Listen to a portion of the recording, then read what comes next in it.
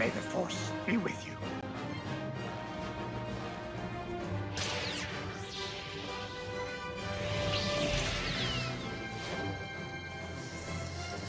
I will do what I must.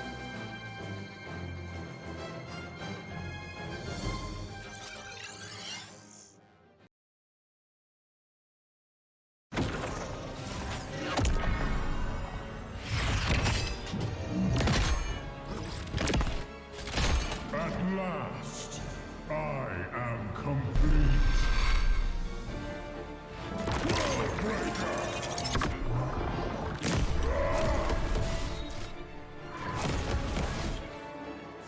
Come in fairness.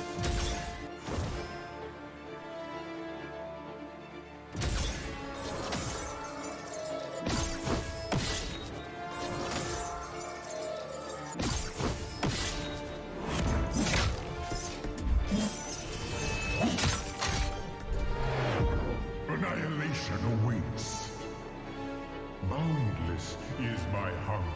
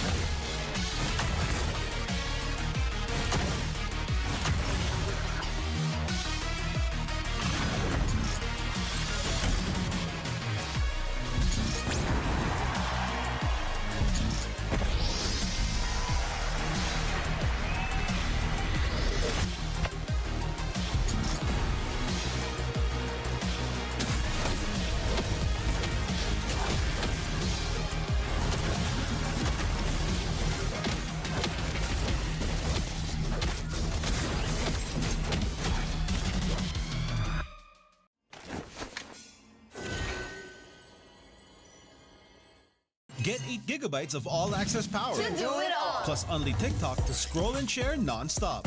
Power, work, life, and more. With Smart Power all-access data now up to 90 days. Load now. Tuloy-tuloy live selling, tuloy-tuloy content, tuloy-tuloy gaming. With new Smart All Access 99. May 9 gig ka. Now for 15 days. Load now. Live more today and tomorrow and after and the day after.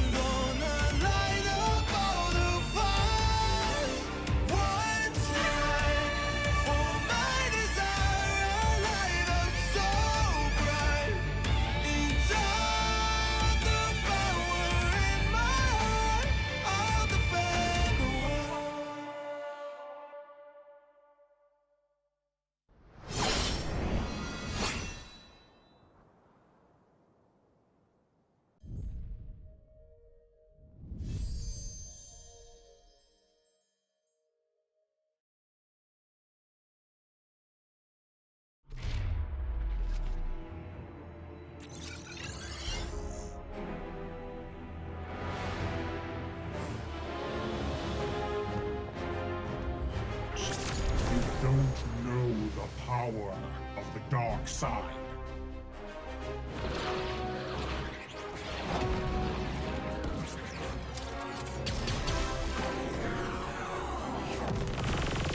Target on the move. Prepare to engage.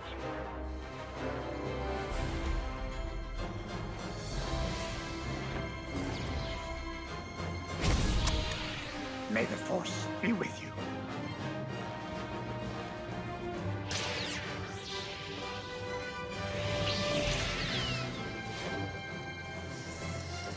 I will do what I must.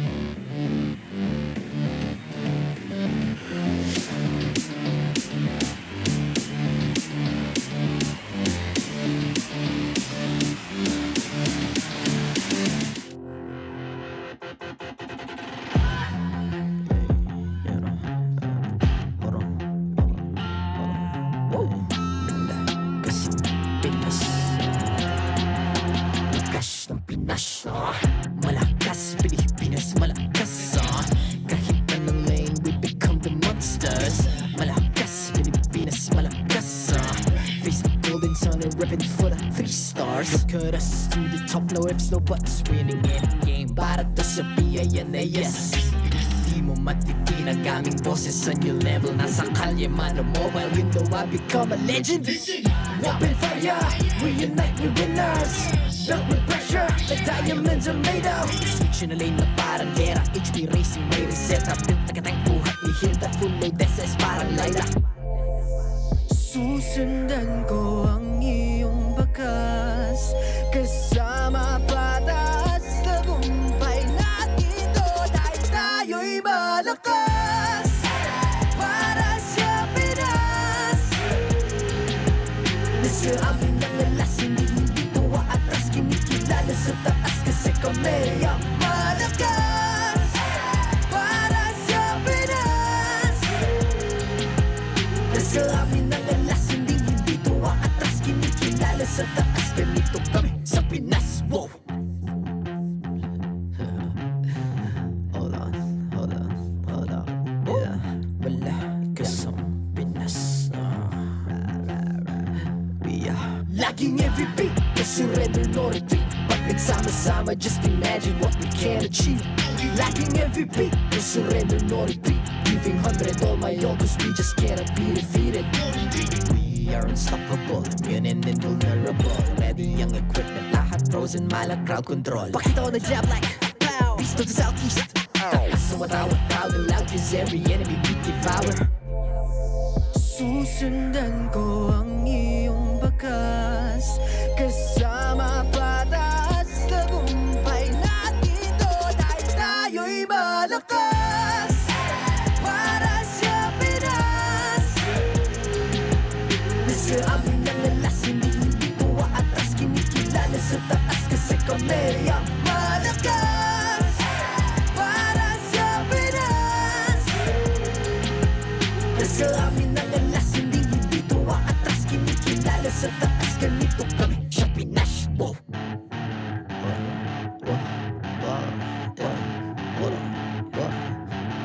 Malakas, Pilipinas, malakas kahit anong lane, we become the monsters.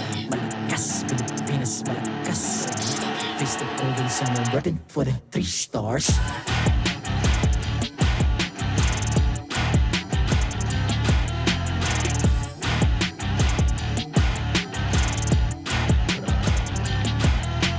Ang lakas ng Pinas, reunite, be the stars. Ang lakas ng Pinas, reunite, be the stars. Ang lakas ng Pinas, reunite, be the stars. Ang lakas ng Pinas, we the stars. Ang lakas ng Pinas, reunite, we the stars. Ang lakas ng Pinas, reunite, we the stars. Ang lakas ng Pinas, reunite, we the stars. Ang lakas ng Pinas, we the stars. The 14th season of MPL Philippines is brought to you by the following sponsors. Smart, the official telco partner of MPL Philippines Season 14. The official tournament phone of MPL Philippines, Infinix GT20 Pro. Official supplier, EMC Asia and Index Salon. Don't miss any MPL action by following our official Facebook and subscribing to our YouTube channel. Follow MPLPH on TikTok for more content. Experience the Lakas ng Pinas playoffs of MPLPH Season 14 action live at Green Sun Hotel. Grab your tickets now via official MPLPH website. You can also get a chance to win 1,000 diamonds by sharing your hashtag MPLS14 live experience on Facebook and TikTok. And to ensure the equality and fairness of our games, MPL Philippines is also monitored and supervised by the Games and Amusements Board.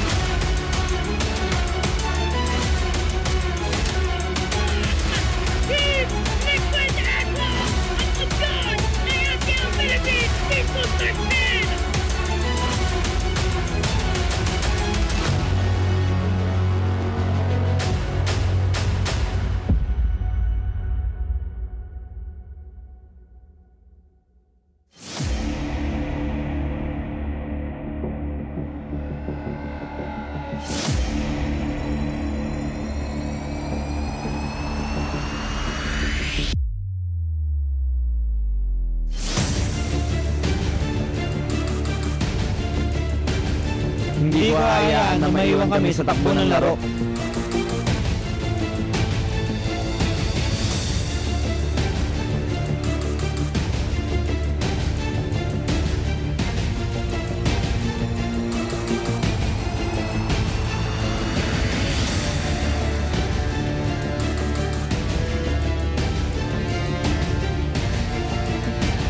Ako bahala sa pagbuhat.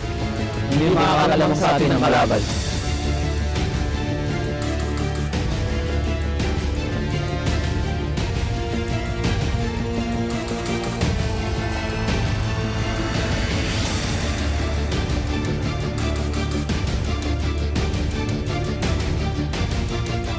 Anumang suporta ang kailangan ng kakampi ko, ako ang sasalo.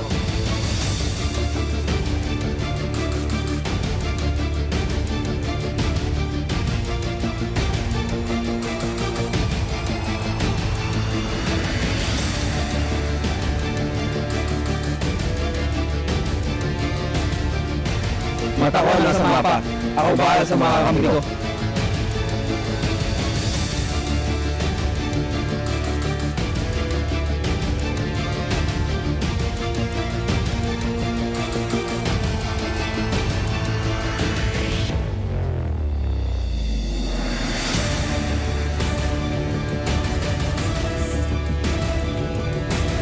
Hintayin nyo lang sa akin ng late game.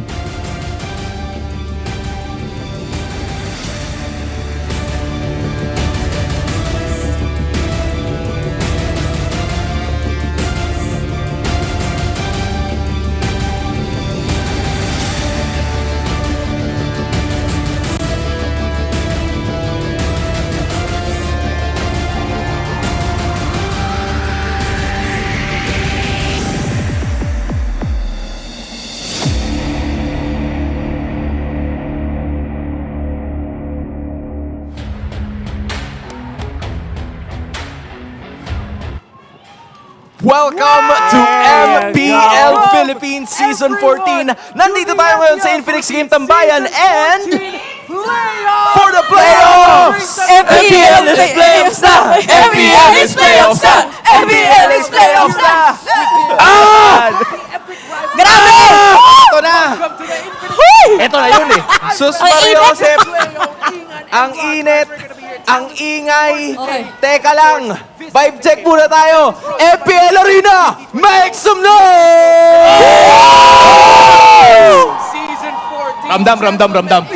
I feel the energy, I feel the vibes, guys. Hans Galleria, Marakino, Midnight, Brigida, Chantel, Uomi, at ang buong MPL Arena nandito ngayon to witness everything. Siksek! For me, it's absolute cinema. Okay. It's really goosebumps. And I'm just proud and happy I saw every Sige. single player that's part of the playoff in that stage. Isa pa! Para Isa pa. It's time! Ayun na. Ramdam na po. Sa sobrang ramdam nila, nalito na sila kung or for the playoffs. Dapat, nagkakabaliwan na eh. Masyadong mainit eh. Men, legit, parang nung nakaraan, pero umpisa pa lang parang umiinit. Bumunas yung makeup ko eh. Mainit yung intro, tsaka yung mga linyahan. I cannot believe it. Oo, dun pa lang sa ganun. Ano ba favorite mo? Ano ba? Sample. Oh. Yeah. Si Jom nga natatawa pa noon. MPL, it's playoff time. Tapos ang boxing. Hindi ko na alam kung paano mangyayari. Simula pa lang tayo eh. O sige, simulan na natin to. Of course, this tournament would not be possible without the Infinix GT20 Pro, the official tournament phone of MPL Season 14. Tama nga naman si Midnight. Huwag natin tapusin. Natapos yung regular season, pero Yeah, but of course, before all that, we still have the first round, the play-ins. Best of fives, one chance to make it to the next round. Rock hard. This has been a tremendous season we've had, one of the most unpredictable and surprising. You've been here since Season 1. What makes Season 14 stand out for you? Season 14, that's 7 years of MPL already. We're already getting into it. And I believe that, you know what, when it began, it was very clear-cut. But now you can't really tell. That's why all of our predictions are now on the line. I know you guys are kind of, shaky about that as well. Nothing overpowers me. You just gotta assert dominance. But of course, before anything else, let's take a look first at the MPL fans who are giving their all-out support from the watch parties being held all over the Philippines. We have UP Town Center in Quezon City, representing Luzon, Festive Walk Mall in Iloilo City, representing Visayas, and MMCM Plaza in Davao City, representing the region of Mindanao. Huge shout-outs to everyone. Thank you for tuning in. Ingan, you have been part of a lot of our grassroots movement back in MPL, the celebrations for M4, leading up to M5 even. What's it like having that watch party that you can join in from other parts of the Philippines? What's that like? It's honestly nice. And at the same time, you can also scout and see the future. That's gonna, of course, represent the Philippines and will be crowned the best of the best. So it's exciting, and at the same time, you get to see a lot of different talents as well. And it just shows that MPL is really inclusive. All throughout the Philippines, the stories of our athletes began from different regions. Their stories lead to this stage. And at the end of today, we're going to be seeing two teams bow out, see their dreams of making it to Kuala Lumpur for M6, and even being crowned MPL Philippines champions taken away. Here are the storylines that we've had all throughout. First, the Sonics rock hard. They've been breaking records, man. They've been breaking all of my personal expectations, and they've broken a lot of hearts all throughout their regular season run. Save for the last one, they were nigh undefeated. Obviously, they hold the record now, and they have proven that they have consistency. All they need to do is flex that in playoffs. Of course, they are 13-1, and the one in 13-1 is Masha. I'm sorry, Omega. No! The poison is real. No! All right. if you would go back to that game, game number 2 was the most intense game I've seen. How many defenses did Omega need just to bring down and eventually break the streak? It just goes to show that with Omega, one shot is really all they need. And looking at Blacklist International, the team that Omega will be facing today, the playoffs code has been broken. They've been on a hot streak, Leo. They've rewritten, reprogrammed, renamed final code _1 approved past playoffs. Like, that's where we are right now with this main 5. And what happened in week 6, many people will never forget. I know I didn't. My arms, my shoulders did, all the push-ups I did in honor of Blacklist's turnaround. That was the week that they got into playoff mode. I think they're on fire right now. Later on, we're going to be talking about the stories of Team Liquid Philippines and Aurora as they will face off. But here are the heroes within the Land of Dawn, the literal heroes that we all control. It's been a wild meta. Chip has not seen the light of day. He has not gone past the first phase red side ban. But with all of these heroes here, one by one, real quick, what's one hero that you don't see here that you feel like should be included? The hero that has changed the meta. Oh, Ingan. I gotta say, Gatot Gacha, one of the signatures that Shaknu has been using.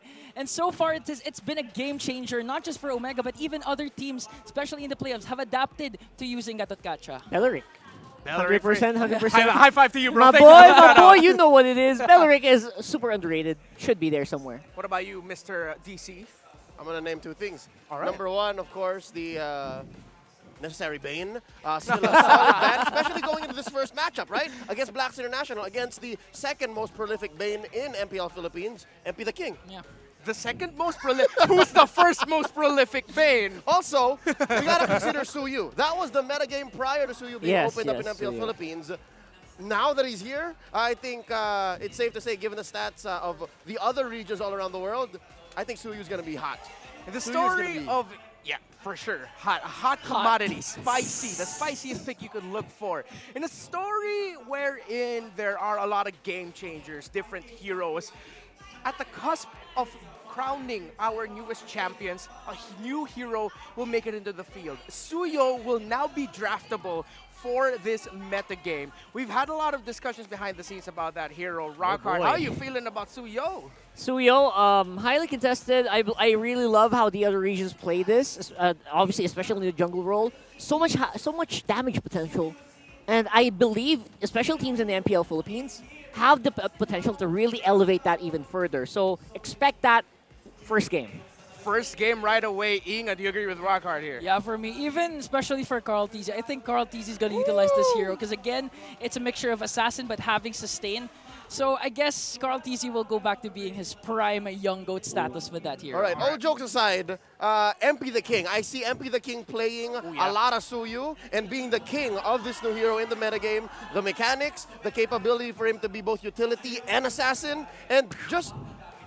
You know, MP's just super aggressive. I can see a Suyu just being... Just like that, just like that. MP's for sure, he's going to be doing that. And as you mentioned, MP, I am also thinking about, well, Smart Omega, the opponents of Blacklist International for our first matchup of the day. The Curly Nightmare. The Nightmare of the Barangay. Andoryu, for sure, he's going to be using it. These 2 fine gentlemen will be your captains for today. Leo and Ingan are going to be bowing out for now. They'll be joining you in the casting desk. But here we are, the playoffs brackets, Rockhard. In our first matches of the day, Omega and Blacklist, Aurora, and the defending champions, Team Liquid Philippines. I gotta say, everyone always talks about Team Liquid playoffs mode. Disregard the regular season, which is apparently a popular thing that the players are saying in the offsite interviews. Yeah. I gotta say, man, Aurora's gonna be in for a tough climb. They will try to dethrone and eliminate the defending champions of the Philippines in the very first match, their very first match of the playoffs. But coming up next, we have Smart Omega, a team that has exceeded everyone's expectations up against a team that took a while to find their code. Rockhard, remember, Omega, leading up to this season, all of them were placing them 7th and 8th in the standings after the roster I remember reveals. that, yeah. Remember? That was a weird time, right? Yeah. Because obviously Andoryu unproven in MDL. But previously, people didn't really notice him in MPL Philippines. You know what? He showed that you have to notice me. And I think with the cohesion that the Cap Mamba gave to the table, it allowed this guy to really shine and give Omega new heights. Yeah, for sure. Cap Mamba, Chaknu, the Hall of Legend inductee, finally being able to utilize and maximize those setter roam heroes in a meta that brought back assassins, perfectly setting up the young talent that is the nightmare of the barangay, Andoryu. But now across them, our veteran team, well, a few veteran members here and there. And speaking of veterancy, as we talk about this a little bit more, let's welcome in a veteran of the league. It's E2Max joining us.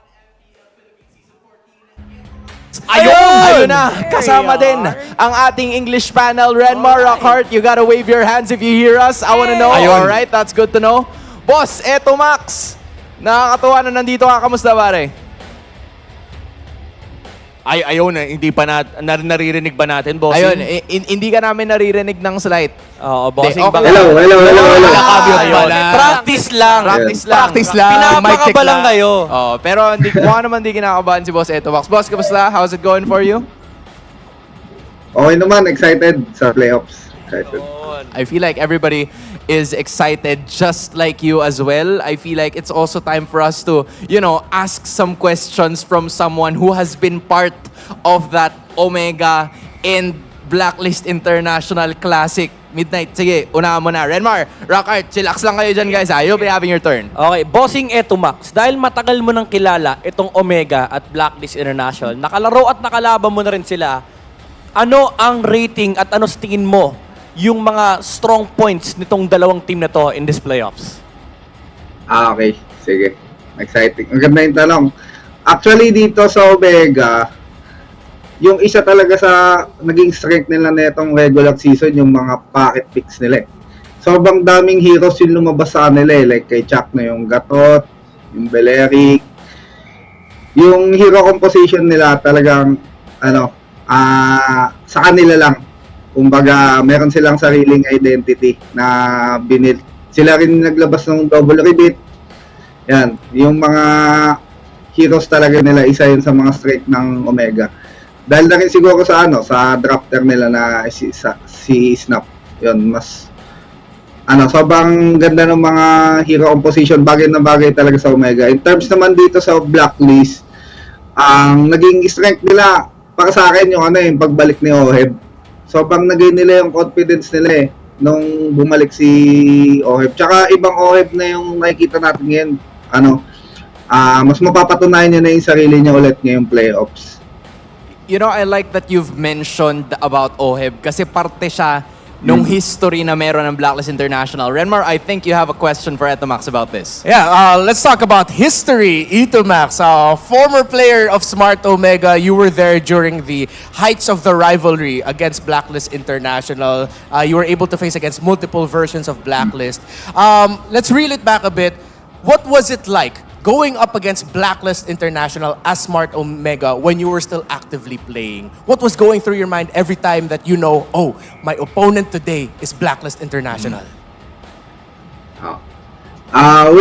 Way back before when I'm still a player, every time I play against Blacklist, the excitement, the energy, the mood, adrenaline, it feels so different. Feels so good to compete against them.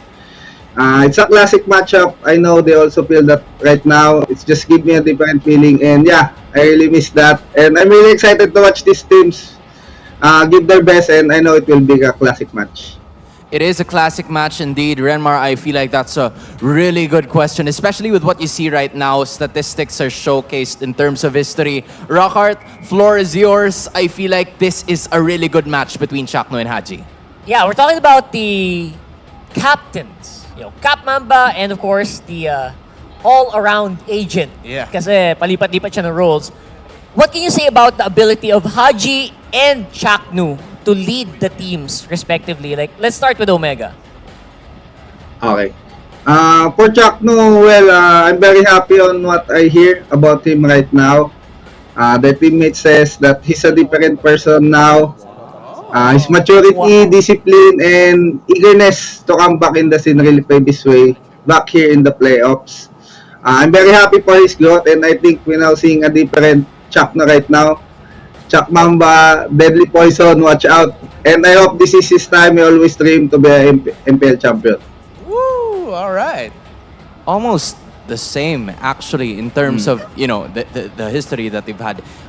You know, Rockhart, thank you for that one. Womi, ang dami nating nakita na laro nitong dalawang to. I feel like you also have something in mind. That's true. Ang tagal lang na nagtatapat ng dalawang to, Coach Eto Max. At in fact, nakalaro mo pa nga ang mga dalawang nabanggit nating manlalaro. Pero bukod kay Chaknu at kay Haji, Coach Eto Max, sino pa ba yung tig-isang player na dapat nating matahan sa serye na to? Yung sa tingin mong magse-step up sa series na to? Kasi laglagan to, Coach. Alam mo naman, kapag laglagan, may isa lagi na nagse-step up. Siguro sa dito sa laban ng Omega versus Blacklist. Ang tingin ko magandang tapatan dito yung gold lane Jom versus Oheb. Yan. Kasi actually si Jom ito yung time niya na nabigyan talaga siya ng whole season sa MPL kasi before sa Bren, di ba, parang may kahati pa siya si Marco. Tapos sa Malaysia, talagang nakita natin yung performance niya, sobrang ganda. Tapos ngayon, dito sa Season 13, tingin ko isa siya sa malaking factor dito sa Omega. Sobrang stable ng laro niya. May mga galaw siya na hindi mo expect. Sobrang tapang maglaro. And dito naman sa Blacklist, syempre, yun nga, si Oheb.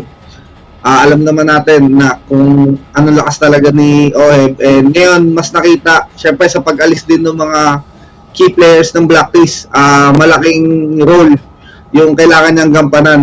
And yun, excited ako sa matchup ng dalawang marksman. Tingin ko, pasik laban to. Palakasan magbuhat. Alam mo, one given a great opportunity, one given a great responsibility. Yun yung nakita natin dito kay Oheb at kay Jom. Not only that, kasi hindi lang gold lane, in my opinion, ang isa sa mga kailangan natin pagtuunan ng pansin, but also the mid and the roam combination ng Omega and ng Blacklist. Eto, Max, you've been a mid laner before. So, alam mo talaga to ng sagad. Gaano ba ka-importante ang connection ng mid and ng roam in this current meta that we've been playing on? Actually, yung mid laner at yung roam, halos sa lahat naman ng meta, sobrang laking part talaga ng role nila. Kasi yung space na binibigay nila, yung vision, sila talaga nag-set ng tempo pagdating sa early tsaka sa mid. So, yung chemistry, sobrang laking bagay. Kaya, etong matchup ni Okiang Chakno tsaka Perks Haji, magandang masubaybayan din. Kasi, like si Rico, new face, ay bagong member din siya sa Omega. May kita natin sobrang stable din ng performance niya buong regular season. And si Perks yan, ngayon lang din siya nabigyan talaga ng time na ipakita yung laro niya. Sobrang dami niyang setups na hindi mo expect. Isa rin siya sa nagbibigay talaga ng ng key dito sa Blacklist, yung mga setup niya, setup hero. So maganda yung matchup kasi si Chakno, ilala naman natin na magaling sa mga setup heroes. So tingnan natin kung sino mas matalino sa game. Yun yung tingin ko mananalo. You've mentioned si Perks and you've mentioned si Okir. Ilan lang yan sa mga matatalinong players natin dito sa laro. Pero feeling ko, Boss Eto Max, bago ka namin pakawalan, alam mo na yata kung ano to Ang mainit na tanong mo kami ng prediction. Best of 5 series. Smart Omega or Blacklist International. Bibigyan ka namin ng oras. Pero hindi masyadong maraming oras. Coach, go ahead. Pagpasensya mo na, kailangan may score. Okay? Kailangan may score. May score. Oh, kailangan may score. Does the English panel agree that we need scores? Always. Always. Yes. Always. Yes. Always. Eto, Max, floor is yours. Tingin ko to? Hindi, 3-1, Omega. Ayun! Nilapag na ni Coach. Nililan! Kamusta naman yung reaction ng barangay na nasa crowd ngayon? Narinig ko, may humiyaw sa humiyaw gilid 3-1 Omega. Ayun, 3-1 Omega. Ano yan? Sabihin ko na rin kung ano yung prediction ko sa finals Sige, ano yun? Okay. Ano yun? Sasabihin mo na ba now? Omega versus Onyx, list na dyan na. Ayun! The Fearless Forecast. Okay. Parang Chakno versus Kelra. Chakno versus Kelra. Chakno versus Kelra. As a former teammate, you love to see it. Eto Max, Coach Eto Max, maraming salamat for gracing us with your time and presence. And of course, to the English panel, I hope you guys are having fun out there. Let's do this games. Let's have a lot of fun. Bye guys. Tights. Thank you, thank you. Wow. All right. He instantly dropped his prediction for the grand finals already. I can't believe that, honestly. Yeah, I didn't expect him to reach that far into it. Yeah. You know? Dude just went ahead and went for it. But I think it's time for us to drop ours as well. We've been posting ours all over social media. We have the same one as Coach Itomax. Well, for me, I'm also 3-1 for Omega. What about you, Rockhart? I am also 3-1 for Omega here. Ooh, a lot of 3-1s. You know what? Blacklist, they had a pretty good comeback in the last 2 weeks. Latter half, yeah. I don't know, man. Doesn't feel like you're quite there yet. You know what? Perks went from 1/10 to 9/10 in like a span of 3 weeks, but for sure, it's Omega, man. It's hard. Yeah. All across the league, everyone says the same thing. Omega is just hitting different now. They're not a top 2 team by the end of the regular season, but it's a whole different Omega that they're all scared of. And Itomax mentioned one of the key figures there, Coach Snap, the master drafter that even Coach Why Not said he is terrifying to go up against. Show your support, MPL fans. Who do you think will win this match, Omega or Blacklist? Vote now via the online poll. We've dropped our predictions. You saw those little recalls up there as well. Spam that recall. For sure that's going to be spammed all throughout this series, and I'm excited. Because in the story between Omega and Blacklist, Rockhart, Omega has not defeated Blacklist in a playoff series in a while. That's right. The times they faced off against Blacklist, Blacklist eliminated them. Season 8, and if I'm not mistaken, also Season 11. And the only reason why I would think, you know what, maybe that could change here is it's a bit of a different Blacklist we're seeing. For sure. Bonchan's behind the wheel, but you know he's on the side. What's on the side? She's riding shotgun. Yeah, the passenger seat. The passenger. But who's seat, controlling the wheel, bro? Who's controlling the wheel? That's a big question. That's the only thing I can think of, and you know what? Maybe they can surprise us. MP the King has become very, very hungry. Oh, yeah. He shows it in-game and out of the game. But Omega is... When you just say Omega, it just brings you chills. But you know, you mentioned a key figure there for Blacklist International, MP the King. When he got his second championship with See You Soon, made it all the way to MSC, that came from a season of hardship. They almost didn't make it to the playoffs leading up to MSC 2024. They didn't expect that they'd be champions again, but they were able to do it against a few Filipino players in RORA Legends. A little bit of a throwback history for y'all before MSC 2024. So MP the King, if we're talking about Andoryu, if we're talking about Chaknu, he's been in this similar position, MP. Breaking expectations. That's why maybe that spirit of giving Blacklist International that one, that's where it's coming from. And it's hard to say that this is going to be a sweep win for anybody.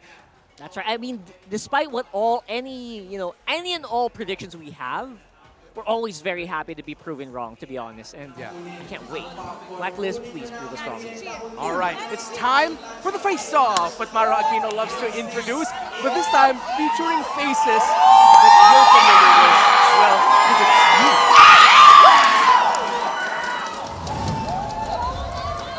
It's time for the face-off. This time, it'll be the community representing their team. Palag ng Madla, representing Barangay Smart Omega, ang ating kabarangay. Representing Blacklist International, the Agents. Simulan na natin. Para sa Smart Omega, ano ang palag mo? Sisiguraduhin namin na dadaloy sa inyo ang lason ng tsakmaamba namin.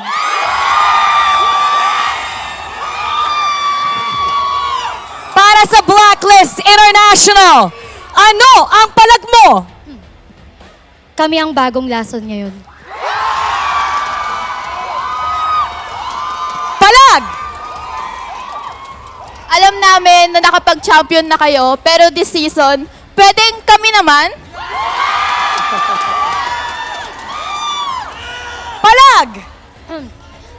Sige, good luck and have fun. Palag kung palag! This is the first day of the playoffs. It'll be savage. It'll be legendary. It's time to witness victory. Let's get this started.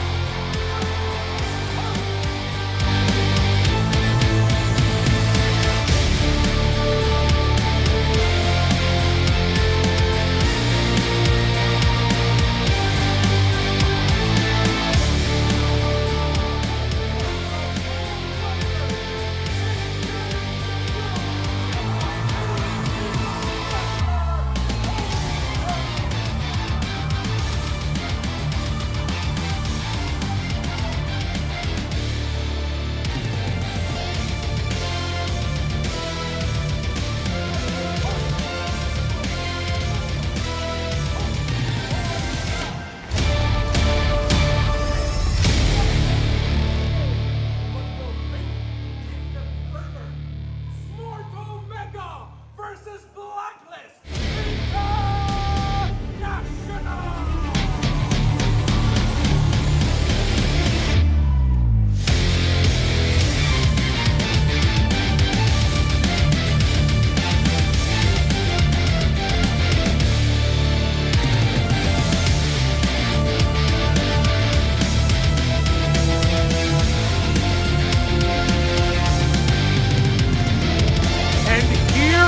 we are, the Barangay, fielding the same lineup that made it to the point of where they are in right now.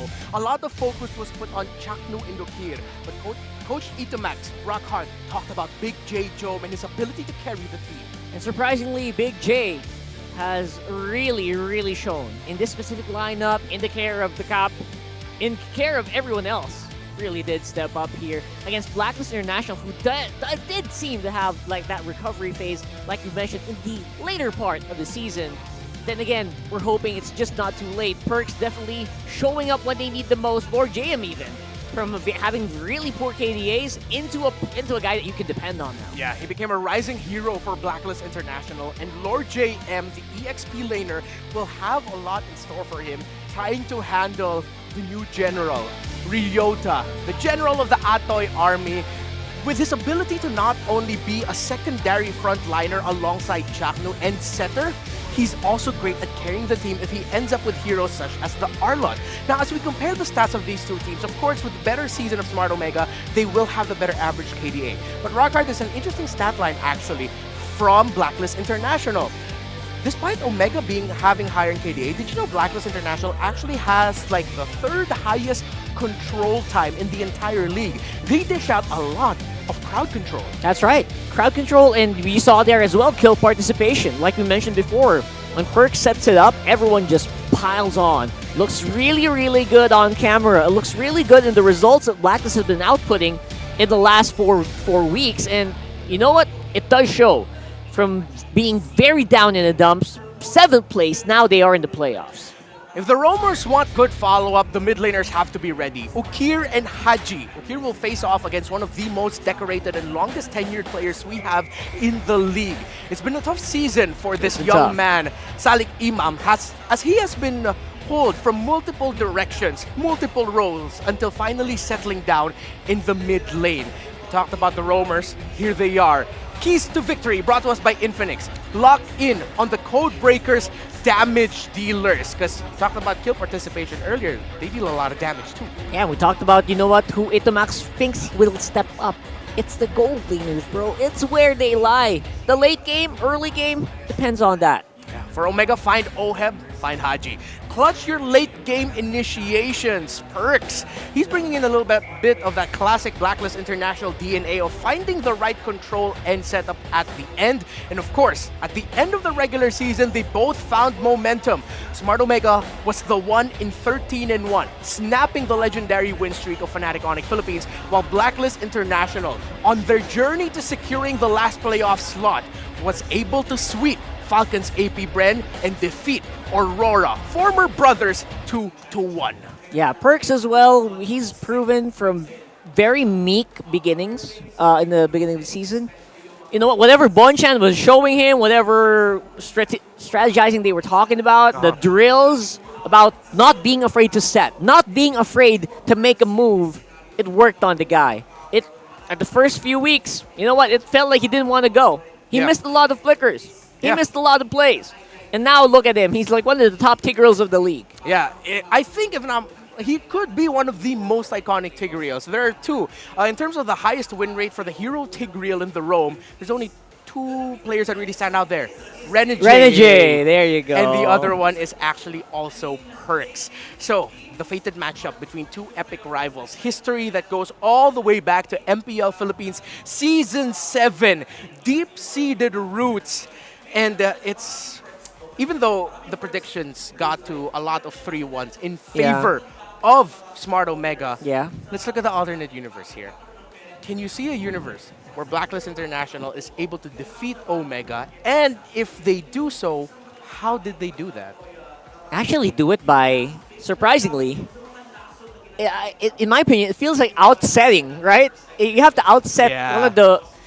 He's a genius. The guy is a genius. You're going to have to outset Cap Mamba. That's the tallest order there is in the league right now. So for Perks, outset For Perks, outset Chaknu, man. That's the biggest one thing. Not to mention you have to kind of overshadow Ukir's consistency. He's the most consistent mid laner right now. True, yes. Right? Lo Yi is probably going to be highly contested in this one. Yeah.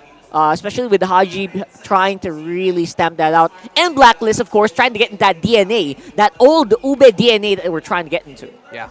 Lo Yi, Vixana, Valentina, Faramis, the Aurora's there, the Zaz has somewhat fallen out, but hey, maybe we'll see a little bit of a resurgence coming into the playoffs. So really, the roam and mid, it seems like, is the focal point of this matchup. Yep. A good roam and mid performance, a good center of the map performance gets to set up what we talked about earlier as Coach Itomax's focus, which is the gold laners. Yeah. So let's complete the puzzle of the roam mid trio and look at the junglers. Andoryu versus MP the King.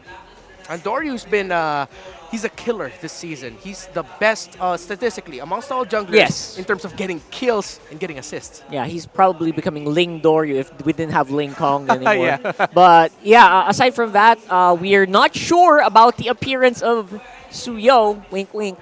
But then again, these are things that we're going to have to find out if the teams are ready for it, or maybe they're waiting for something else. I know internationally we've had a lot of fun with Suyo. Yeah. But this one, I'm sure MP might. You know, Leo brought it up. He might actually make an appearance here.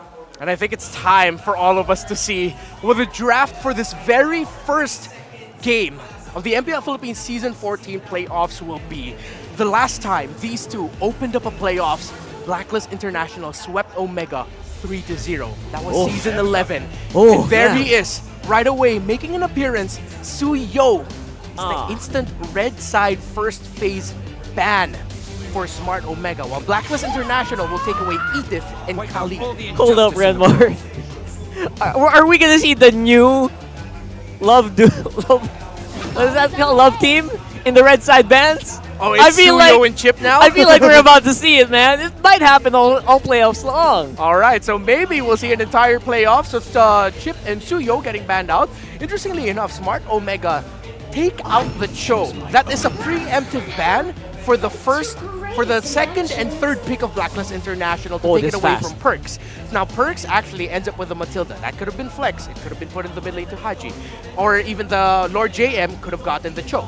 While for Omega, it's Arlott and Angela. This is terrifying for Blacklist because that Angela might end up being paired up with an Alice if Blacklist isn't careful. And the Ling, bro. And the Ling. Oh, man. All right. Let's see if that's going to happen here. I know Ling is open. We got an Alpha, though, very early on here for Blacklist International.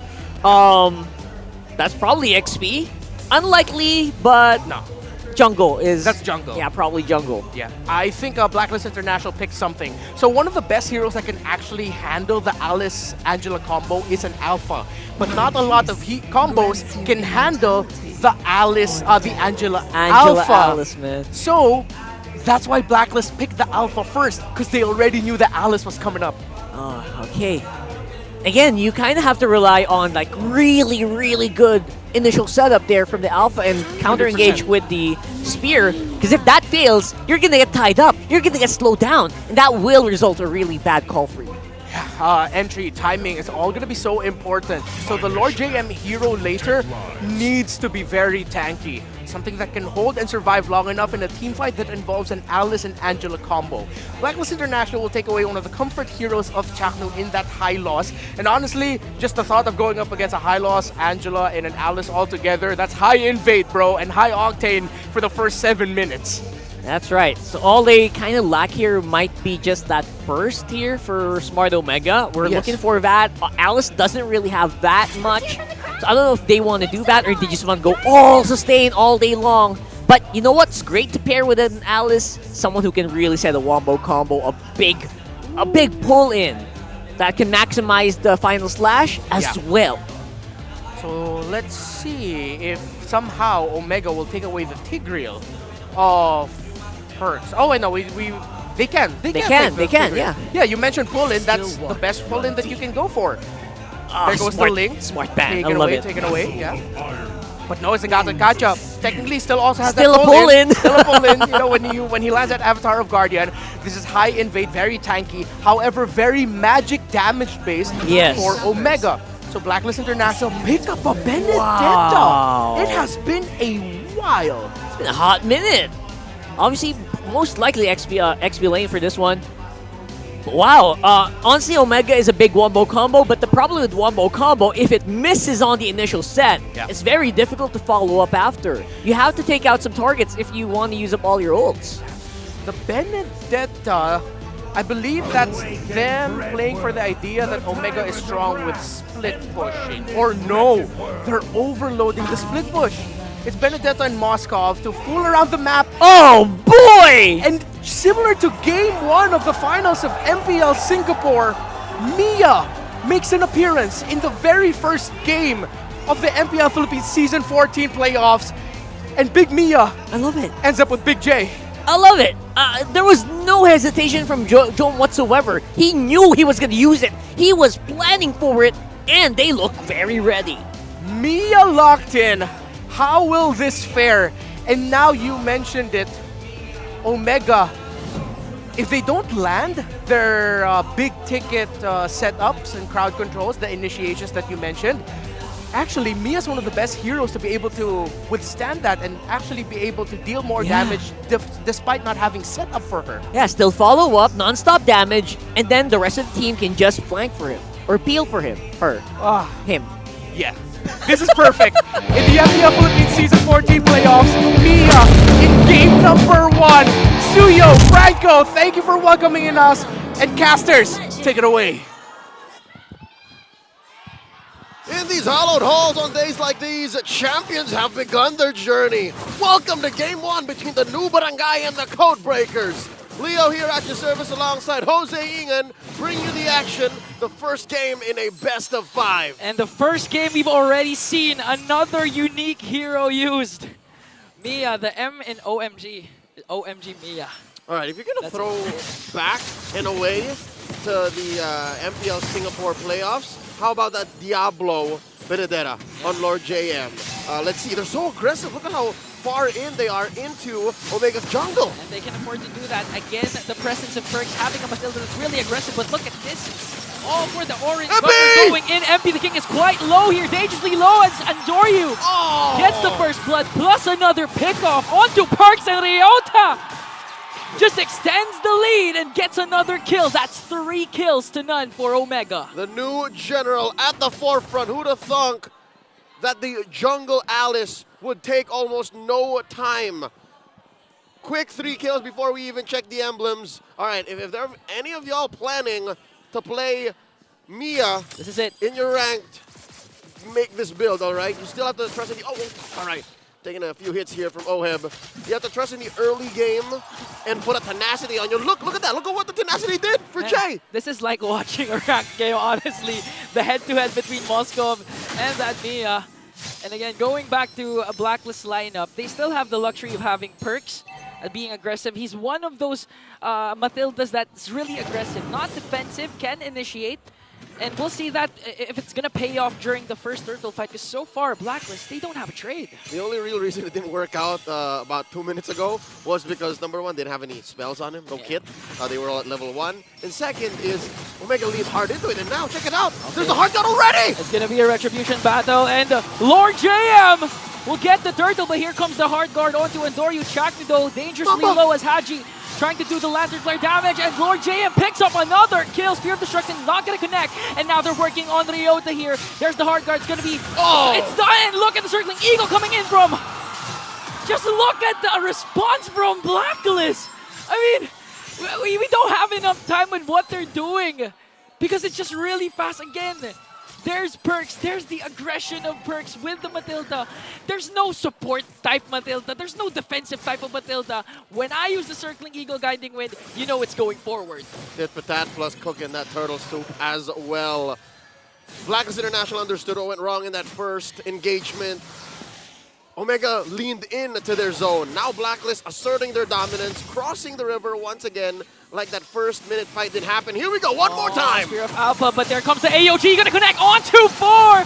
But is it gonna be enough though, because Andoryu will fall down. Now Chakni wanting to answer right back, but again, the disengage and discipline of the agent. Oh no, Big J! Proves to be worth it. Big J though, in the picture. Here comes the stun coming in from the Mia. But they're gonna be able to escape though, again, with the help of the Matilda Perks. No agent will suffer a consequence. Blacklist International's team fighting is just all the more exemplified by the mobility given by Perks' Matilda. And Lord James already rotates much faster than Ryota, right? The Benedetta on the other end. Look at how fast he's clearing ways. He doesn't care. He'll throw out the Electro final blow, and Ryota has to punish. Yeah, Ryota has to really step up his game again.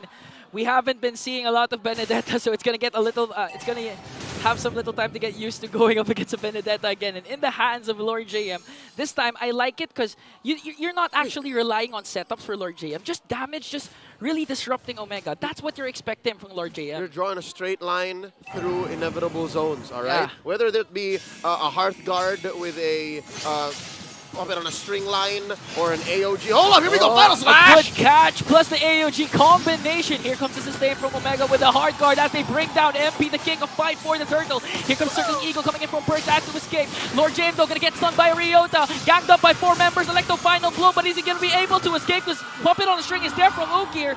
He will, but Omega will get the Turtle. And Joan gets ganked up. The trade for Blacklist is Big J. Chaknu wanting to answer right back. Will the taunt connect? It won't though. And here comes Haji with the Lantern Flare once again. Another catch coming in from Ryota, but Haji uses the flicker. No agent will suffer the consequence once again, but Omega got the Turtle and Blacklist got Big J. So far, it's difficult for Omega to convert into more on the map given how agile Blacklist is all across. Team fights, crossing rivers, crossing lanes. Look! It's as if Lord JM did just get away from certain death. He's back in the lane. Mobility at its finest again. This is why even Omi loves this Benedetta in his RG games. Very self-sufficient. As Ryota tries to work on it, connects onto the final slash. Andoryu is in the picture again, and this time Ryota says, that's too much, Lord JM. Slow down as he brings him down.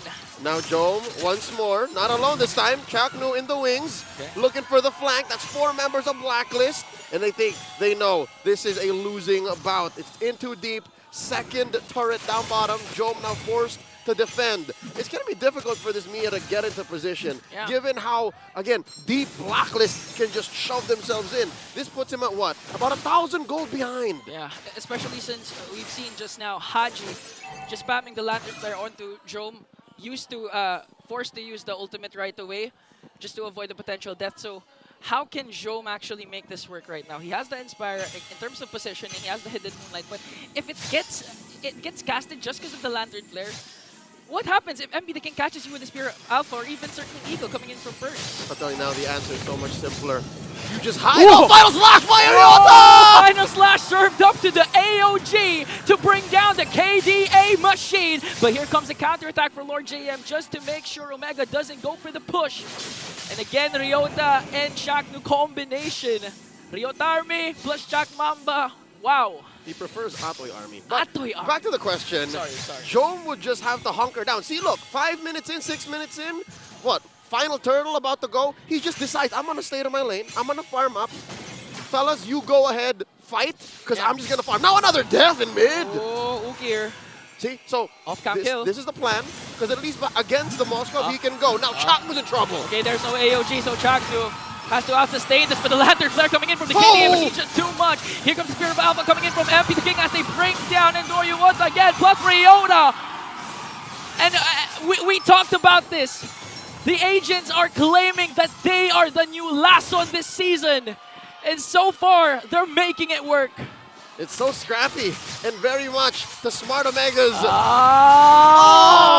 At that point, you just have to let go of your Infinix GT20 Pro. Just wait for the death timer because that was 2 ultimates casted onto Amiya. Jome goes down. 2-1. Smart Omega. About mid-game, they understood that maybe we can fight this. Maybe we can force out certain fights that we can win. But Blacklist's draft is just so much better, even in the paint. Look at this Lord JM. The tanky Benedetta gets away. It looks like a Lancelot, honestly, at this point. A Tanksalot. A Tanksalot. Just dashing in front of 4 members of Omega as they try to burst down the mid lane turret.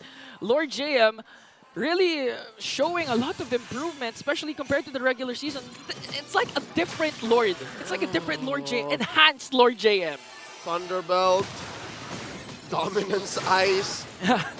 Last item could be anything. Like he's diversifying at this point. Not to mention, I only saw him maybe pop his Vitalize once in about 8.5 minutes. Because honestly, he doesn't need to. He doesn't. He just gets away with anything. That's the luxury again of having a Perks Matilda. And now they're 6,000 gold ahead.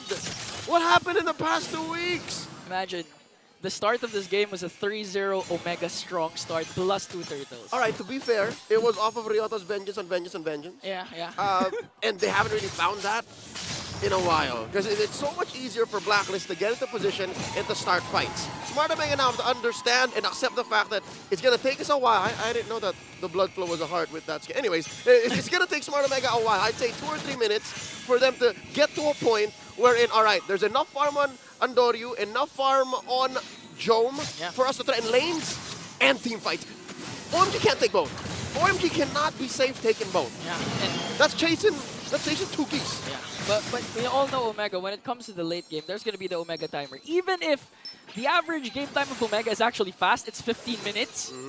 We all know how Omega defeated FNOP. It was through the late game. A lot of late game defenses, but MP the King goes in onto Chaknu. Circling Eagle coming in from Perks, though, just to zone out Chaknu as Oheb continues to work.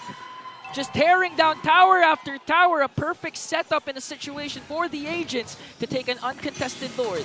It's so difficult to fight against Blacklist when they're in control like this. Ryota looking for a dream! Flicker plus the Final Slash combination, and Perks gets the Lord! And they want to go for more kills as MP the King's front line goes after Joe. They're going to bring down Endoryu, Ryota, Jome is next. A double kill for MP the King, and Perks picks up a kill as well. Only the living legend Chaknu is left to defend for the Barangay. Is this enough though? AOG just to delay the minions, but MP the King catches him with the Spear of Alpha. Oh no! A mega kill for the Filipino sniper, and just like that, Blacklist is back on top. The agents draw first blood.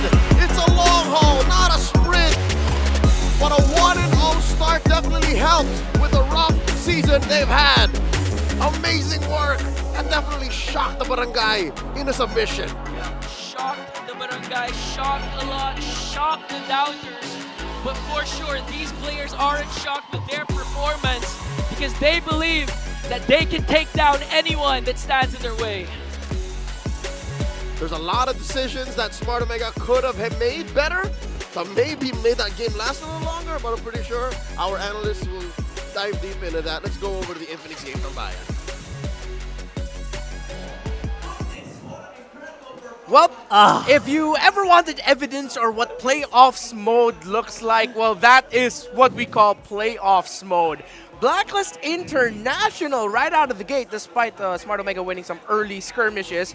Bro, they took over. They turned it around. That's right. That was one of the moments where I knew the names were wrong. This wasn't Lord JM. This is Lord JM. Yeah. My regular season, he was just Turtle JM, bro. He was Turtle JM. And now he's Lord JM, bro. Now This is the Lord JM we know. He performed out of his mind here, disrupting that very crucial lane. Just make sure that you can't really touch the mid and the bottom. Yeah. That was beautiful. Yeah, it was on-the-fly adjustment by Lord JM because early on, especially with that first skirmish that we saw, it was Ryota, again, what we talked about. Lord JM had to contain Ryota, how he plays, like, especially with the R-Lot in his hands. So he brings in an a la Diablo of MPL Singapore pickup with a Benedetta packed with a Revitalize. And because of him being able to disrupt some objective takes of Smart Omega, it allowed for Blacklist International to play other parts of the map. Disruption was the name of the game for this Benedetta. Yeah, this Benedetta really did shine, despite, obviously, R-Lot is the flashier hero, right? If we're talking about the big sets, the big wombo combos, you're always looking at that R-Lot. But this time around, you know what? Lord JM actually made sure that, okay, you're going to leave that lane, you're going to suffer, because I'm going to get all this gold. I'm going to get so much pressure on the map. Yeah. And then, in the mid-game fights, that's where I'm going to shine. You can't touch me. You can't touch this alpha in the first place. Because, like you mentioned, you called this perfectly during the draft, man. This is how you counter an Alice and an Angela. That HP bar can barely stay on top. Yeah. It was so difficult for that guy to actually just do anything. Yeah, tremendous call by Blacklist International to draft that alpha as one of the 2 picks in the second and third slot on the blue side for Blacklist International. Once you see that Angela, because of what we've seen all throughout the world recently, the best bet that you could go for is the Alice, even the Ling. But one hero messes up both an Angela Alice and an Angela Ling, an alpha. And since it already had the Matilda with it, already had the sustainability, the shields that a Matilda can give, the support, MP the King was happy after weathering the storm that was a few early game victories of Omega. That's right. I mean, this lineup is basically made to weather storms. You can just kind of, circling eagle out. Guiding wind out of fights. You can just sustain as a Zushin, probably one of the tankiest mid laners in the world right now, just because of the Lantern Flare, the HP that you get back. Yeah. Not to mention Alpha regens as well. Oheb doesn't need to actually fight, right? He just needs to get that gold, and he's all good and dandy. It was Omega who was actually trying to keep the fight into Blacklist, non-stop, all game long. And you know what? That would have worked, maybe, in a different universe. But right now, this draft, it enables everyone in Blacklist International to stay alive, no matter what. Yeah, it really looked like Omega were playing a much slower tempo with the heroes that they had. Yes, again, we go back to the idea that they won that big early game skirmish. He scored 3 kills, if I'm not mistaken, and then they would win a few more picks here and there. But Blacklist International, with smart rotation, doing their classic 3-2 split, 2 left in the turtle to somehow disrupt Omega, taking it as a Hail Mary, but then they converted that into a 4-1 split where they left Lord JM to contest turtles while they were pushing another part of the map and pressuring the Mia of Jome. This was just great macro and team play by Blacklist. Again, this is Ube, but a variation of it that we haven't seen before. This is a ube that you leave out on the table for like 10 days and just let it, let it simmer out. So it's fermented? It's aired out, fermented, because it's really tough. Bro, it's ube that's really tough. That's what I'm talking about, You know what? I understand. I get you. And, you know, I have to correct myself. You leave it in the air. This isn't the Blacklist that we haven't seen before. This is a little bit of a remix of an old Blacklist style. Yeah. What? A Benedetta, a la Edward. Matilda, a la Queen V. Yep. A utility style but high damage roamer, a la Wise. Yes. High control mid laner, a la, well, Haji, of course. Of course, that's it. And Oheb doing Oheb thing. Yeah, I mean... This is still just Blacklist International. Yeah, in case you guys are wondering, yes, Alpha is utility now. Yeah. Yeah, in case you guys are wondering, he's not like the damage boom, boom, boom. He's not that anymore. And you know what? They use it to its maximum efficiency against a lineup that just wants to dive on you non-stop. All day long, let's fight, let's get into the fight. In mid, in top, in bot. They didn't care. Yeah.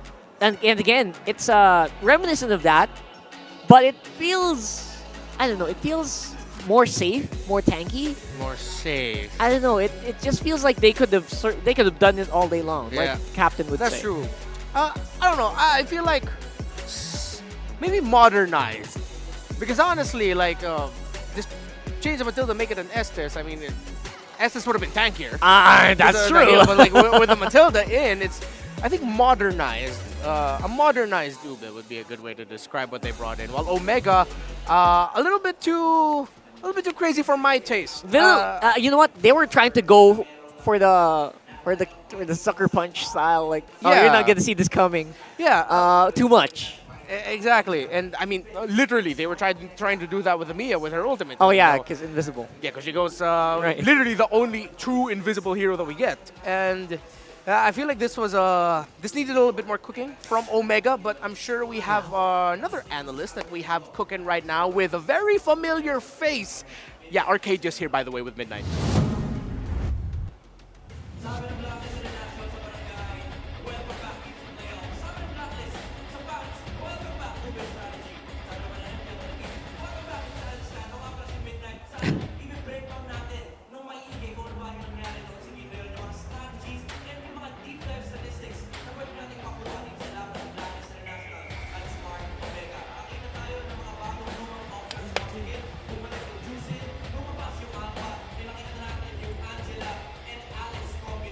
Isn't Arcadia coming in?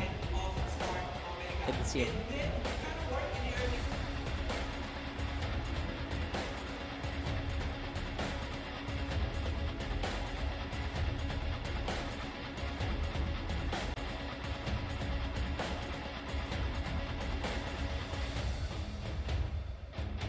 ng momentum. As you can see in the statistics here, yung objective takes ng Smart Omega, nagkaroon naman sila ng net positive gold lead. Pero nung lumabas na yung Ube strategy, by the 5-minute mark, nakakasama na yung jungle, nakakasama na yung XP, nakakasama na yung gold. Sunod-sunod na yung pag-take dito ng Blacklist International ng mga tower objectives. Kaya naman patuloy yung paglaki ng kanilang lead. Lalo pat yung composition ng kanilang lineup ay equipped din to do so with the Matilda, the Alpha, and the Juicid, of course, na hindi makalapit dito yung Smart Omega dahil do sa Lantern Flare, and kapag lumipad ka kasi, ang daming follow-up knock-up mula kay Alpha pati na rin kay Matilda. Also, do keep in mind na yung Benedetta rito ay hindi siya naka-damage. It's the tank Benedetta that we've been seeing from other regions na naka-revitalize na sinasamahan lang din naman si Oheb. Kapag nag-go yung Smart Omega dito sa Moscow, he will just pop the revitalize. Kaya kung makikita nyo rito yung kanyang build, the only source of damage na nanggagaling dito kay Benedetta is of course yung flat damage ng kanyang mga skills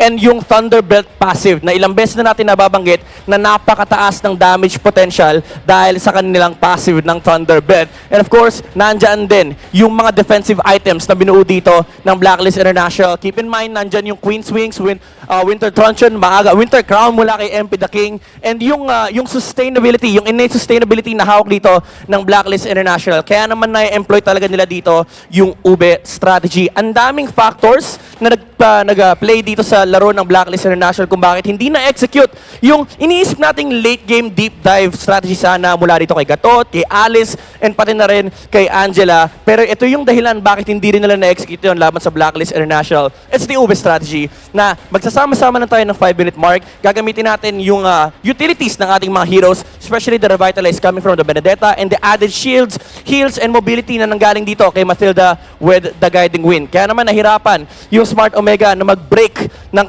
lineup dito from the side of Blacklist International. That was game number 1. And before we head to game number 2, let's look at this BTR.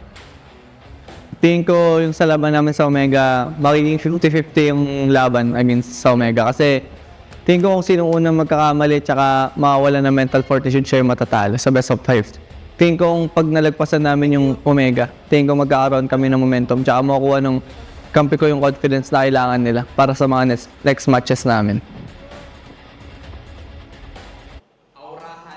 Thank you very much, Midnight. Whoever makes the first mistake Nag-recall ako eh. would crumble. The first one to crumble mentally will lose. And, there is a playoffs mode, Oheb. I don't know if you agree with me saying that, but when he made his entrance earlier, the dude was... we both know Oheb. Yeah. Both relatively close to Oheb. We know when Oheb's just like having fun, and you know when he's locked in, and the dude was locked in when he did his entrance. Yeah, the Oheb that doesn't really care. Oh yeah, bro, we lost. That's fine. Yeah. We see that kind of Oheb, and we saw Oheb there that you couldn't really talk to, and that VTR that gave me goosebumps because you know what, he's right. Whoever made the mistake, probably. And I was reading the comment section earlier. They said the Mia was the mistake. I'm not sure, guys. I'm not sure. All right, chill down. I'm sorry. I'm inclined to agree. I'm inclined to agree, bro. I'm not sure yet, but maybe give it, like you said, give him time to cook. Maybe. Maybe Mia was my first hero. Come on, man. Okay. I think Mia was all of our first heroes before it became not Leslie. Layla. Layla. You can choose. Then you can choose. Yeah, Zilong, Alpha, Mia. Yeah. No, my first hero was. My first main was Balmud. But anyways, Blacklist International broke the Omega Surprise Mia code. Hey, it's like Smart Omega took a page from Fnatic Onyx Philippines book of like, hey, let's break expectations and pick a gold laner that's a little bit off kilter. But to be fair to Omega, if Omega won here, people would be praising the Mia and we'd be saying, oh yeah, that's the pick of the century right there. But unfortunately, it lost. One thing we could point out though, we saw, it was winning the laning phase. It was, Jome was able to bully Oheb out of a few farms here and there. It took a team rotation from Omega and a macro adjustment from Blacklist, a team rotation from Blacklist to eventually help Oheb win the lane. There you go, yeah. So, gotta give credit in that where the Mia laning up against a Moskov looked a little bit more Mia leaning. It could have worked. I honestly feel like in some scenarios with enough ganks, it could have probably worked. And maybe some decision-making, 50-50 decisions, you know. And I love what, also, gotta go back to that VTR where Oheb was talking about mental fortitude. We were the ones who always used that. It's so refreshing for me to hear a player actually talk in that sense. Yeah. Which shows how much Oheb has actually grown. That surprised me to hear that from him. Mental fortitude is going to be huge here. That's how Mamba usually kind of gets a one-up against his opponents. Yeah. By being better in mental, being better in decision-making. For sure. And now if they break that, this might actually be Blacklist's game on game 2. Oh, wow. Well, that's a fearless prediction there from Rockhart in terms of the mental, but of course, that does make a lot of sense. Hey, you know what makes a lot of sense? You being here with us right now. So if you want to witness the MPLPH Season 14 playoffs action live at Green Sun Hotel, you can get 20% off on playoffs tickets for days 2, that's tomorrow, 3, and 4. Buy your tickets now at ph-mpl.com/tickets/playoffs. Our grand finals tickets sold hella fast, so we're sorry. But there are a few giveaways here and there if you know where to look. Wink, wink. Of where you can potentially get grand finals tickets, but days 2, 3, and 4 are still available. That's right. You know, if you missed out on the grand final ticket, we also have our watch parties because Infinix has got you because our official tournament phone will be hosting a watch party at the pop-up in Katipunan, Quezon City on October 20. If that was a watch party I would have gone to there. If you know, you know. Pop-up is fun. It's a great place. Yeah. It's a big place. Admission is free, so head on over. It's a party place, all right? I'm going to just say it now. It's great.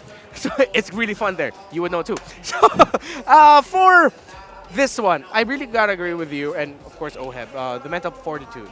I think now it's a mental fortitude of the coaching staff of Omega that's going to be tested. Because come on. You first show the Arlott and the Angela. You know the next best options there if your Blacklist are the Ling, are the Alice. And then instantly the Alpha comes out, counters whatever you want to do with that Angela pickup. And shows why, maybe in the Philippines, most importantly, Angela is so difficult to first two picks.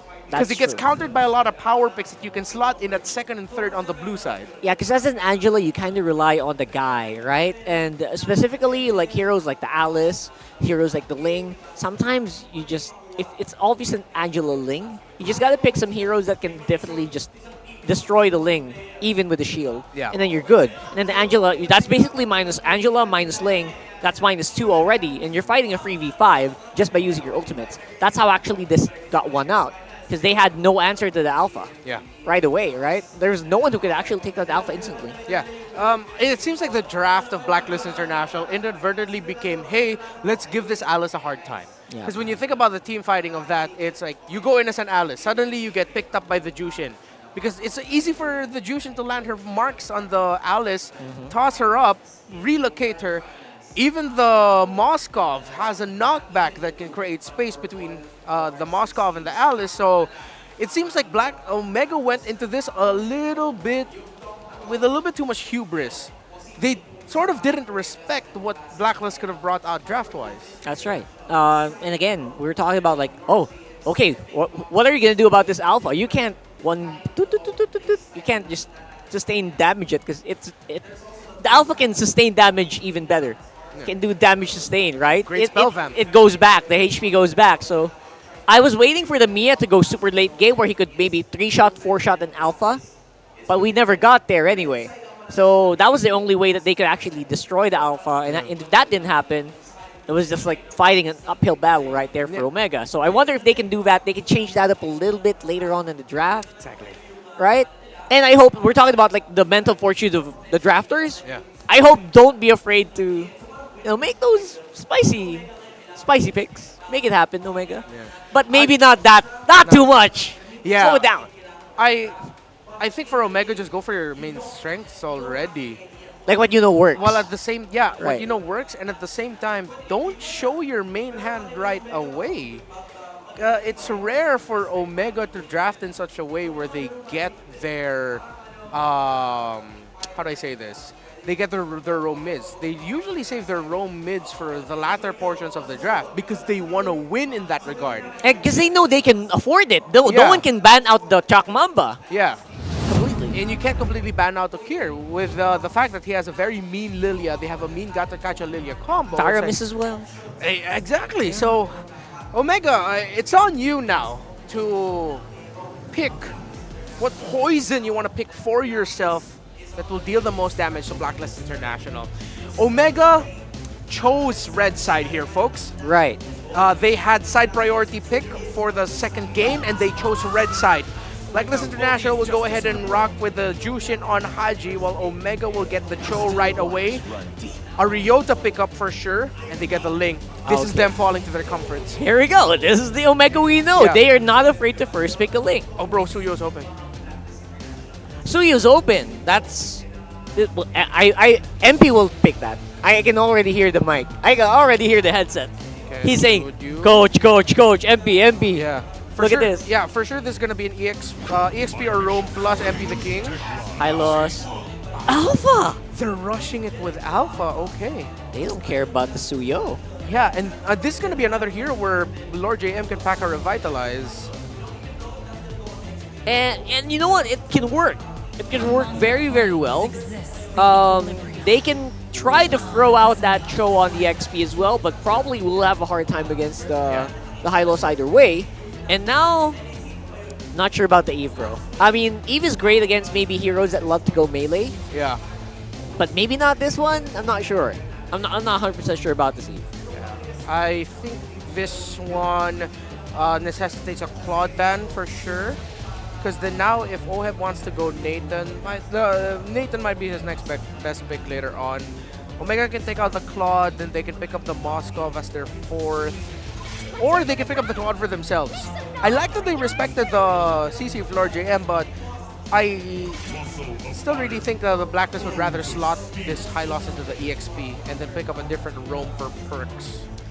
Yeah. I'm looking at a scenario where Perks... I'm not sure about the Tigreal anymore. Obviously, it's banned out, right? But we're looking for maybe something that can kind of walk well with the high loss. Those are the things I think about when I see a high loss here, right? For sure, man. I agree with you. And you know what I'm thinking that Blacklist can pick up later? If Perks has practice in it, pick up the Rafa. Everyone's so fast. Yeah. Gotta go fast. For sure.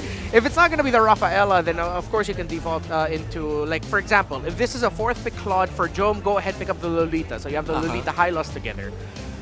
And that's a mean combo. Again, we're talking about it's hard to peel against. And you don't really have the mage to do the big boom booms, you know? You can't blow him up. Because it's a slowing mage. It's the Eve.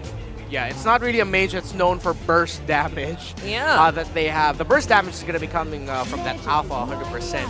Speaking of burst, okay, this is a much better ban. Taking out one of the best, if not the best hero for Jome this season, actually, which is the Harith. And maybe because of that, they might think about the Lunox. Now, you can see Jome's having a hard time looking for maybe a good one to answer this. Lunox is his go-to if Moskov gets banned out, if Harith gets banned out. Oh yeah, you're right, yes. I don't know if they're ready to go Alice this time on Jome. But there's the Lunox. Great call there, Rockhart. Yeah. Lunox, and of course you're going to need that for the high loss, for the Alpha.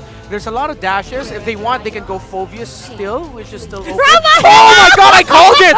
I can't believe I called it! You actually called it, bro. Oh, and they go classic. It's the Rafaela Bruno tandem. This is the lineup that can walk with a high loss, bro. They can walk all day long here. And with the help of Rafaela, they can run. Yeah.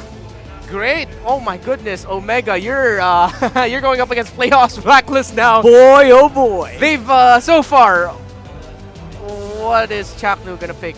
He can they already have the pick off in Ryota. They need a front. They can go tanky. Bellerin. Sorry, that's too much. Up against a Bruno, it hurts a lot. Let's see. It's a glue? Oh, I think Ryota's gonna go glue? Yeah. Okay, so Very it's a good. Chapnu Cho. Alright. Alright. So this kind of works.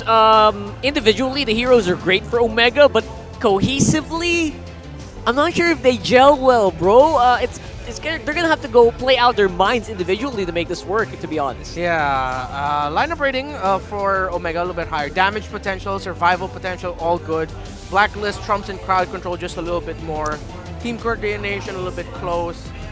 Yeah, this is one of those execution wins it games. However, with 3 Purifies, Haji, Perks, and Oheb, Chaknu's gonna have the hardest game of his life to find the right target to pick off. 3 Purifies and a heal. Oh man, good luck to the Chak Mamba for this one. Let's see if Omega can stop a 2-0 lead for Blacklist International and make it 1-2-1 as we head into game number 2 of this epic rivalry between Smart Omega and Blacklist International. Ingan, Leo, it's yours. Tell me this draft doesn't look like an old Blacklist draft. Tell me that's not the case. It's not. No, it does, because again, ultimate bonding experience, ultimate healing.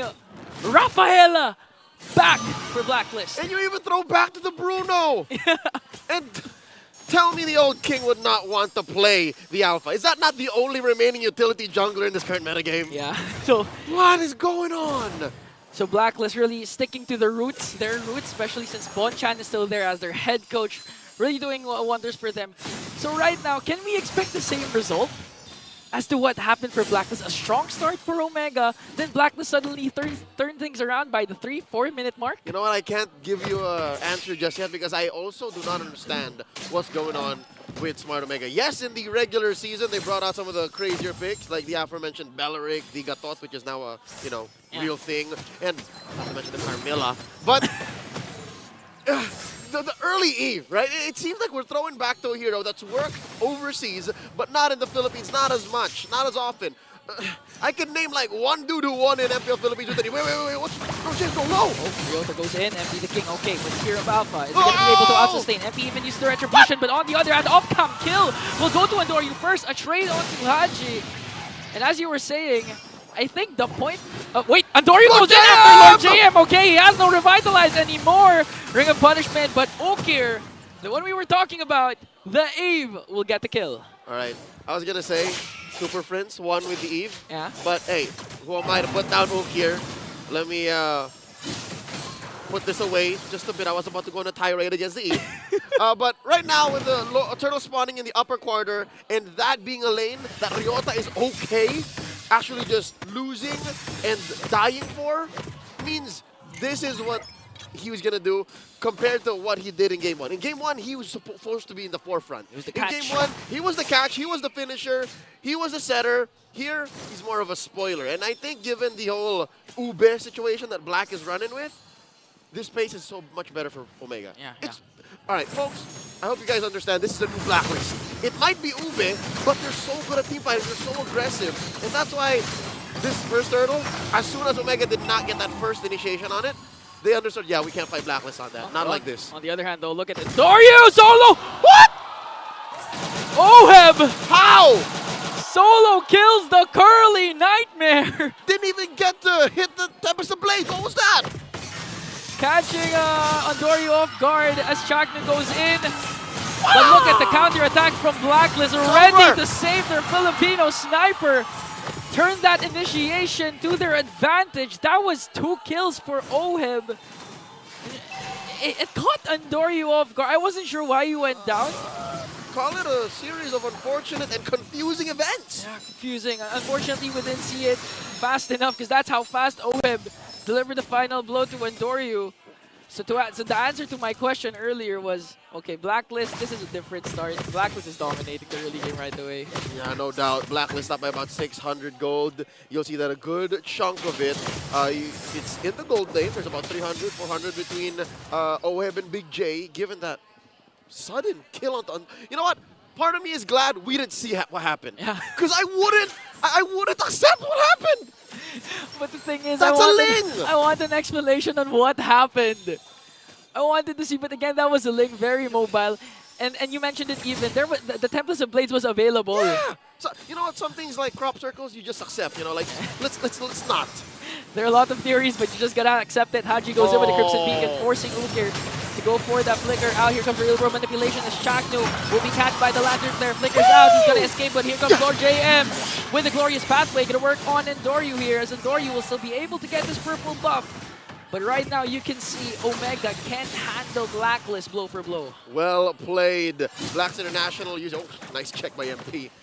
Using their innate mobility. Again, it's all about mobility for Blacklist. Now Ryota checks in on a bush that had MP in it. Another turtle for Blacklist. They're using all the purifies, all of the movement speed boosts, and their early power spikes to just run through Omega. Like this square, this box that Okir's putting up, Blacklist not respecting it at all. Yeah, they don't care.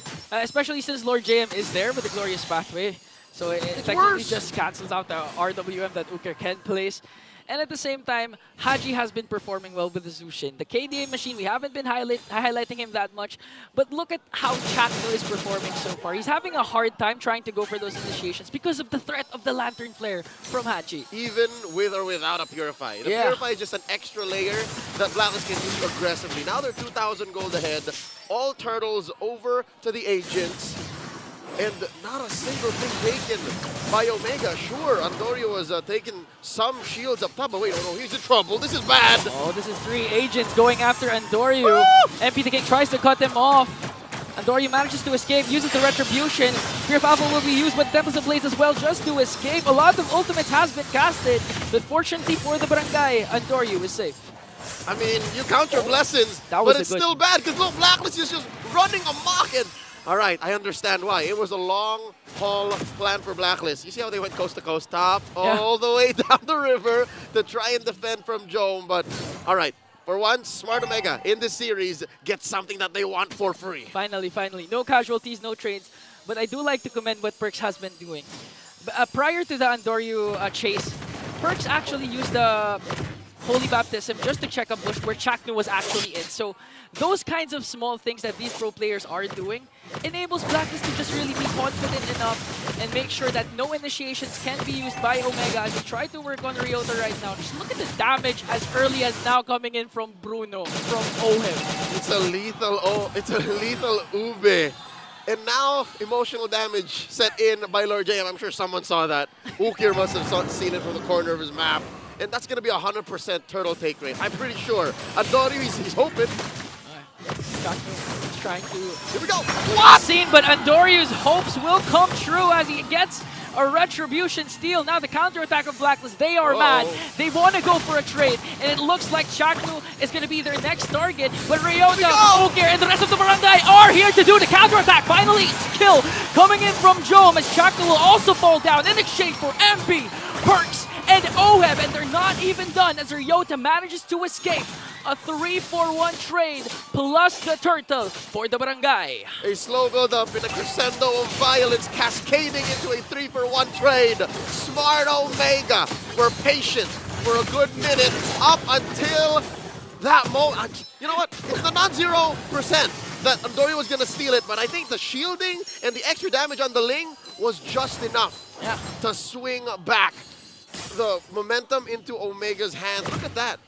Top lane, mid lane, the turtle, and now 500 gold over to the green and blue. Yeah, this is where Omega has been commended all throughout the season. Their macro mechanics, even when they're behind, they know how to make things work. They know how to manage the economy. Andoryu has been doing a very good job.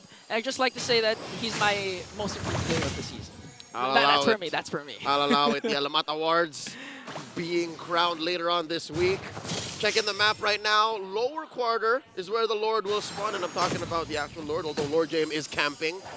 So far, that's a stark difference, right? Lord JM always first to the scene. Ryota will be answering. Ryota will be like, all right, if I'm going, everybody's going. And for the first time in a while, that's a molten essence. Okay, so they work on the turret down bottom just to manage the trade, but Andoryu again, just look at this. Maximizing the time Omega has been giving him. He's playing the map. This is something you could not have done in game 1. And he's making up for lost time. Clear, clean push. Top lane tier 2. He's making up for what happened a while ago. I almost forgot. You had to remind me. And now the Lord. They're taking it at about half health. And there's a big choke slam. Okay, you know that this is what Ryota is going to do. Just really try and zone out the members of the agents. And now they're forced to look for a trade. Even MPK goes in after Chaknu. And look at Ryota, just with the ultimate onto Perks. He's going to fall down. But for the price of the Lord. You know what? That's a worthy trade. And Omega lost no tempo on the map. They still have a wave up top, a wave down bottom. They're going to lose a tier 1. Oh, they want to go for the clash as Joe picks up a kill. And a shutdown coming in from Haji. A 2-for-1 trade. Blacklist answers right back with 2 kills for their own. As Omega still has the luxury of having a first Lord on top. This mobile hospital draft by Blacklist, able to take kills underneath turrets. I mean, Big J was timing out the brilliance. If that was up, for sure he would have survived. But look at this Grand Theft Orange. Andoryu serving up to Chaknu. I'm pretty sure Andoryu's gonna take it. Amazing work, 1 star. Okay, they're just really returning the favor of what Blacklist has been doing for the past 2 games, even the start of this game. As Blacklist makes quick work of this Lord. Again, Omega putting a lot of pressure onto the opposing lane. They're gonna get another turret. I'm sure with pleasure. Yeah. Because this is the first time in a collective 20-30 minutes that they're able to play. Yeah. Game 1, sure, they got the first 2 minutes, but from there on, Blacklist kept the chokehold. Yeah, and we've exceeded the time of game number 1. It was 10:30 already. A fast game for the ages, but right now, Omega, looking at the statistics, looking at the goal difference rather, we can see that Blacklist, in terms of gold lane, Oeb's ahead. Yeah, but look at Andoryu now. 2K. 2K ahead. That's so important, given that MP the King, despite playing a solid role in game 1, now is playing the same role. But something tells me he should have stepped on the clutch. Something tells me here he should have been a little more aggressive, laid down on the main advantage that you have as an alpha against a lane. Because, sure, one of the main strengths of an alpha is his ult, right? And it's low cooldown. You're able to close the gap, and you're able to get into places where other junglers couldn't have with the same amount of frequency.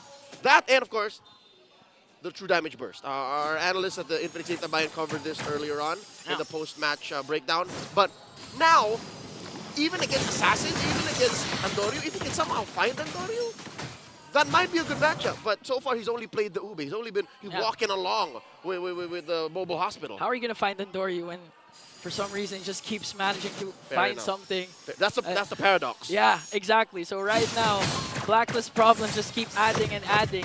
And at the same time, I do like to say that Lord JM is not that activated compared to game number 1 because specifically of the high loss. Whenever he uses the high loss, it seems like it limits his micro skills. That's right. Unlike when we see him use the Arlot, the Vendettas. Which is interesting because you can see now in real time the code switching, the mental clutch that Lord JM has to play. That from game 1, he really was calling the shots. Although that was a tanky Benedetta, there was a lot of mechanics involved. Here, he's a high loss. He's an initiator. Now, Lord standing. Look at him from the back. A 3-man knockoff from Shaknu, paired up with the real world manipulation coming in from Ukir. And Andoryu goes in. Perks will fall down. Tempest Blade is there. Yota quite dangerous. But they're bursting down every single agent in exchange, but they're countering it. Blacklist answers with 3 kills of their own. Lord JM MP is left. For Black and Omega, it's Ryota and Ukir. What a bloody exchange! The Lord Pit, a mass grave. 3 from Omega, 3 from Blacklist. Although MP is standing, he is a retribution holder, he's not as confident. Look at Lord JM! Oh, stun onto Ukir. Will he be able to escape the Stone Order? The Ring of Punishment might just be enough to burst down Ukir as MP the King trying to solo kill the Lord here. Andoryu's not gonna make it. A Lord scored by Blacklist! A huge turnaround for this game. That clash started off with a beautiful conceal from Shaknu from the backline, catching 3, plus real-world manipulation from Ukir. But again, the Ube strat, the sustain, the heals from Perks, the revitalize from Blacklist was more than enough for them to recharge and get 3 kills of their own. Not all trades are made equal. The 2 remaining for Black at that moment was more valuable than those remaining for Omega, which allowed for them to get the kill, to get the zone out, to get the Lord. And now there's an enhanced one marching up top, and there's one recalling in mid. Okay. Lord JM, the clutch gene in this young man. I just literally said that this high-low pick is limiting his micro skills. I stand corrected. I'm literally standing right now. Lord JM, you continue to amaze me each and every time. Don't say that to Lord JM. He was programmed to win, and now he's gonna break the code. Whoa! Going even 1v1 up against Andoryu, trying to prevent him to go for the split push. And now Omega has to deal with his enhanced Lord up top. Here we go. Can Omega defend? They have less than ideal wave clear. Look at Andoryu in the back, forcing Haji to respond. Buy-in. So much needed time for his team to take down that Lord. The map is blue, Ingan. There's just 1 turret left for Smart Omega in the bottom lane. Well, same is true for Blacklist, but suddenly a momentum shift at 15 minutes. Yeah. This is worse. I would rather have these trades, these back and forths in early, because Smart Omega, they have to find another way to kill Oheb. Yeah. I think that was the mistake that led them to that bad exchange. Oheb survived for too long. Plus the Purify, the presence of the Purify, even if Shaknu continues to find good Jeet Kune Do, not even just the Way of the Dragon, Jeet Kune Do, the Way of the Dragon really needs to connect onto the proper target. Yeah. This time it's Oheb. Because once Oheb is out of the picture, where are you going to expect the damage coming from Blacklist? Yep. I mean, sure, it could come from MP the King, but that's... But he's kind of a utility now. That's DOT. It's damage over time, and it's more of a punish when you get hurt by an alpha.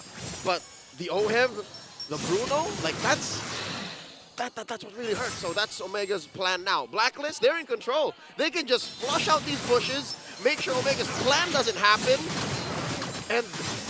Is there a limit to what the Curly Nightmare can do? I think there's no limit, honestly. Again, they are the ones who ended the streak of Fnatic Onyx. You're going to recall that series, go to game to watch it. That was the most intense one because it took Omega 3 base defenses without inhibitor turrets, and they were able to pull it off. So this looks like Omega still can produce a comeback up against Blacklist. They still have 2 inhibitor turrets. The presence of Andoryu with the Ling, they're able to create split pushes and eventually force a reaction from Blacklist for this Lord fight.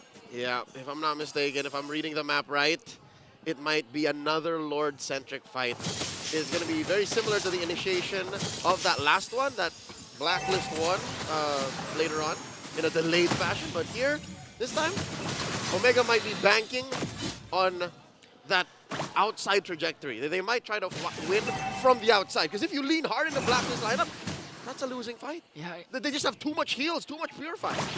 Too much of everything is actually good this time for Blacklist. So Omega, if they can manage to find the pickoff, especially for Endoryu, or a proper setup for Chakno with the Wave the Dragon, but the problem is OHEB and Perks has their purifier. They're weaving in and out of the Lord pit. Lord shuffle in full commencement. Lord now to a third of its health. Chakno a lot of damage. Here comes the Lord. Okay, they're going all in once again, popping Chaknu's immortality plus the Holy Baptism will get to. Chaknu used to force the flicker just to escape. Here comes Stephen to blade. Counter attack coming in from Omega, and finally they get OM down! But the sustain from Blacklist is there. Lord JM will fall down as well. Hachi picks up a kill onto Big J, and Chaknu will go down. And now they're targeting Endoryu. He does have immortality, so they can go all in. It gets up. Again, the stun coming in from Perks, and Haji will bring the Curly Nightmare down! And it's Ukir and another tank left, while Blacklist still have a lot left in the tank as 3 members are on the map. Haji pushing Ukir out of his sights, brings him back in, playing with his food. Oh, Ukir though, moments away. And Perks, I have to commend Perks, 2 consecutive, make it 3. Holy Baptism, game-changing plays to bring Blacklist back on the lead. Ryota looking for the grab, full stacks on Perks, but he knows that that's a losing bout. And Smart Omega respawns just in time. But I don't think they have enough time. 18 and a half minutes in, Ingan. 3,000 gold up, Blacklist International. Yes, they lost OHEB in the exchange, but the fact that they split up and then reconvene for the Ube just changes the dynamics of the fight. If Omega figured out the first layer, how to break that, apparently there's more. There's more. Again, they're proving me wrong. I just said, what happens if OM gets caught? Where's the damage gonna come from? Apparently they have more in store for their team. Oh, this is difficult. Wow. Omega has less than ideal wave clear. It's so hard. Now they're gonna crack into the face once more. They don't even have to wait for the Lord Crimson Beacon coming in from Haji as they try to work on Chaknu here. He's gonna fall down. No immortalities. First man down is Chaknu. Real world manipulation coming in from Ukir though. Ryota goes in, but is it gonna be enough though to defend the Lord? Even the Lord is still half HP, and they're gonna go in, forcing out a lot of ultimates as Joan will fall down. It's just Ukir and Endoryu left. Blacklist has a huge advantage. They will go up 2-0. The code breakers at match point. Are we throwing back to MPL Philippines Season 12? Is this the same meteoric rise that we witnessed as they made their way to the M5 stage? Amazing work by Blacklist International. What's going on with Omega? I have no idea, but one thing for sure is Blacklist is really proving that they can go head-to-head with anyone. They're so good at team fighting. I wonder what our panelists at the Infinix Game Tambayan think.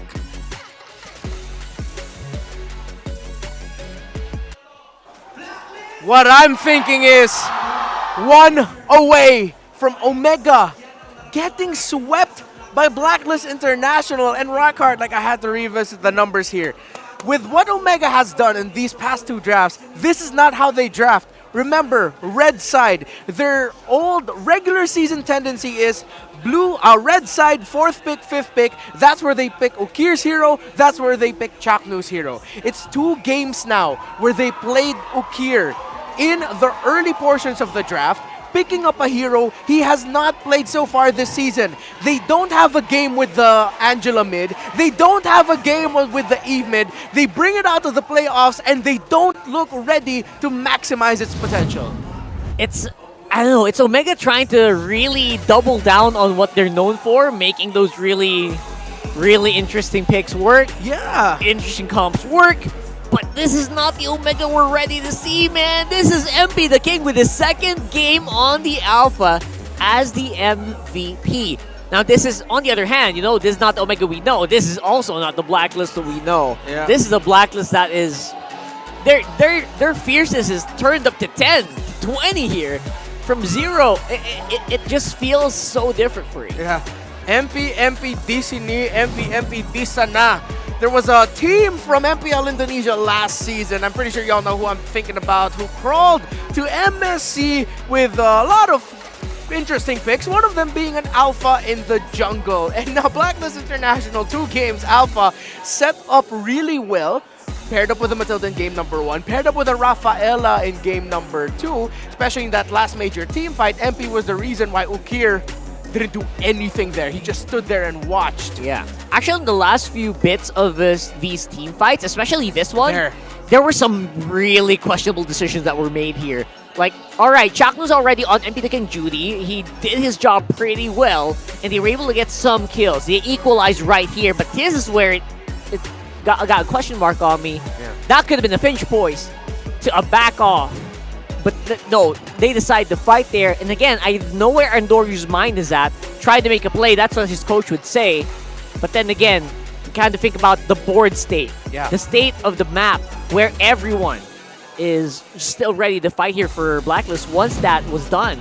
And once that immortality was popped, they were just not ready to take it. And then that led to that loss.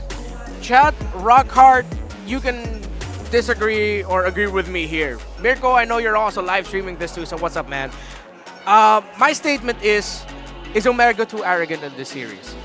Actually, no, that's a question. My statement is Omega is arrogant going into this series. Again, 2 games now, you picked up a different mid laner, prioritizing him on the red side, a tendency you did not do entire regular season long. You get Eve, you get Angela, and it's like you're not respecting what potential options Blacklist International could have shown. We called the Rafaela before Omega got to see it. And that was a great response to the Eve. And then with what you mentioned, the questionable decisions of Omega in the team fighting, it looked like at that moment, Andoryu, why chase the kill? Why don't you just go back, man? Yeah, they could. They could have defended. They could have just went for the 50-50. Resetted it a little bit.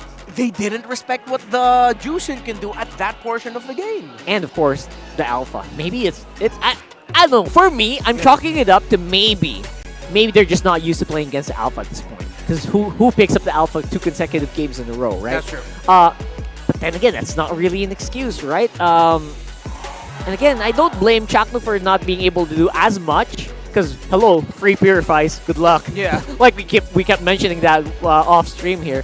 But then again, the team fighting for Blacklist International was actually pretty on point each and every turn. And there was one specific moment where I thought, you know what? Oh my goodness, good luck Blacklist. Oheb got taken out. Yeah. But what did Omega do after that? Nothing. They got greedy. They wanted to go for more instead of resetting to get a little bit more control with the waves, with the macro. Team fighting wise, let's go back to 7 minutes as the stats are flashed onto your screen. 7 minutes and 10 seconds. That's when Omega was able to initiate the team fight that eventually got control for them, leading to them winning the first Lord of the game. That's because Blacklist overstepped. They overextended and they eventually got sandwiched by Omega. Now the 12-minute team fight, before the big final team fight, this was the team fight for the second Lord. Questionable because Jom flickered into everyone. He didn't respect the possibility of him getting caught by any of the crowd control that Blacklist has, so that he wouldn't have enough time to pop the Brilliance. Jom flickered into everyone, was able to get Darkness out, but then was not able to click Brilliance because MP the King was able to reposition him, stun him with the Spear of Alpha, burst him down with all of the damage Blacklist was doing. Yeah. Arrogance is what feels like is what's exuding from Omega with their drafts and their in-game decision making. Am I too harsh right now? Nah, not I really. don't think I am. Not really, honestly. And I love that you really have the Mirko watch party on his monitor here. Shout out to you guys. There's a lot of things I got on my screen right now, bro.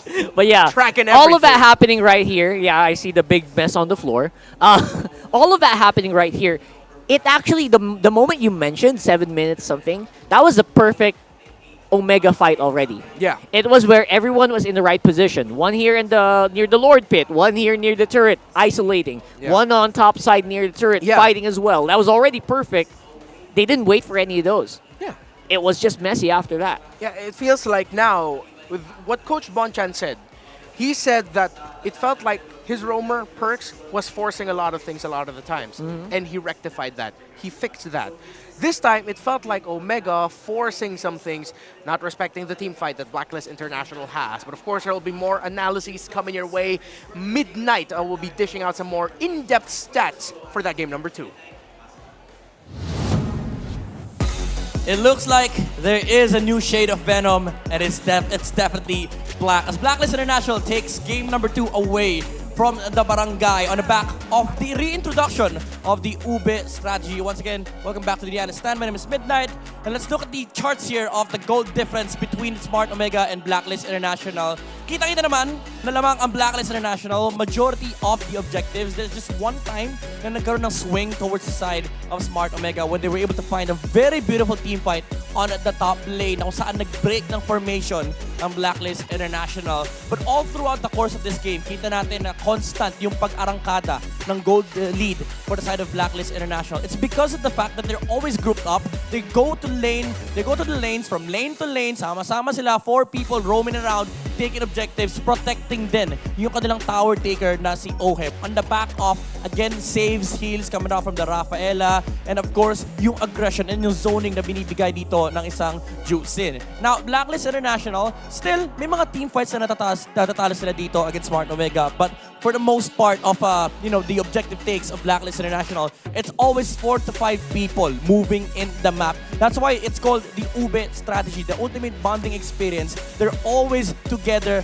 with each other. The XP laners, they will just cut the lanes, go to the mid lane, help clear out the lane, and then help out the gold laner to take the towers. Kaya naman nakita natin si Oheb dito, he had a very wonderful time from early to mid game. Even though there's certain amounts of bypass on the side of Smart Omega, specifically from the Ling, it is not enough. Yung reset factor dito na may kasama ring Hylos with the Revitalize, yung saves, once na force out na yung Tempest of Blades, he's gonna have a free time in the team fights. Kaya tuloy-tuloy lang yung laro dito ng Blacklist International. Constant pushes, constant aggressions. Once na reset na yung team fight for the side of Smart Omega, they can no longer re-engage versus Blacklist International. That's the reason why they were able to win out in game number 3. We will know the results of game number 3 in just a bit. But before that, let's go over to Marakino. Let's hear it from the crowd. Blacklist! Blacklist! At eto na nga, meron tayong kasama former Blacklist member Sansui. Hello po. Kamusta ka na? Okay lang po. Naka-break po kami sa MPL MY. Nagpa-break po para makanood talaga ang laban ng Blacklist. You're liking MPL Malaysia right now. Opo. So, gaano katagal yung bakasyon mo? Hanggang hanggang 19 lang po, babalik din kami kagad sa Malaysia. At pumunta ka dito specifically para supportahan ang Blacklist. Opo.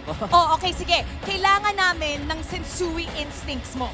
Sige, ano ba ang kailangan gawin ng Blacklist para masigurado na ma-sweep nila at matalo ang Smart Omega?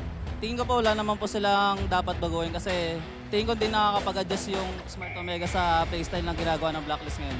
Kaya tingin ko pagpatuloy lang po nila yung ginagawa nila. Prediction mo, sweep ba to or mag-e-extend pa?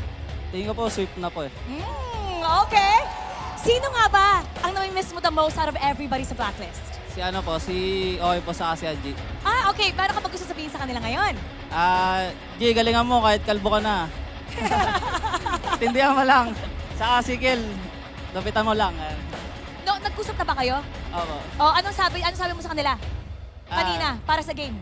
Sabi ko parang normal lang. Gawin lang nila yung normal na ginagawa nila kasi parang lang to eh. Kaya kagaya ng sinasabi ni Boss Doms lagi just another day of ML lang. Just another day of ML. Alam mo, namimiss ka namin dito sa Pilipinas pero gusto ka rin namin suportahan sa career mo sa MPL MY. Imbitahan mo naman sila na suportahan din ikaw. Ayun guys, sana suportahan nyo po kami sa darating na MPL MY playoff sa November... ano ata? Malay ko dyan! Pero kailan ba? Kailan? Hindi ko po sure. Okay. Sa 31 po ata. Okay, suportahan siya sa kanyang playoffs. At si Trike nandito. Trike, meron ka bang message sa ating mga manonood? So bago nagsimula yung laban, 27% lang yung bumoto sa Blacklist na pwedeng manalo. So shoutout sa lahat ng 27% na yun. Shoutout daw sa inyo! Alright, one more time! Blacklist! Break nako! And now let's head on over to our panel. good to hear from Sensui, a former jungler of Blacklist International, of course from Trike as well. 27% was a percentage of the community that voted for Blacklist International and predicted that they would win this series against Omega. But now Blacklist International are one win away from sweeping the barangay. A surprise, definitely, and a, how do I say this? An outcome that I did not expect we would find ourselves in. Before all of that, our Mega Re-streamers are also live on their official channels for the MPL Philippines Season 14 playoffs. Catch their streams and don't forget to give them a follow for quality MLBB content. Sup, Mirko? I know y'all are watching here right now. And of course, he's like the ultra. He's a ultra mega. Ultra mega re-streamer. Yeah. But you know, there's a lot more re-streamers out there across the world as well in different languages. So watch out who's re-streaming in your country. MPL Arena, we're going to be seeing the smart gameplay post. Just copy the player post that's on your screen and win redeemable in-game codes that will flash out in just a bit. And yeah, again, it's good to hear back from Sensui. You know, I didn't even know he was back in the country, so I'm really happy to see him. That's right. I was asking this earlier. I believe he's still Blacklist, but he's on loan for Red. Someone confirm me. Someone correct me there. Yeah, Red Esports. Red Esports, man. I know he's having a lot of fun there. As usual, all of our imports really do have a lot of fun in the other regions. And right now, we're also looking for someone here later on. There you go. Smart gameplay pose. And it's a guy who's winning. It's MP the King, bro. It's MP the King.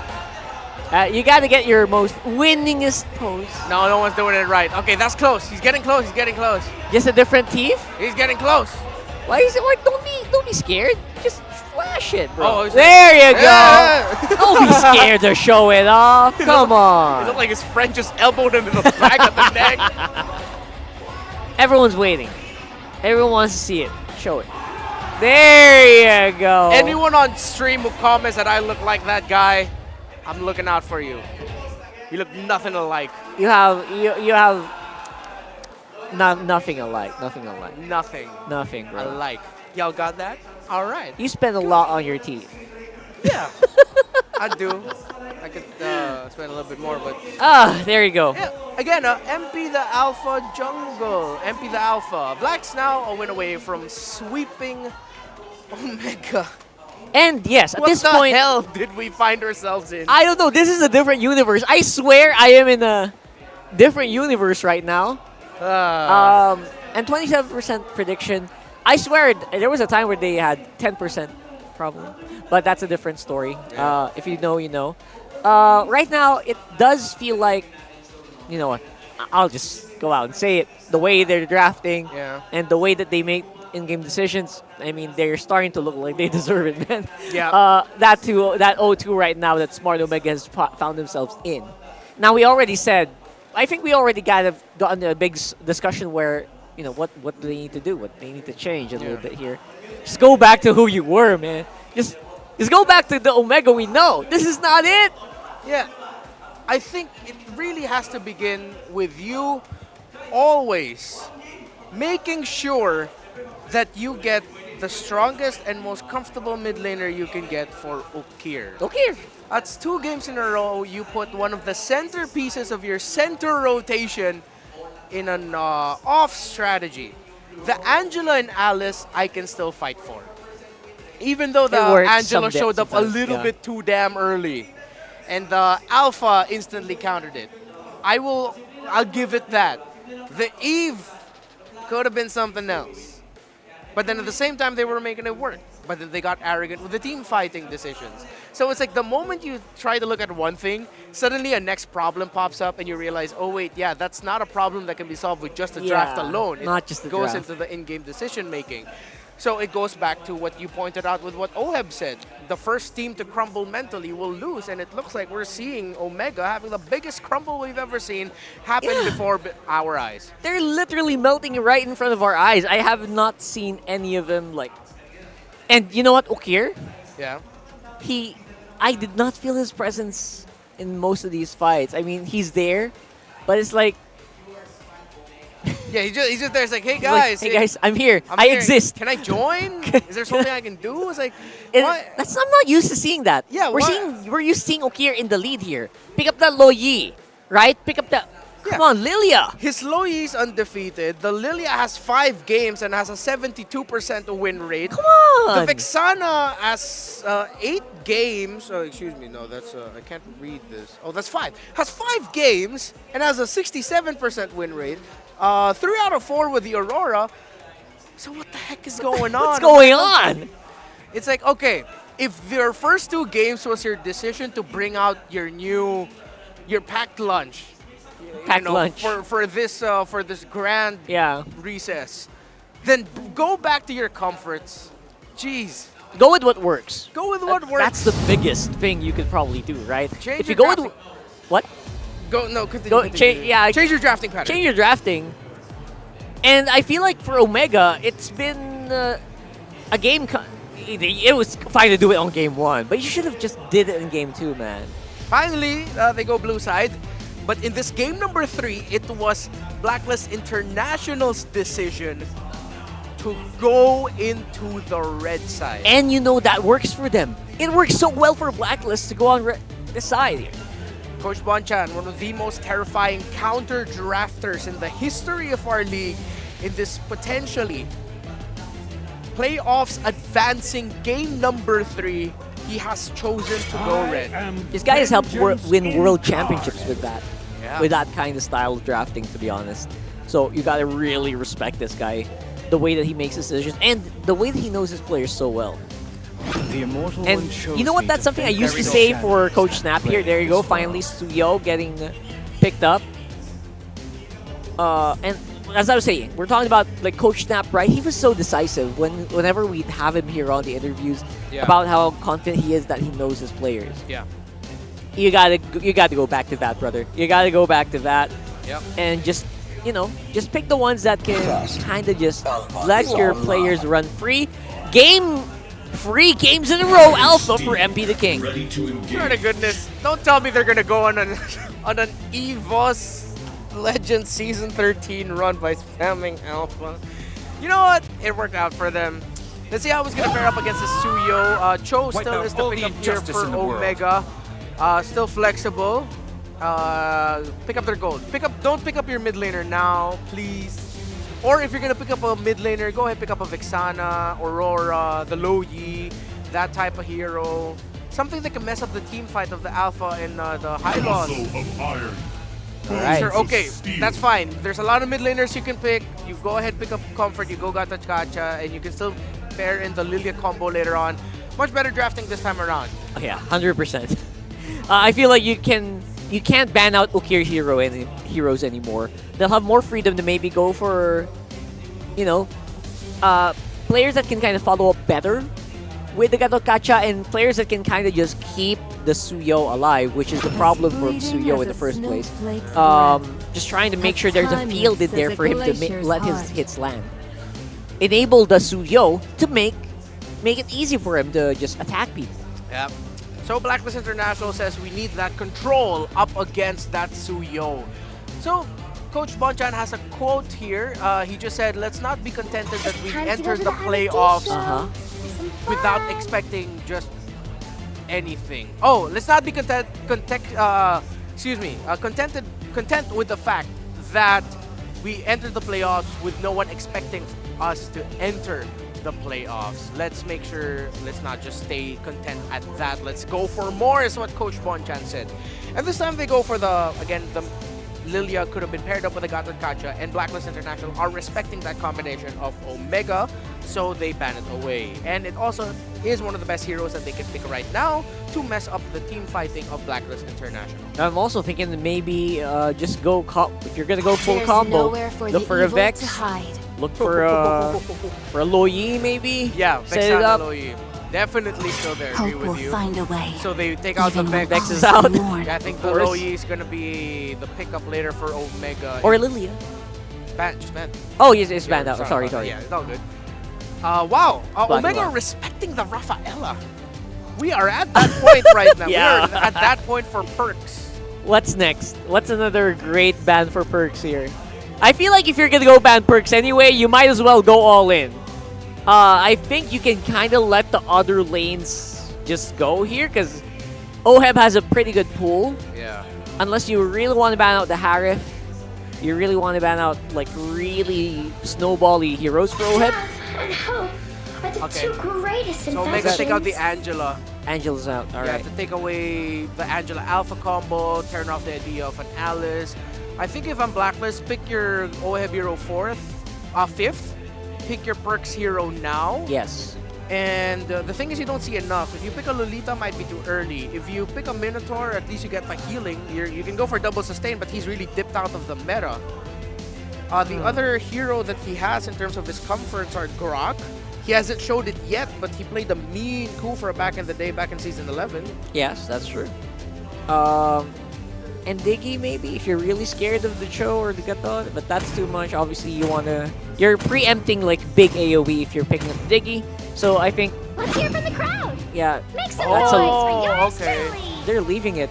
This is gonna be Rome. Yeah. Yeah, Rome Hylos. Yeah, it's a Rome Hylos, and they got the CC for Lord JM, so a bit of a swerve. So now Omega, do you pick up the Low Yi now? Wow, this is great duels. There's so much dueling potential here coming in from Blacklist, right? For each and every lane, they're very sturdy, very nigh unkillable. Yeah, there's a fun note that we need to point out about Suyo. Actually, in the jungle, one of the reasons why he's so annoying to go up against in the jungle, you can actually use his tap second skill as a retribution.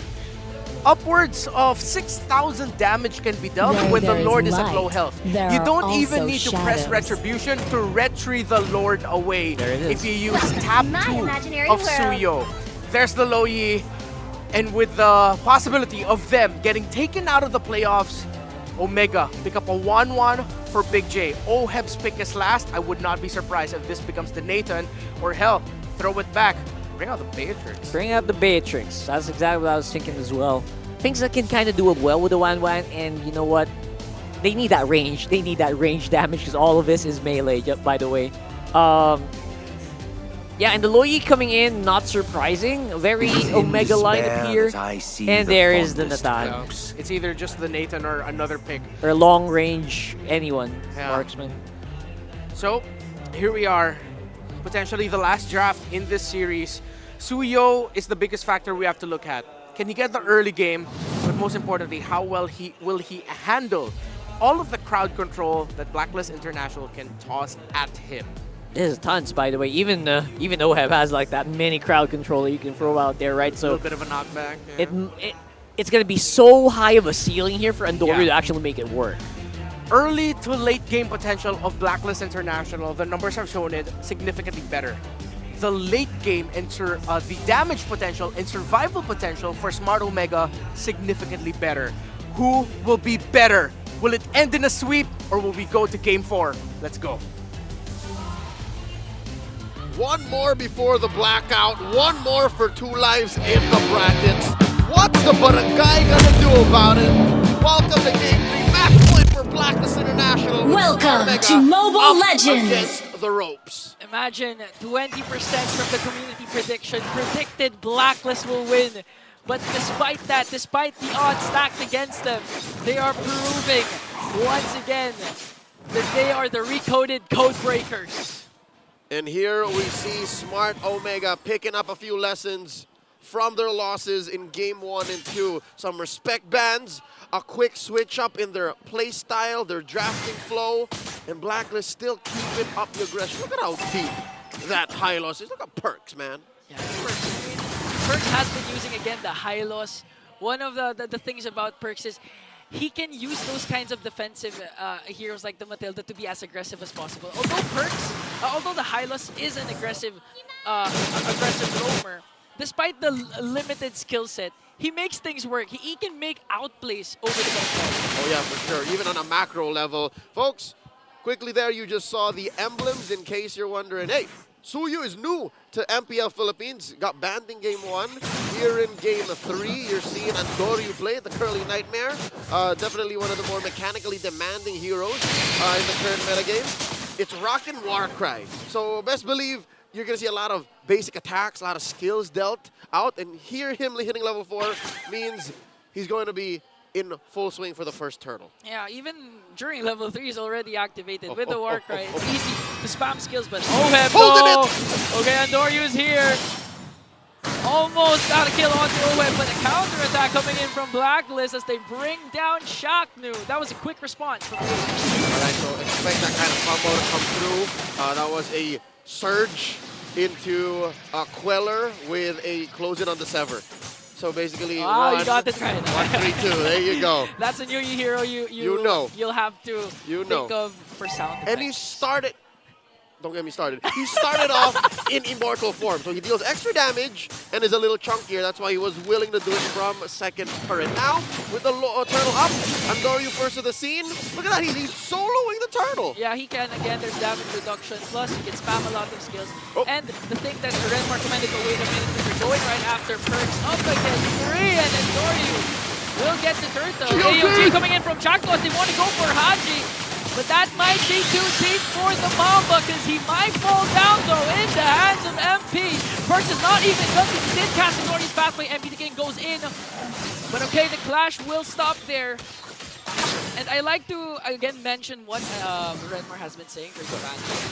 That the thing about Suyu is that his second skill, which is HP based dependent, that's right, is an easy way to get the neutral objectives. He can just cast the second skill, it's down to 6,000 HP. That's going to be enough, plus the red 3, to steal away neutral objectives from Blacklist. That's why it would have been very uncomfortable to see that first turtle go over to anyone but Omega. Yeah. That's one of the strengths that Soyo has. Renmar and Midnight were crunching the numbers prior to the broadcast starting. So best believe this is a dream come true for a lot of analysts to see how Suyu will interact with the current metagame in MPL Philippines. Now with that said, second turtle spawning in the lower quarter. For the first time in, I'd say, the whole series, Jome is actually having a comfortable lane. Yeah. Sure, game 2 was worlds better than game 1, but here, given that early rotation by Andoriu onto OHEB kind of protecting himself. Yeah. OHEB's not even crossing that minion wave threshold. Yeah, because it's like you're going up against a Nolan who's just waiting for the perfect opportunity from the burst to strike and burst you down. That's a capability that Suyu can do. So again, if you're OHEB, you do have the entropy if ever those things happen. Okay. Here comes the potential clash coming in from Uki. He sends himself as Ryota works on Lord J and even manages to kick him still. But he's going to fall down due to the tower damages, and Doryu wants to go for a trade. Look at him, Buoyant able to escape. And just like those are... Man, they're just literally snowballing right now on the top lane to the bottom lane and now to the turtle. Coast to coast miscommunication. Dome got caught out, did take off top lane. Lord JM got away with it. And here we were hyping the Suyu to be such a menace, to be such a killer. And he couldn't even kill us. Oh, here we go! Ryota with the kick there, paired up with the AOG counterattack. But MP the King though quite low here as he falls down in the hands of Ukir. So there's the trade Omega is waiting for. But again, you can't afford those miscoms again, those crucial mistakes up against Blacklist. I'll tell you now, Ian, the numbers don't add up. That kill on MP just now still does not make up for what happened in the early game from Smart Omega. 5 minutes in, Ukir sends himself inside. Oh, trying to burst out OHEB! OHEB, no! Okay, he's gonna fall down, but he brings down Ukir with him. Still, OHEB finds the trade, and the cherry on top is Lord JM was able to take down the turret up top. Smart Omega, seemingly about 5 to 10 seconds behind Blacklist. In their head, it looks like they know what the correct thing to do is, or the plan, right? But it seems like in execution, it takes a while for it to go to their brain to send those electrons and those surges down to their nerves and to do it actually. Yeah, it's a very fast-paced game. You can't blame them. It requires a lot of coordination. But right now, looking at the lineup of Omega, they do have Suyu, they do have the Louis that they've been phenomenal with when it comes to those outplays, especially when with those neutral objectives. And who could forget the performance of Ryota with the Cho? When it comes to crucial crunch time, you can expect Ryota to get a huge way of the Dragon. Which is going to be key, given that OHEB is rocking the Purify. So if he finds OHEB some way somehow, forces that pop on the Purify, even Lord JM, then all the more Chaknu's AOGs should matter. Even Ukir with the yin and yang, the polar, and even Andaryu. There's some good CC there. Now check this out, the diversion. Finds Uki and Ryota down here. Chaknu looking for the sandwich play. Haji from the flank. Oh, let's go for the push. Just want to go for objectives right now. Just try to play passive as possible. Again, Blacklist still has the lead. And now they're going to go for a trade because they know that MPD King will try and work up. But here comes the Suyu. Will we see a Retribution steal? Because it's really going to be easy for him! And that's what the panel has been saying, but Blacklist is now mad. They want to go for the counter-attack. Back to goes in for the AOG. Jome as well. Will he be able to cast the ultimate? He doesn't need to because Haji will fall down. And Ryota wants to go for another pick-off though. As they work onto the middle lane, Lord JM has to walk away. And this is the answer the Barangay has for Blacklist. A single surge into a Sever, plus the Retribution, took away what MP the King was cooking. And Andaryu takes that last turtle for the Barangay, plus a push in mid and top. Yeah, the problem for Blacklist right now is how do you deal with the Suyu? Midnight Renmar mentioned this during our bonding. Nothing short of a Kaja. Kaja Kupra only. You need the suppress, you need the catch. And right now, they can only rely... Yeah, Franco. They can only rely on the first skill of Perks. The stun. And a perfect Frigid Glacier. Yeah, but the problem is, with the cooldowns of the skills of Suyu, it's easy to avoid the casting of the Frigid Glacier. So it's going to be tough. Tough. We're seeing a spike in Omega's efficiency. Ladies and gentlemen, there's a small gap between MP and Andaryu, but a larger gap here between mid lane. You see this, about 1,000 gold between Ukir and Haji. Ukir left out more often in game 2, right? Like, they were doing great with that E, but he would be the only one left. Here, I think this is the perfect hero for him now. Yeah, honestly, Ukir has been using the diversion a lot of times, even just sending out himself. Quick rotations. Literally quick rotation just to try and make sure Oheb is not having a good time. That enabled actually Jome to play like this right now. You've seen him going right against Blacklist, even front-lining.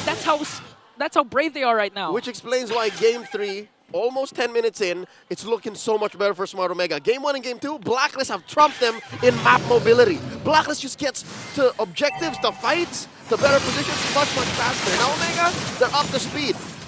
It just sucks for the Barangay that it took 2 games for them to get to this point. Yeah, and again, even though those are the cases right now, Blacklist still has Haji one Frigid Glacier away from, sweeping Omega. So if the KDA machine performs well, you know it's going to happen. But speaking of Haji, into the back, look at Haji! Speaking of Haji, they just literally sent 3 members just to bring him down. Here comes the glorious pathway. Jome on the other hand, though, still has Cat's ultimate track, just zoning out the backline with the AOG. Lord JM! Down, and Lord JM will fall down, and Ando, Big J! OM counters attack with a kill onto Shaknu. And that's a 2-for-1 trade for Omega. Curly Nightmare in full control. Perks just pop! What did we tell you? This Suyu is a menace! A mixture of Julian, Nolan. Who else? You want to include Bane? You can include Bane. Lancelot. No, nobody's like Bane. Okay. Lancelot. Because Search does take you out of the map. Yeah. So, yeah. For the first time in a collective hour, give or take, Smart Omega finally in the driver's seat. Yeah. Half of the MPL Arena come alive. I could have sworn the green side, or the blue side here in this case, was quiet. Now I can hear some noise. They're shouting again. They're believing again in the Barangay. Every single one of them is hoping. One shot is all they need. Oh, another diversion where they send them up top. Okay. Just to make sure that Jome can freely push here. There's barely anything between Jome and Oheb, by the way. Like 200 gold tops. Okay. And we haven't really seen Jome take to the skies. So far, Jome again has been performing well. Only one death, despite the aggression Blacklist has been showing. And again, we also have to commend Ryota. Ryota has been on point with his show when it comes to his initiations. It's him they need to pop the initial purifies.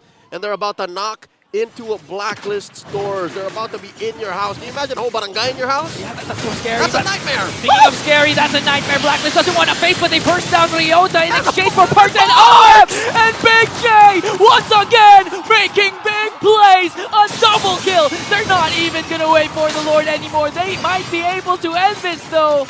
They're going to go for inhibitor down bottom. They have one catapult. It's just Haji. Okay, look at Ukir with the damage, and Dory goes in. They don't have minions. Blacklist was able to clear it out. But they have minions into the middle lane again, wanting to extend their lead by bursting down an inhibitor. Tranquilo, Barangay. Patience. It took a while for you to get to this point. If they forced any more, MP would have jumped in and punished them. But right now, they've cracked down that inhibitor in bottom. They've pressured and popped the Holy Shield in mid. And they're about 6,000 gold ahead, under 12 minutes. Ingan, the Barangay's looking great. If Omega wins this game, I'm pretty sure we won't see Suyu anymore. For sure. Game 2 was an anomaly. No, not just even for the series. I think for the whole playoffs. Then Chip has a friend. They can both hang out in the fan section. About a minute until the Lord spawns. Lower quarter of the map. That means the Blacklist's long lane defense is better, given that that lane hasn't been cracked just yet. But as we speak, you're talking about the Suyu. I'm looking at the Luyi. The Luyi seems to have broken Blacklist's main advantage over Omega. The fact that the map is folded in half. The fact that they can rotate in the places where Blacklist have to check first. So that means here in Game 3, for the first time in the series, it's Omega who's a step ahead. Yeah, because Game 1, Game 2, we've seen Blacklist rotate S1 as fast as possible. Faster compared to the Barangay. Now, Ukir's just really spamming his diversion plays. He's sending himself, sending a lot. Sending 2 dudes, it doesn't matter. Yeah, we seen a while ago, we were just talking about Haji. And as soon as we stopped talking about Haji, it was gone because Ukir just sent out 3 to break down the KDA machine. Right now, a huge objective is up for grabs, an enhanced Lord.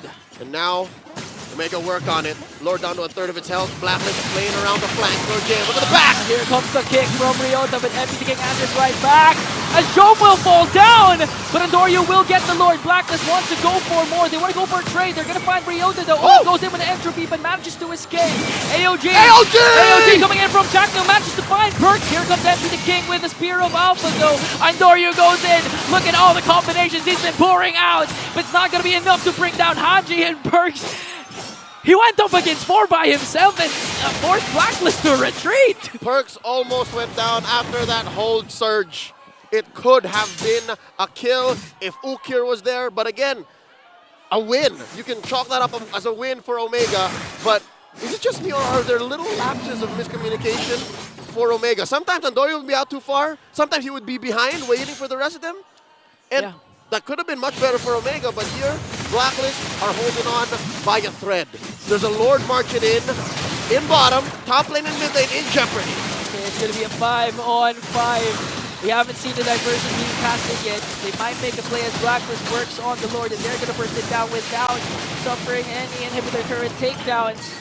But they have to work on the middle lane because there's minions. Perks off this glorious pass lane. They're going to be able to burst down the minions. A huge defensive win for Blacklist. Successful defense by Black, keeping the Barangay out of their base. And they protect their 2 remaining inhibitors as well. About a minute and a half until the next big objective. And each Lord consecutively getting harder and harder for Omega to take without losing anything. Yeah, and now the question is, who has the advantage when it reaches the Omega timers? That's going to be a huge one because OWEB hasn't been quite activated yet, although he has a 3-2-2.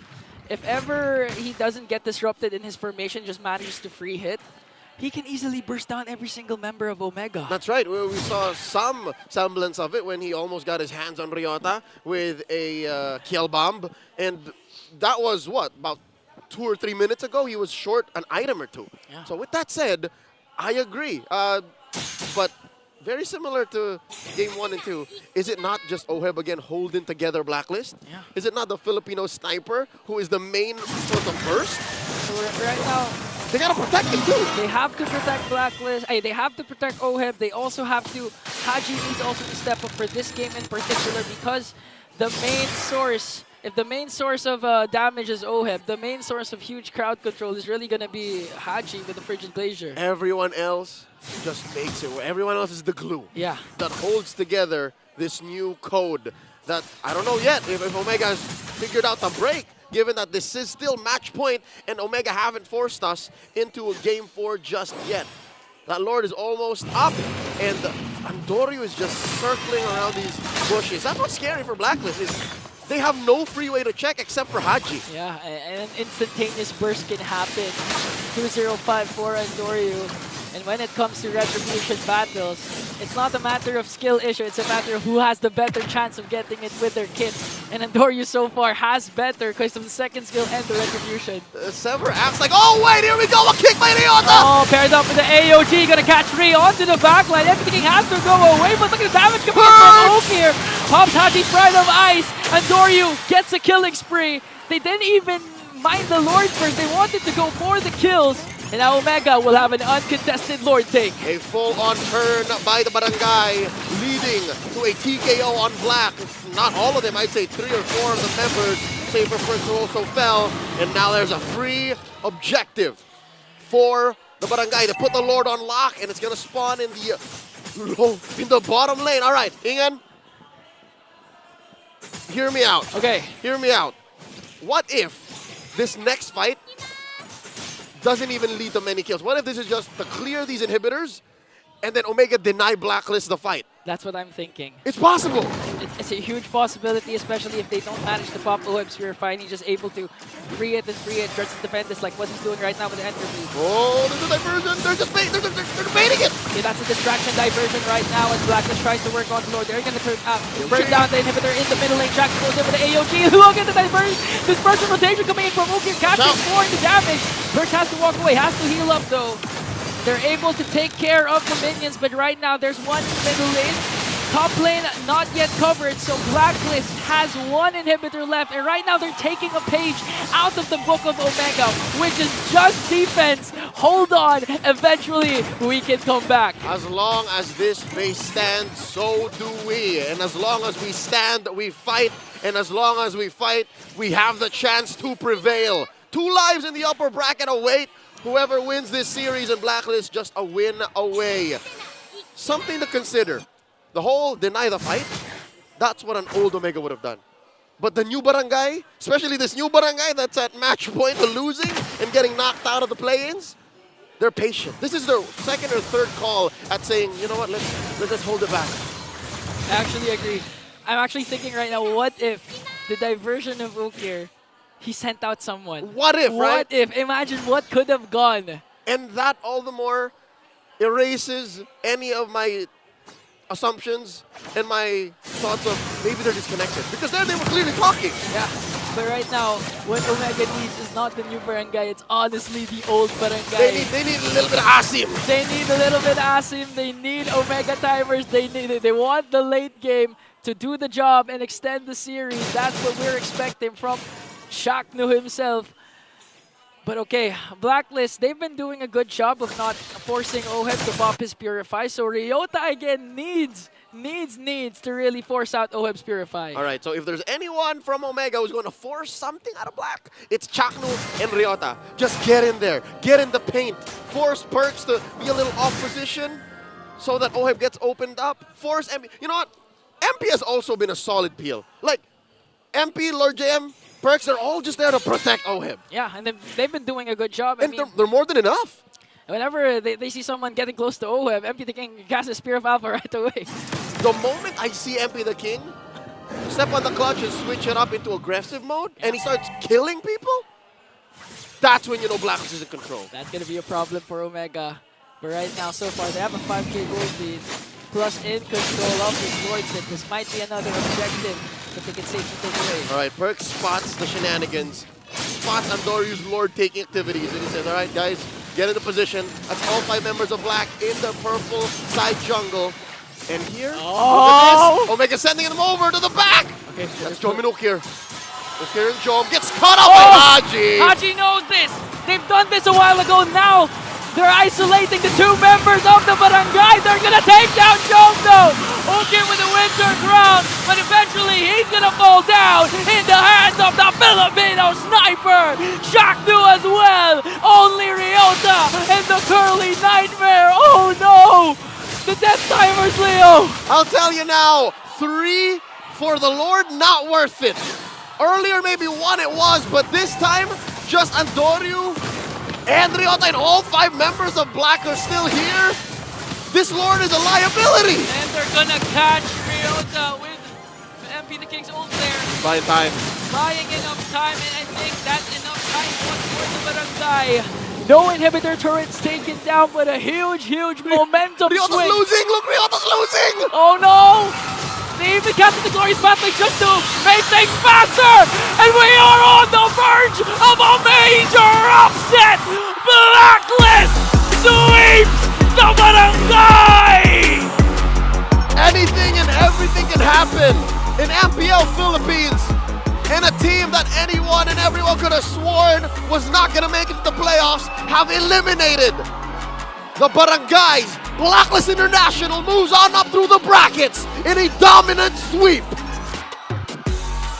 From their momentum game against Aurora to sweeping Omega, this team has proven a lot. And honestly, this team has nothing left to prove.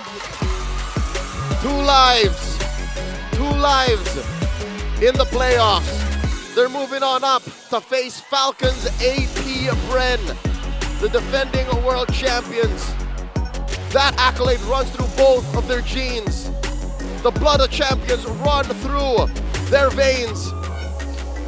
And it's at this precipice, Omega have to take another bow. They had a painful season 13, and in season 14, I'm not so sure if this is a better place or a worse heartbreak. Way worse heartbreak. I mean, they're the ones who ended the longest streak in TLPH franchise history, and right now, they bow down right away. We're gonna be hearing from the Fallen Barangay on stage as we send them off from the MPL Philippines Season 14 playoffs.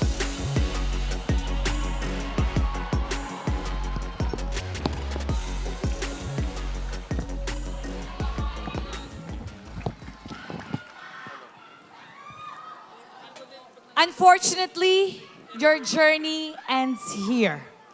Anong gusto mong sabihin sa lahat ng mga supporters nyo that's always yelling out your team's name, always behind your back, cheering you on?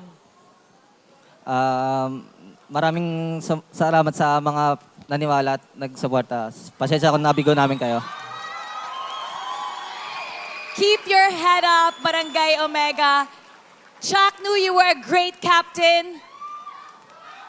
Smart Omega, kitang-kita ang inyong effort this season. You impressed us, but unfortunately, your journey ends here. But one more time, everybody. Bagong Barangay! One more time, Bagong Barangay! You may now take your bow.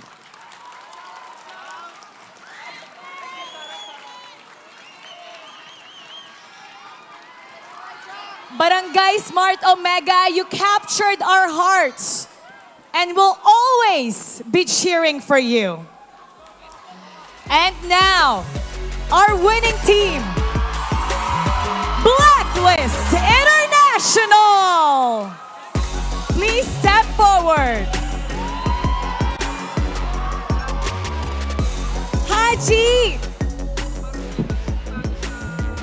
Haji, congratulations!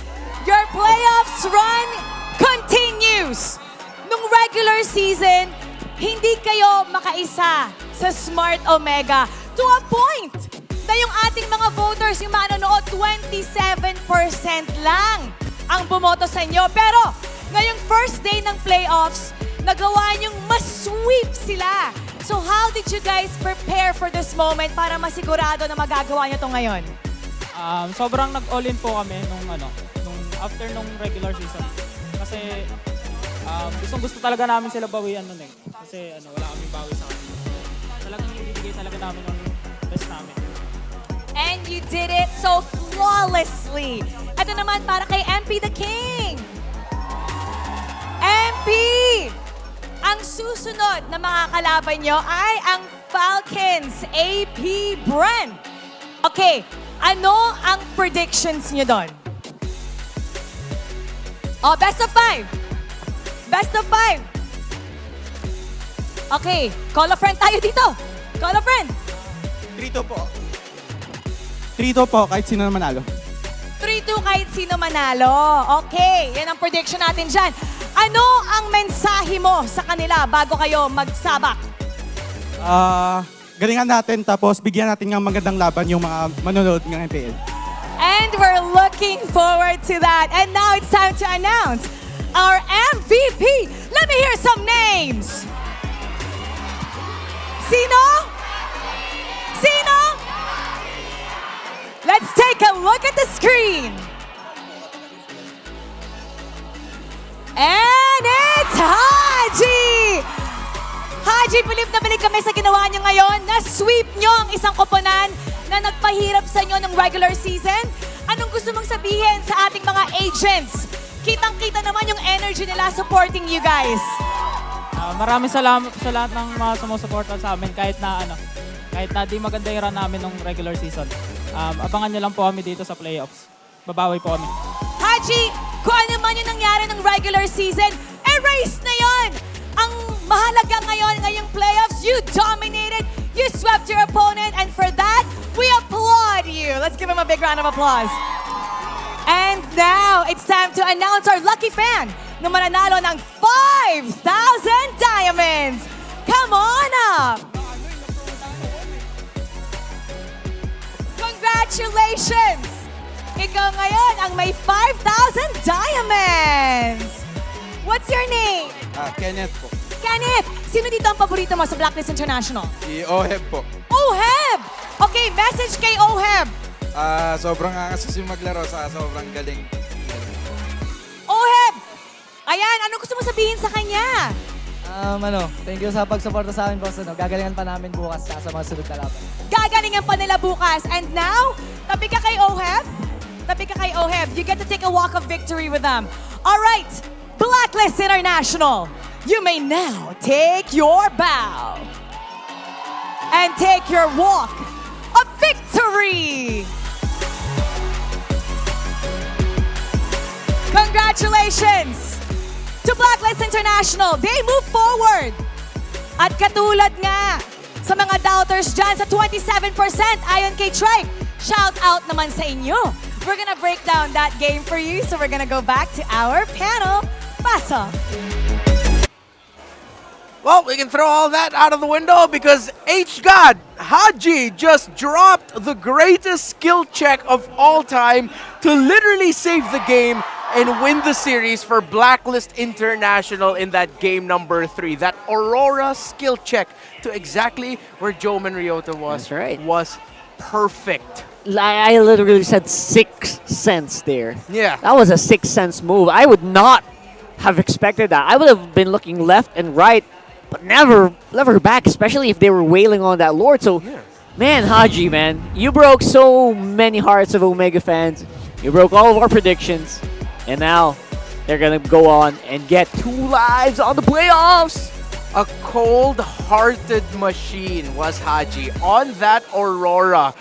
But, of course, we have to give credit where credit is due. Omega, despite some early slip-ups, highlighted by Lord JM escaping a gank attempt and him even walking away with a kill from it, Omega adjusted. They adjusted their draft. They made sure Okir got his pick. In the second phase of the draft, best possible pick. They won. They got a great gold laner to pair with it. Omega had a really good draft to force a game number 4. But then the arrogance started coming in again. Here we go again. The hubris. A little bit too eager, a little bit too excited. And it was a diversion call to send the gold laner and the EXP laner behind enemy lines to eventually get caught out by Haji. Yeah, there was no other way around it. That was just arrogance, I guess, overconfidence, and doing unnecessary movements that you didn't really need to do. Exactly. You were already ahead. Extremely ahead. Almost the 7,000, maybe around 5,000 gold lead heading into that last Lord fight. You went for broke and got your code broken by Blacklist International. Almost 22 minutes was this game, and this, you gotta credit the otherworldly discipline of anyone who goes under the wings of Coach Bonchan. Any team that goes under the Blacklist International banner under Coach Bonchan, they learn a lot of mid to late game discipline, and that was shown off in spades in their ability to clear, hold on, and stop an Omega victory. And I think, you know what, we started this off with the community palag.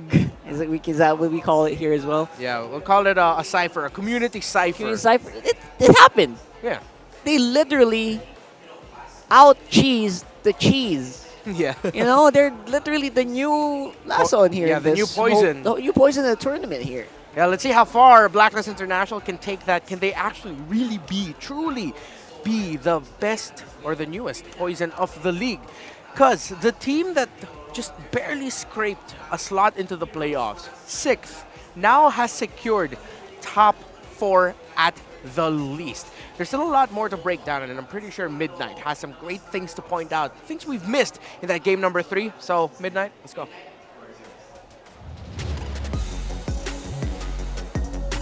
Well, Blacklist International has definitely broken the code of the barangay, which is the Lason, with an amazing performance in game number 3. Again, welcome back to the analyst stand as we break down what happened in the last game of this series. Again, it was an equal battle between Smart Omega and Blacklist International. It came down to the actual mechanics and the actual fights that broke out during the early game. Blacklist International, they had the requirement to do the early game momentum, to have the early game momentum on their side. Dahil nga hawak nila yung 1-1 dito, they needed to have a fantastic early game. But Smart Omega, they had an amazing control in the mid-game with a spike of the Suyu. Ito talaga yung strength ng Suyu and the kanilang overall composition with the group of possibility of the Louis, utilizing the diversion, nandyan yung kanilang mga objective, and of course, yung mga neutral objective takes, yung mga Turtle, yung mga ninanakaw ni Andoryu, and of course, having the advantage in the mid-game pagdating sa team fights, they are able to break the formation of Blacklist International once again. Pero nung umabot na tayo sa late game, nakita natin na yung late game potential ng Blacklist International dito, hindi sila nagkukulang. They had the damage needed to take out these zeros on the side of Smart Omega.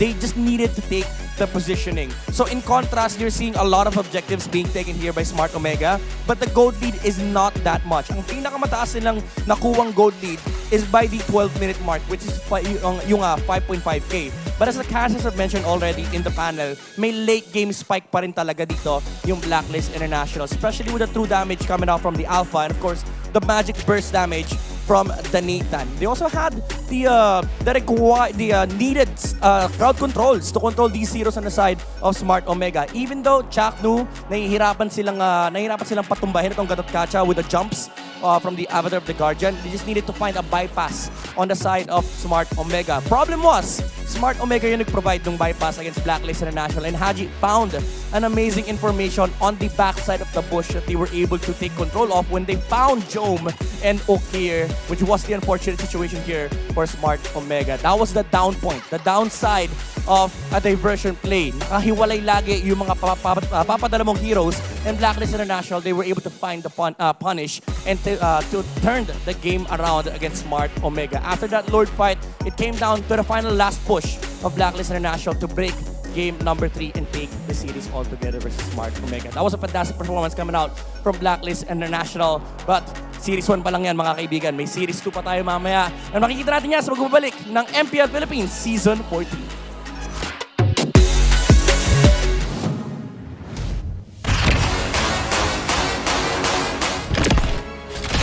Smart, the official telco partner of MPL Philippines Season 14. The official tournament phone of MPL Philippines, Infinix GT20 Pro. Official supplier, EMC Asia and Index Salon. Don't miss any MPL action by following our official Facebook and subscribing to our YouTube channel. Follow MPLPH on TikTok for more content. Experience the Lakas ng Pinas playoffs of MPLPH Season 14 action live at Green Sun Hotel. Grab your tickets now via official MPLPH website. You can also get a chance to win 1,000 diamonds by sharing your hashtag MPLS14 live experience on Facebook and TikTok. And to ensure the equality and fairness of our games, MPL Philippines is also monitored and supervised by the Games and Amusements Board. At last, I am complete. Worldbreaker!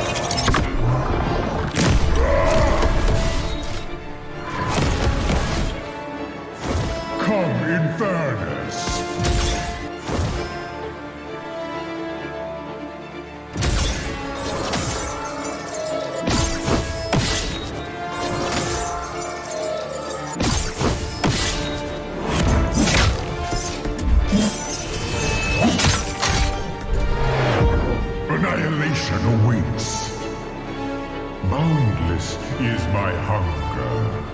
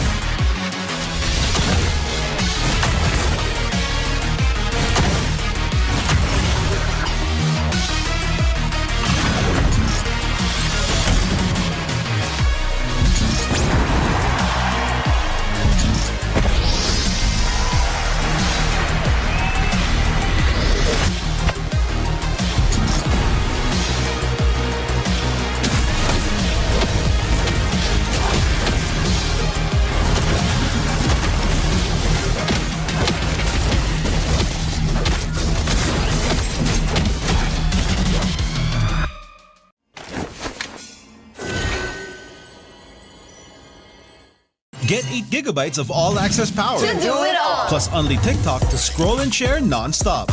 Power, work, life, and more. With Smart Power All-access data now up to 90 days. Load now.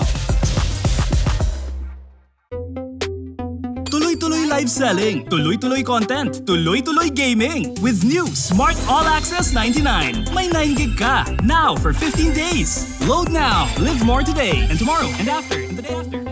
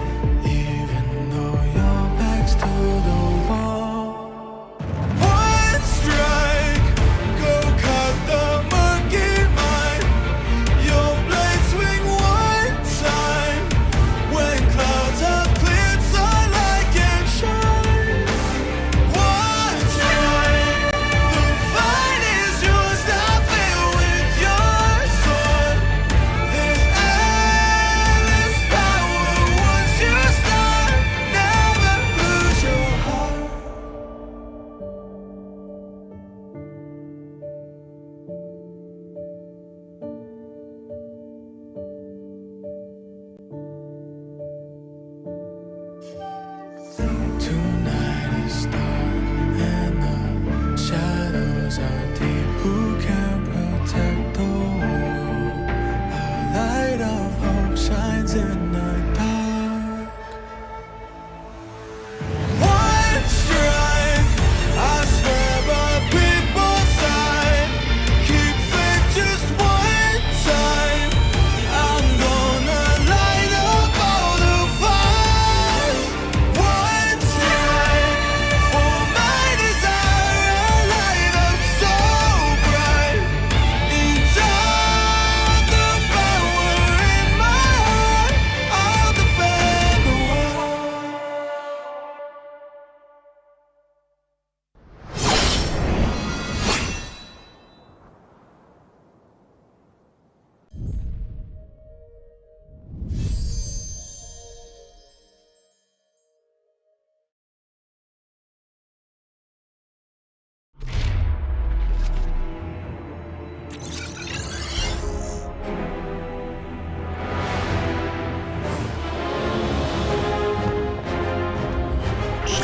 You don't know the power of the dark side.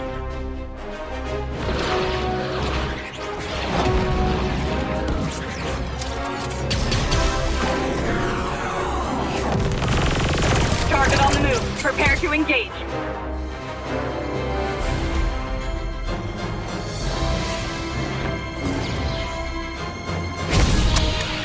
May the Force be with you.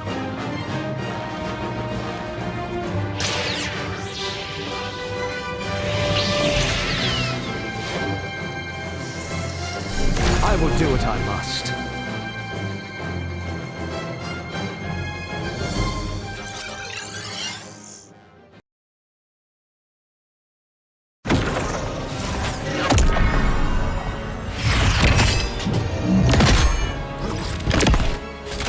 At last, I am complete.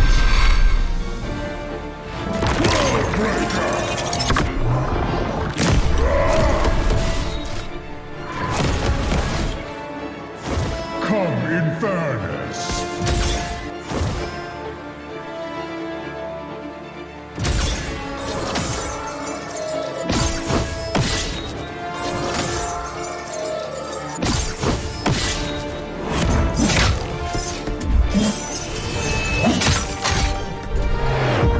Annihilation awaits. Boundless is my hunger.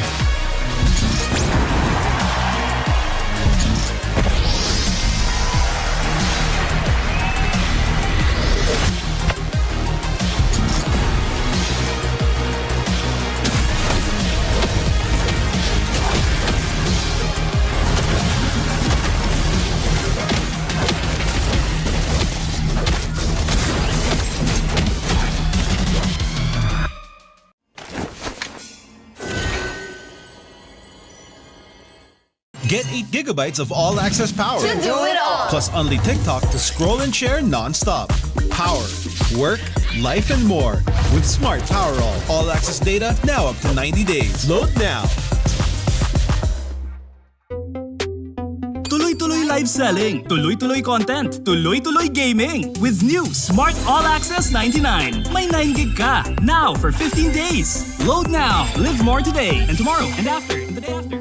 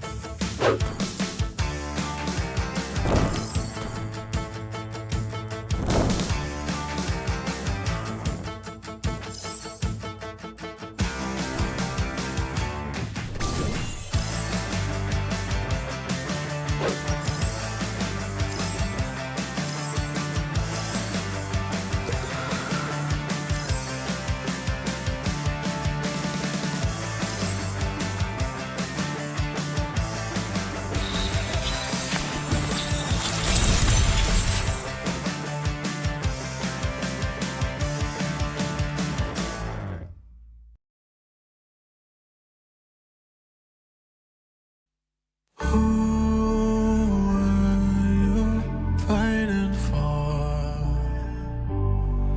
no one would ever know your name. Who are you waiting for? No one would be there to save you. You would be alone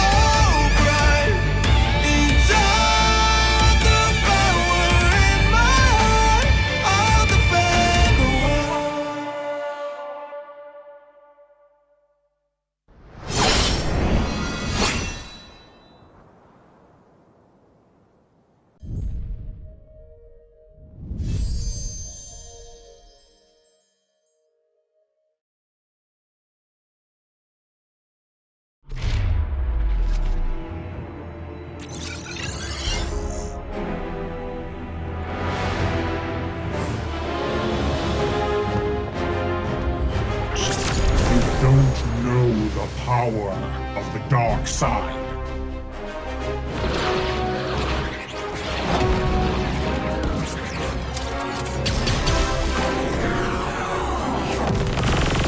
Target on the move. Prepare to engage.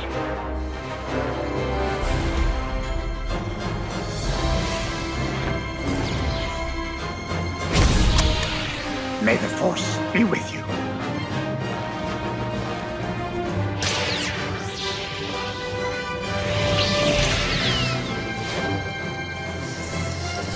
I will do what I must.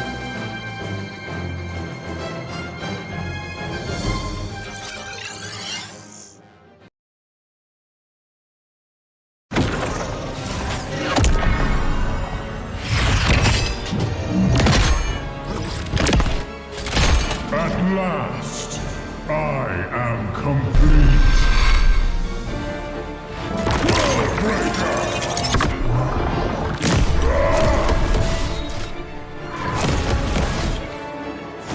Come in fairness.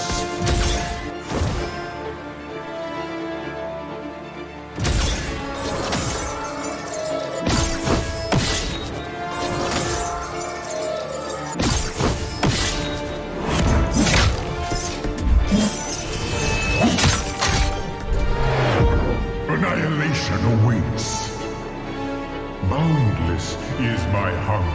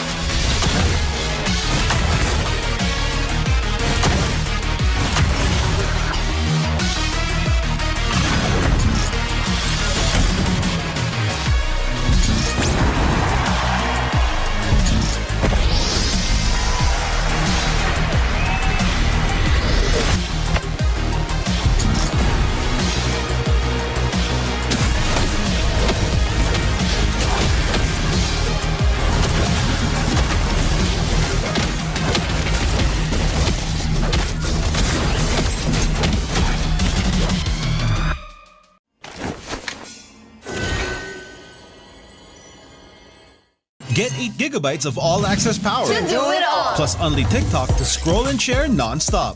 Power, work, life, and more. With Smart Power all-access data now up to 90 days. Load now. Tuloy-tuloy live selling, tuloy-tuloy content, tuloy-tuloy gaming. With new Smart All Access 99. May 9 gig ka. Now for 15 days. Load now. Live more today and tomorrow and after and the day after.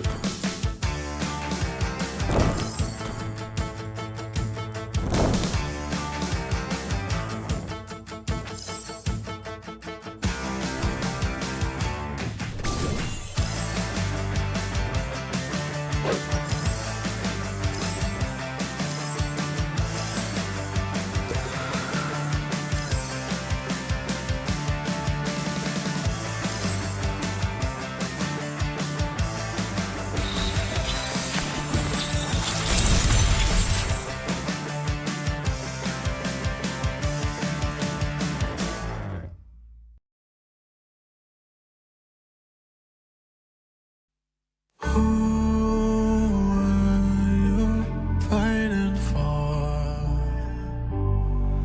no one would ever know your name. Who are you waiting for? No one would be there to save you.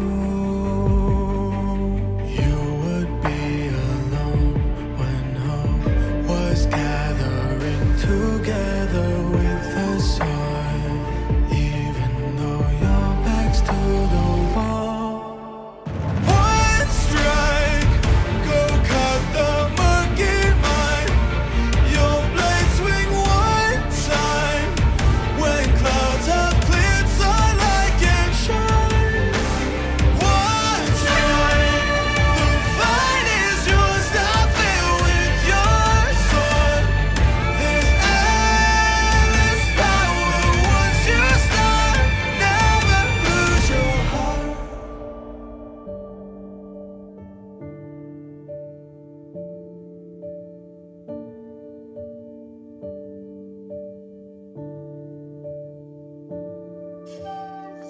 Tonight is dark and the shadows are deep. Who can protect the world?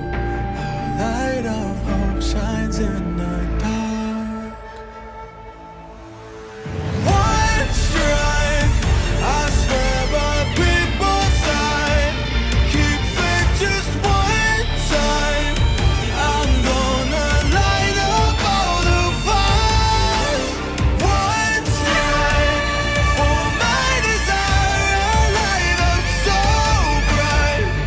Inside the power in my heart, I'll defend the world.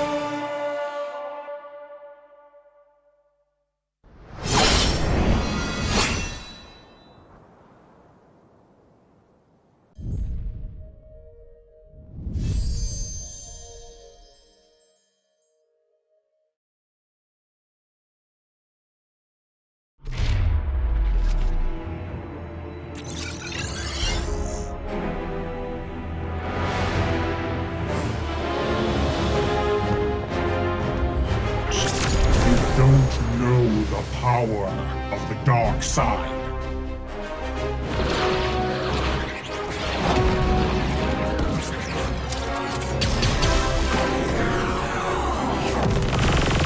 Target on the move. Prepare to engage.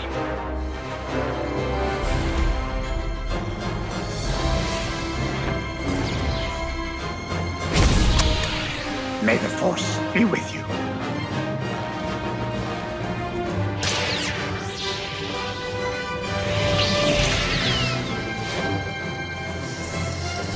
I will do what I must.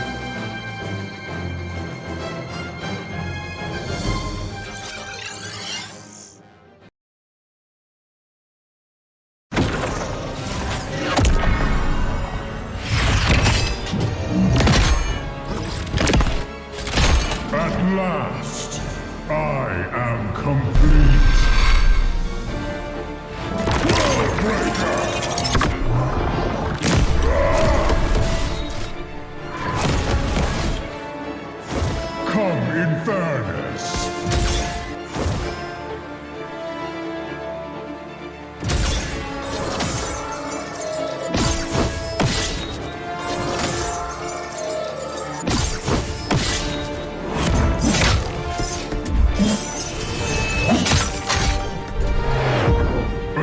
Celebration awaits.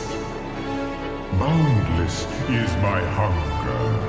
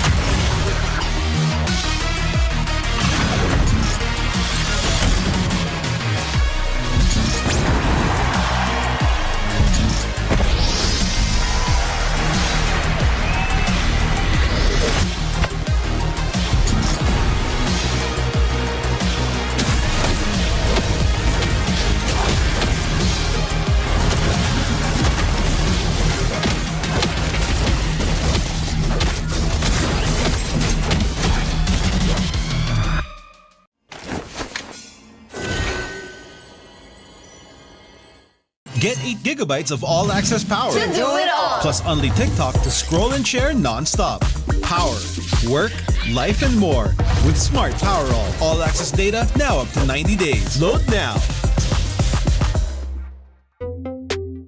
Tuloy-tuloy live selling, tuloy-tuloy content, tuloy-tuloy gaming. With new Smart All Access 99. May 9 gig ka, now for 15 days. Load now, live more today, and tomorrow, and after, and the day after.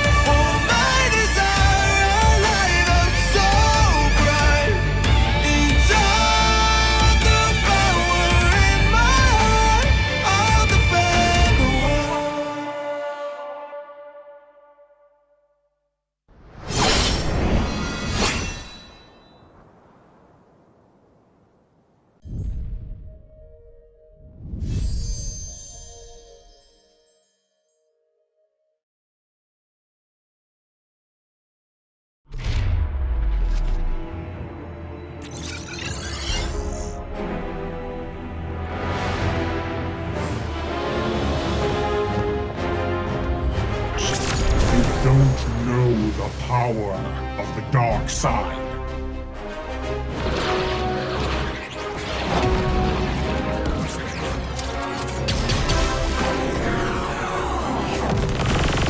Target on the move. Prepare to engage.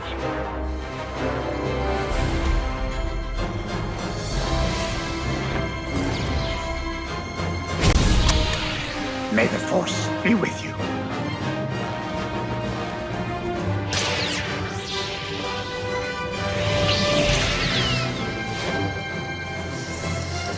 I will do what I must.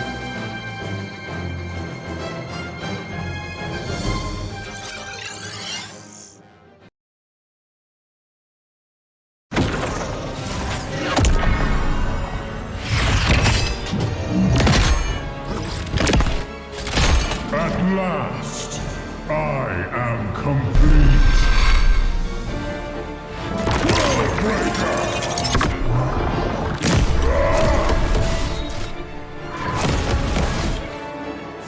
Come in fairness.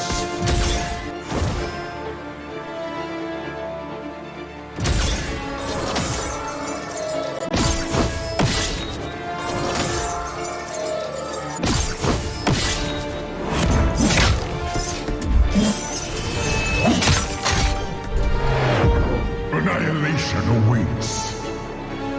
Boundless is my hunger.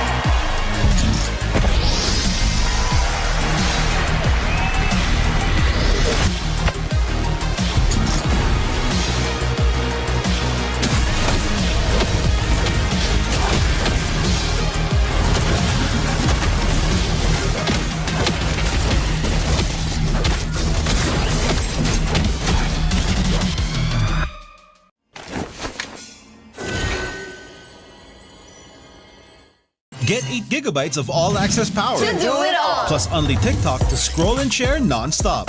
Power, work, life, and more. With Smart Power all-access data now up to 90 days. Load now. Tuloy-tuloy live selling, tuloy-tuloy content, tuloy-tuloy gaming. With new Smart All Access 99. May 9 gig ka. Now for 15 days. Load now. Live more today and tomorrow and after and the day after.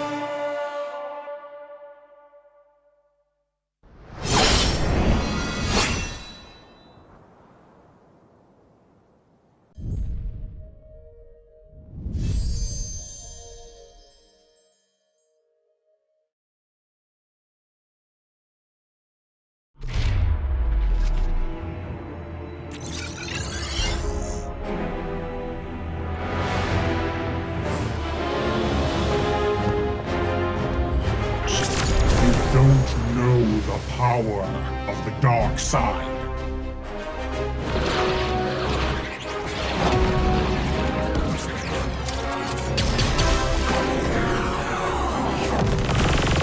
Target on the move. Prepare to engage.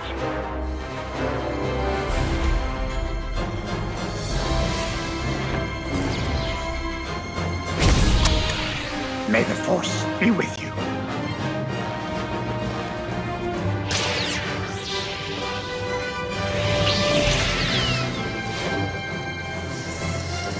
I will do what I must.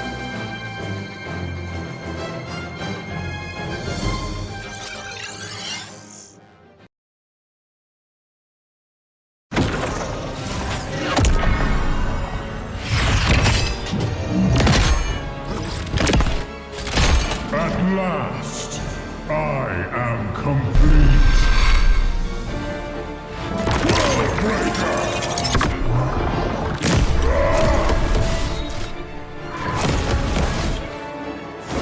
Come in fairness.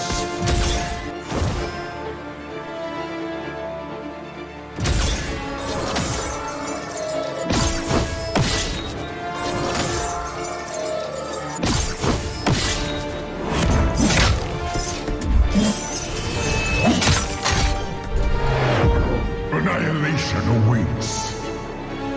Boundless is my hunger.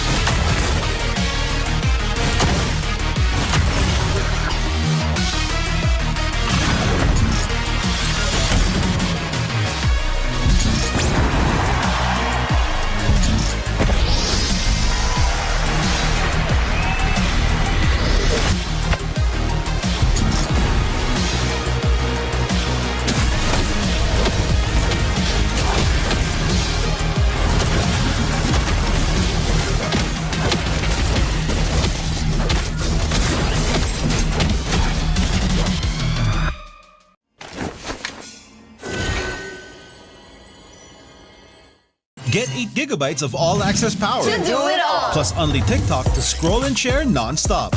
Power, work, life, and more. With Smart Power all-access data now up to 90 days. Load now. Tuloy-tuloy live selling, tuloy-tuloy content, tuloy-tuloy gaming. With new Smart All Access 99. May 9 gig ka, now for 15 days. Load now, live more today, and tomorrow, and after, and the day after.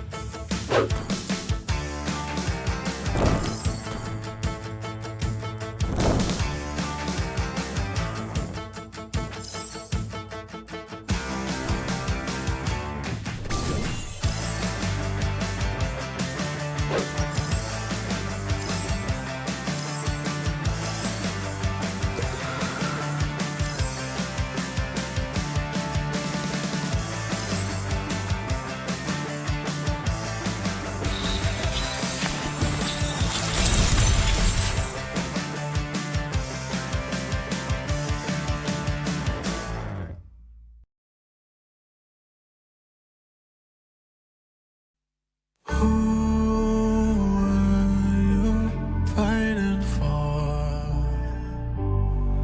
no one would ever know your name. Who are you waiting for? No one would be there to save you. You would be alone when hope was gathering together with the sun. Even though your back's to the wall. One strike, go cut the monkey mind. Your blade swing one time. When clouds have cleared, sunlight can shine. One strike, the fight is yours. Stop it with your sword. There's endless power once you start. Never lose your heart.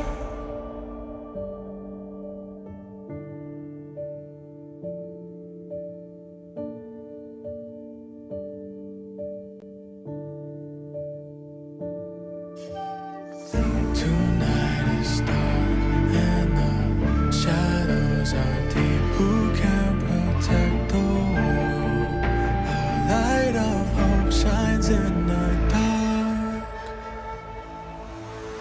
One strike, I swear by people's side. Keep faith just one time.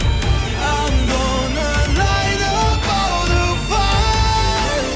One strike for my desire, a light up so bright. Inside the power in my heart, I'll defend the world.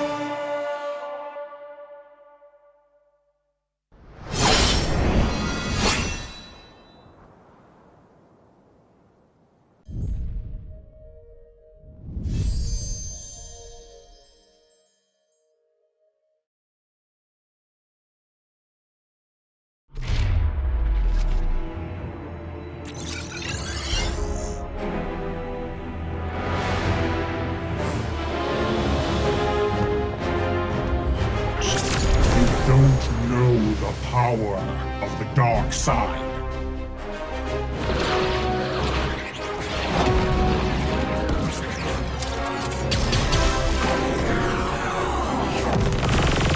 Target on the move. Prepare to engage.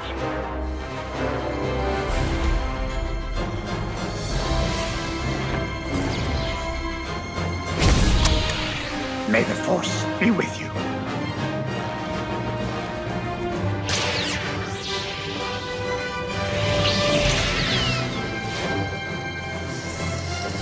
I will do what I must.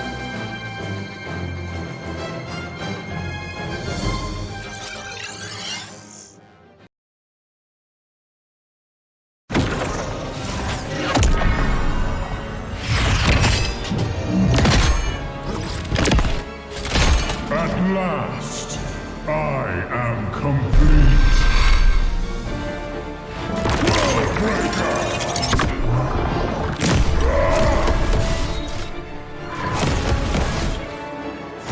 Come in fairness.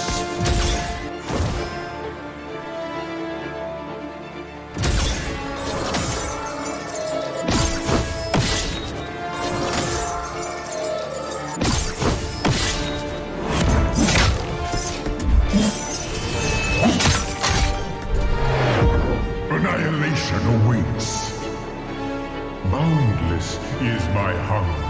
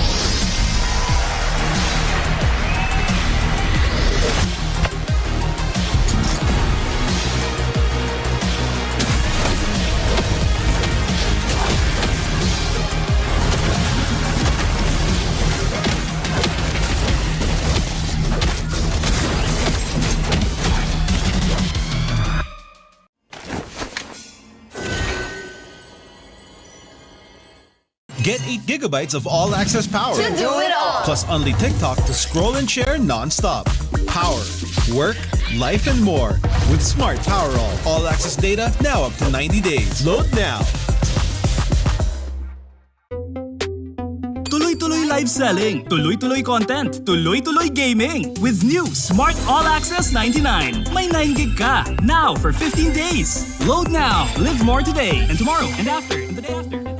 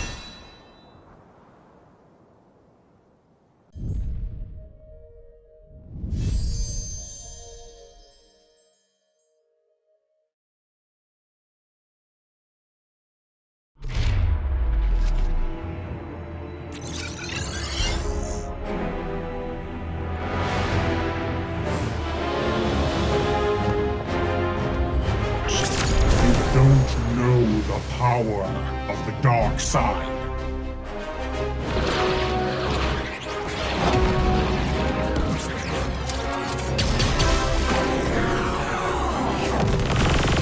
Target on the move. Prepare to engage.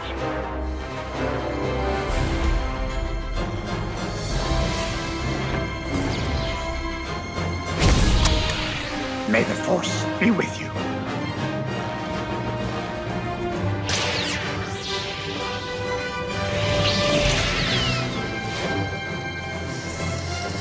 I will do what I must.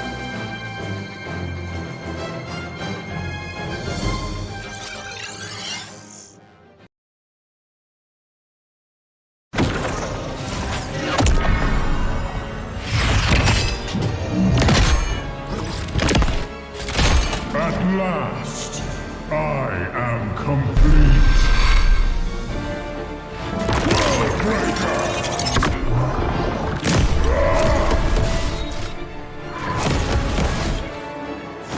Come in fairness.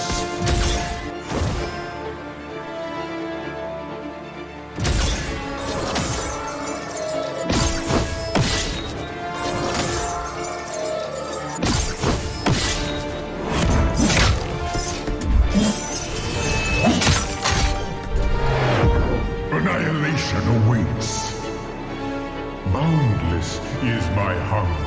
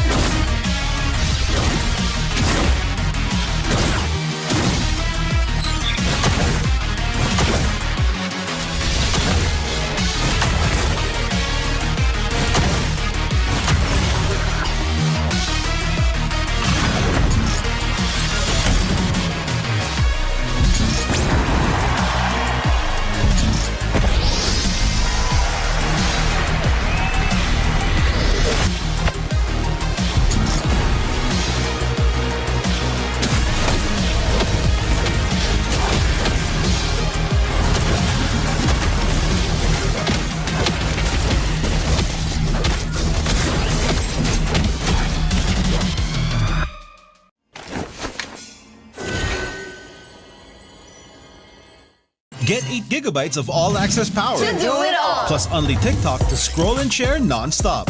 Power, work, life, and more. With Smart Power all-access data now up to 90 days. Load now. Tuloy-tuloy live selling, tuloy-tuloy content, tuloy-tuloy gaming. With new Smart All Access 99. May 9 gig ka. Now for 15 days. Load now. Live more today and tomorrow and after and the day after.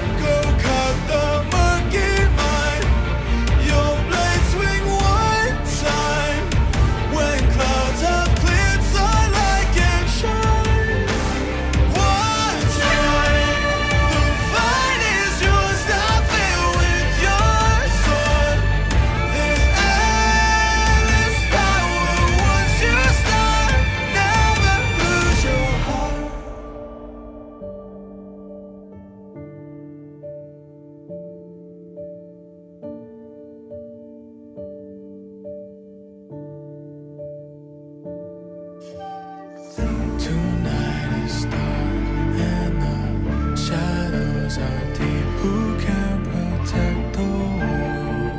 A light of hope shines in the dark. One strike, I swear by people's side. Keep faith just one time.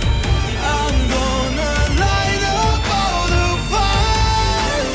One strike for my desire, a light up so bright. Inside the power in my heart, I'll defend the world.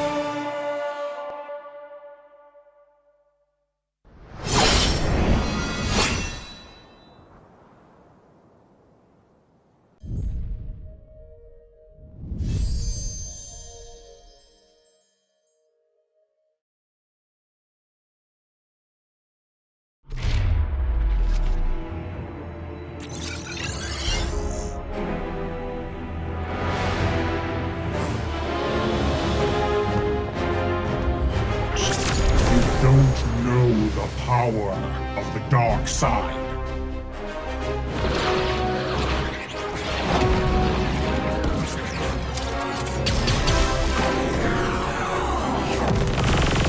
Target on the move. Prepare to engage.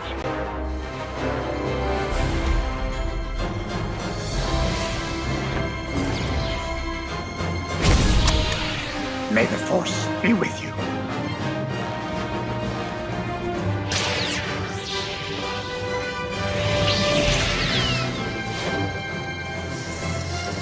I will do what I must.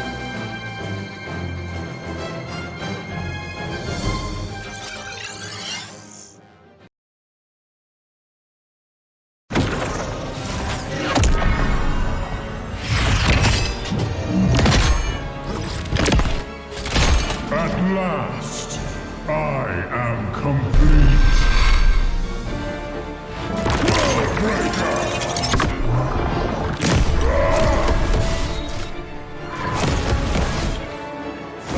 Come in fairness.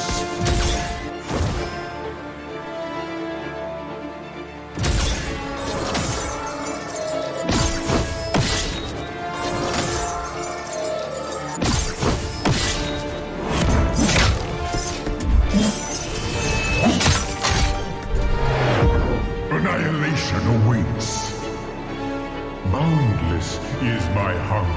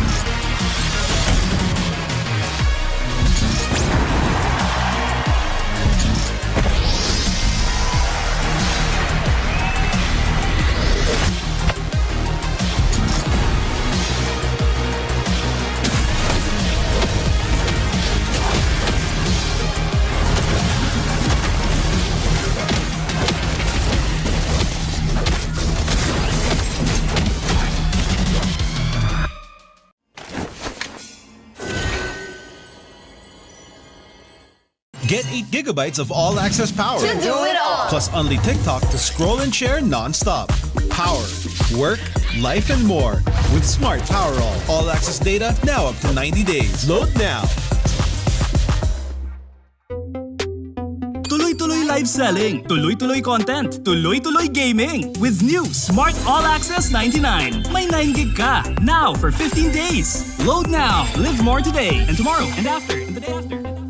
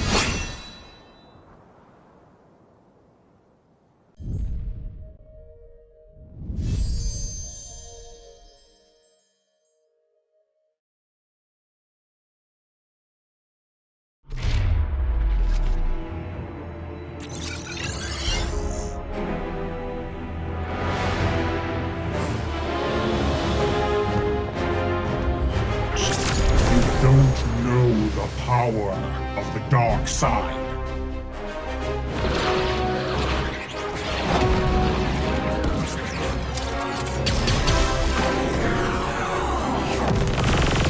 Target on the move. Prepare to engage.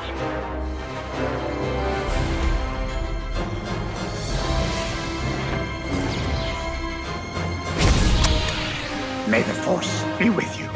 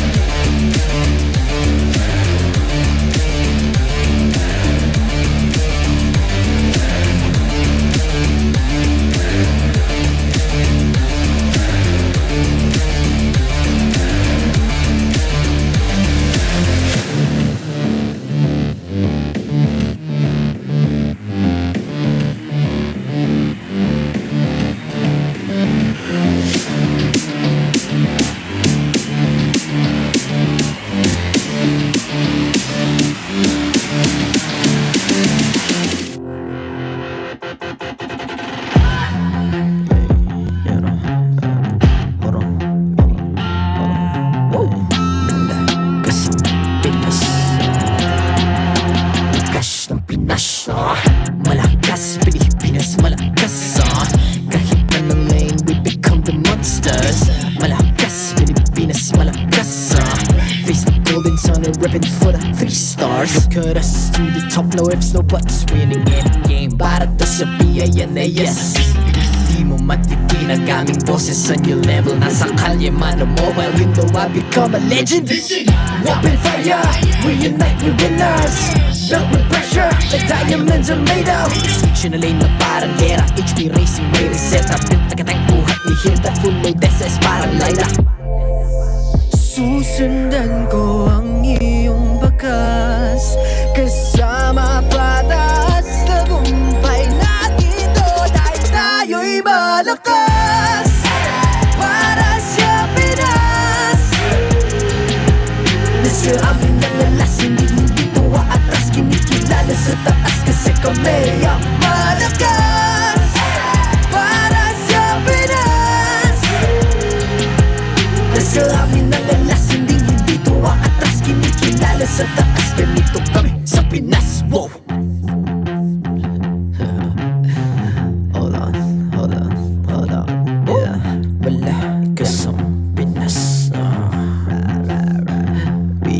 Laging MVP, no surrender, no retreat. Pag nagsama-sama, just imagine what we can achieve. Laging MVP, no surrender, no retreat. Giving 100 all my all, cause we just cannot be defeated. We are unstoppable, immune and invulnerable. Ready ang equipment, lahat frozen, malang crowd control. Pakita ko na jab like pow, east to the southeast. So what I would proud and loud, cause every enemy we devour. Susundan ko ang iyong bakas, kasama patas, tagumpay natin to dahil tayo'y malakas. Para sa Pinas, nasa amin ang alas, hindi tuwa atras, kinikilala sa taas kasi kami ang malakas. Para sa Pinas, nasa amin ang alas, hindi tuwa atras, kinikilala sa taas, ganito kami sa Pinas. Wow!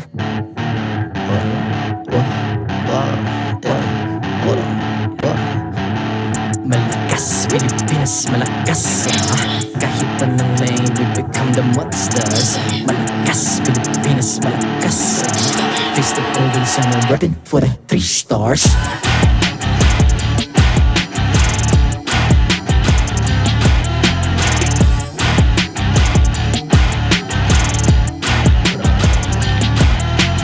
Malakas, Pinas, we unite, be the stars. stars. Ang lakas ng Pinas, we unite with the stars. Ang lakas ng Pinas, we the stars. Ang lakas ng Pinas, we unite with the stars. Ang lakas ng Pinas, we unite with the stars. Ang lakas ng Pinas, we unite with the stars. Ang lakas ng Pinas, we the stars. The 14th season of MPL Philippines is brought to you by the following sponsors. Smart, the official telco partner of MPL Philippines Season 14. The official tournament phone of MPL Philippines, Infinix GT20 Pro. Official supplier, EMC Asia and Index Salon. Don't miss any MPL action by following our official Facebook and subscribing to our YouTube channel. Follow MPLPH on TikTok for more content. Experience the Lakas ng Pinas playoffs of MPLPH Season 14 action live at Green Sun Hotel. Grab your tickets now via official MPLPH website. You can also get a chance to win 1,000 diamonds by sharing your hashtag MPLS14 live experience on Facebook and TikTok. And to ensure the equality and fairness of our games, MPL Philippines is also monitored and supervised by the Games and Amusements Board.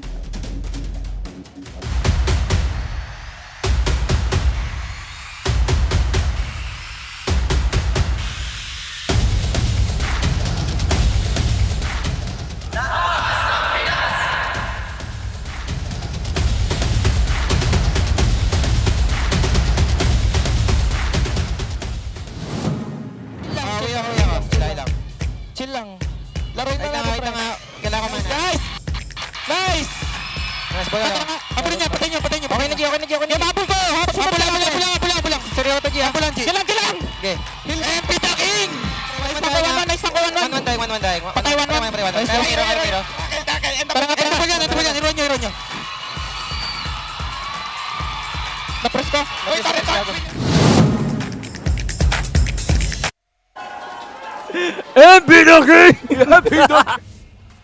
Coming at you live from a jam-packed MPL arena, live from Green Sun Hotel in Makati. At your service, my name is Leo, here with Jose Ingan, bringing you the action. You just heard the mic check between Blacklist International and Smart Omega, where the former swept the latter in dominant fashion. You know what I loved about the mic check?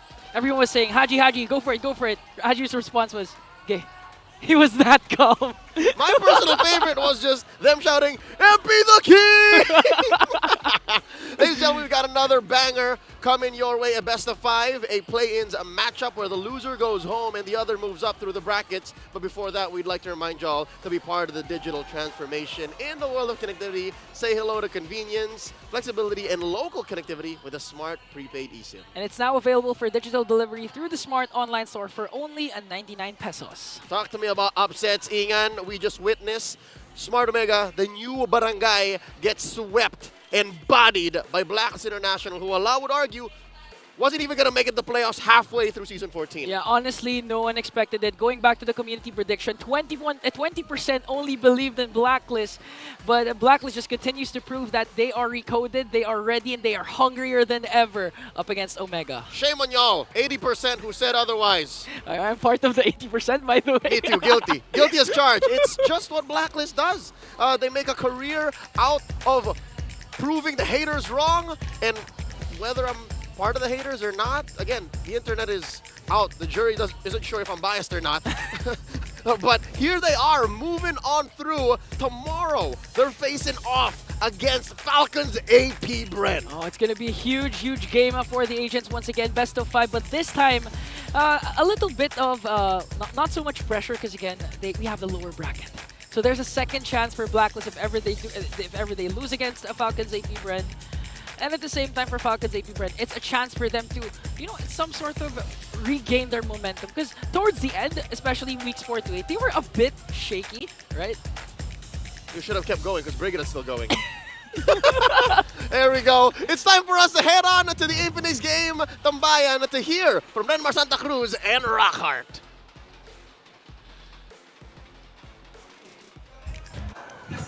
Thank you so much, Intel, and break it up. Leo and Ingan, thank you very much. Welcome back to the Infinix game Tambayan. We saw one absolutely brain-wrecking surprise to start off our playoffs, Rockhart. Again, Omega getting swept by Blacklist International. And now we may say goodbye to our defending champions in Team Liquid Philippines, because going up against them are a new team filled with veterans in Aurora. What's your vibe heading into this one, Rockhard? You can still kind of call it absolute cinema, right? Because in cinema and movies, you know, stuff like that does happen. Yeah. And I would say, at the very least, it was 3-0. It wasn't, you know, they kind of just gave in. Blacklist just gave us like the biggest surprise because of that 3-0. Yeah. And I think it's gonna be hard to really trump that. And here's another surprise for y'all. We got a special guest. It's Irad of RSG Philippines. Ooh. There he is. There he is.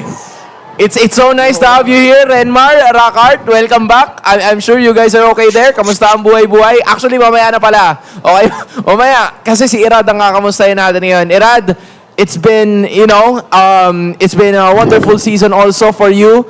How has it been? Kamusta ang break? And, how is the playoffs for you so far? Nakita mo ba yung laban kanina? Oo, napanood ko yung laban kanina. Yun nga, sobrang init talaga ng mga laro dito sa Pilipinas. Kahit yun nga, yun. Mainit talaga yung mga laro sa Pilipinas. Oh. At nakakaingit kasi, syempre, gusto rin namin nun. Hopefully, we get to see you again in this level of competition. I feel like you guys have questions, pero this time, parang pwede nating unahin ang English panel. Guys, you have something else in mind there? Yeah, hi Irad, this is Renmar from The English panel. And again, we'll ask you the question in English. Kung gusto mo isagot ng Tagalog, tas kami na lang mag-translate, okay lang din. But for us, our question is, since this is RORA's first time as a team na maglaban sa playoffs ng MPL Philippines, feeling mo may factor yun going into this matchup against Team Liquid Philippines? Kasi alam naman natin yung RORA, na-dominate na nila yung Team Liquid Philippines. They dominated Team Liquid Philippines in the regular season. But you think that that will have a factor for this matchup here in the playoffs? Sa tingin ko, malaki pa rin yung factor ng regular season sa playoffs kasi pinakauna sa lahat, doon kumukuha ng momentum yung mga players and doon sila kumukuha ng momentum para makapasok din sila ng playoffs. And ayun, based sa experience nila tsaka individually, malalakas talaga sila isa-isang player. Feeling ko kaya nilang mag-champion this season. Oh, okay. So Irad of RSG Philippines, he did mention that Aurora are filled with veterans, champions and veterans. So the fact that they were able to defeat Team Liquid Philippines 4-0 in the regular season will have a big bearing in the playoffs because that's how they get their momentum. That is also crazy to think na Team Liquid Philippines, they've made it twice in international tournaments. Actually, 3 beses pala kung hihirangin kasi nandyan yung season 10, 11, and 13. Wami, I feel like this is your time to shine now. Ito, Irad. Right now, of course, RSG is not part of the playoffs picture, pero nakalaban mo na ang Aurora pati na rin ang Team Liquid Philippines. Base sa mga matches nyo against them in the regular season, ano yung masasabi mong kalakasan ng dalawang kupunan na maglalaro ngayon? Sa Aurora muna siguro, no? Sa Aurora siguro, sobrang disiplinado nilang team. Kapag alam nilang lugi sila, hindi talaga sila bumapalag. And ayun, naghahanap lang sila ng timing hanggang sa magkaroon na ng items yung mga power spike nila. And ayun yung strength nila at saka ayun, malalakas sila bawat players kada isa. Ganun. And yung sa Echo naman is Team Liquid PH. Ayan. Galing. Hindi, siguro kasi nung time na Echo pa sila, kilala naman natin yung team na yun na sobrang lakas talaga eh. Tsaka di pa rin naman sila nagbabago. And ayun, hindi naman siguro sila nag-underperform sa regular season. At naniniwala din ako na kaya nilang mag-dominate lalo sa playoffs kasi Team Liquid yan eh. Kilala naman natin lahat yan eh. I think kilala nating lahat at kilala mo din ang iilan sa mga manlalaro na nandito. Midnight, I'm gonna give you this one. Mr. Mechanic, dahil jungler ang kausap natin, ano naman masasabi mo sa jungler ng Aurora at ng Team Liquid? Specifically, lalo mainit itong laban na to. Si Carl TZ tsaka si Demon Kite. Mga comments mo sa kanila or kung may mga inside info ka, ano bang masasabi mo dito sa dalawang player na to? Yung masasabi ko kay Kite, napaka-unique kasi ng game style niya eh. Ano siya hindi siya sobrang disiplinado niya na jungler eh. Sobrang ingat niya and napakagaling niyang tumiming sa mga kills, ganun. And yung aggressiveness niya nandun pa rin. Pero hati-hati siya eh. Kaya sobrang unique talaga ng game style ni Kite. Kaya yun yung nagpapalakas sa kanya eh. And yung kay Carl TZ naman, syempre, yung pagiging aggressive, yung tapang niya sa game. Same lang din naman kay Demon Kite. Pero, ayun, sobrang dami ng pinatarayan din ni Carl. Kaya, feeling ko talaga, sobrang init talaga ng laban na itong dalawang jungler na to eh. Ilang beses pinatunayan ni Carl TZ whenever he gets to match up against Demon Kite. 3 beses silang nagharap, 3 beses nanalo si Carl TZ. Rockhart, floor is yours now about these 2 junglers. Yo, what's up, Irad? So, big question, since you already faced these 2, and you know how it feels like to face these guys, diba? What are the strengths of Demon Kite and Carl TZ? What sets them apart? The biggest difference?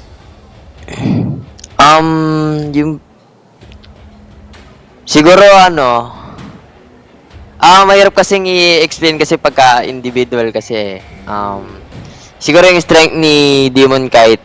Ayun, parang nasabi ko na rin siya kanina eh. Parang yun yung strength niya eh. Kumbaga yung pagiging unique na game style niya. And yung kay Carl TZ naman is yun nga, based na rin sa experience niya and sa mga achievements niya, ganun. Sobrang aggressive niya. Hindi talaga nawawala sa kanya yun sa role niya na yun.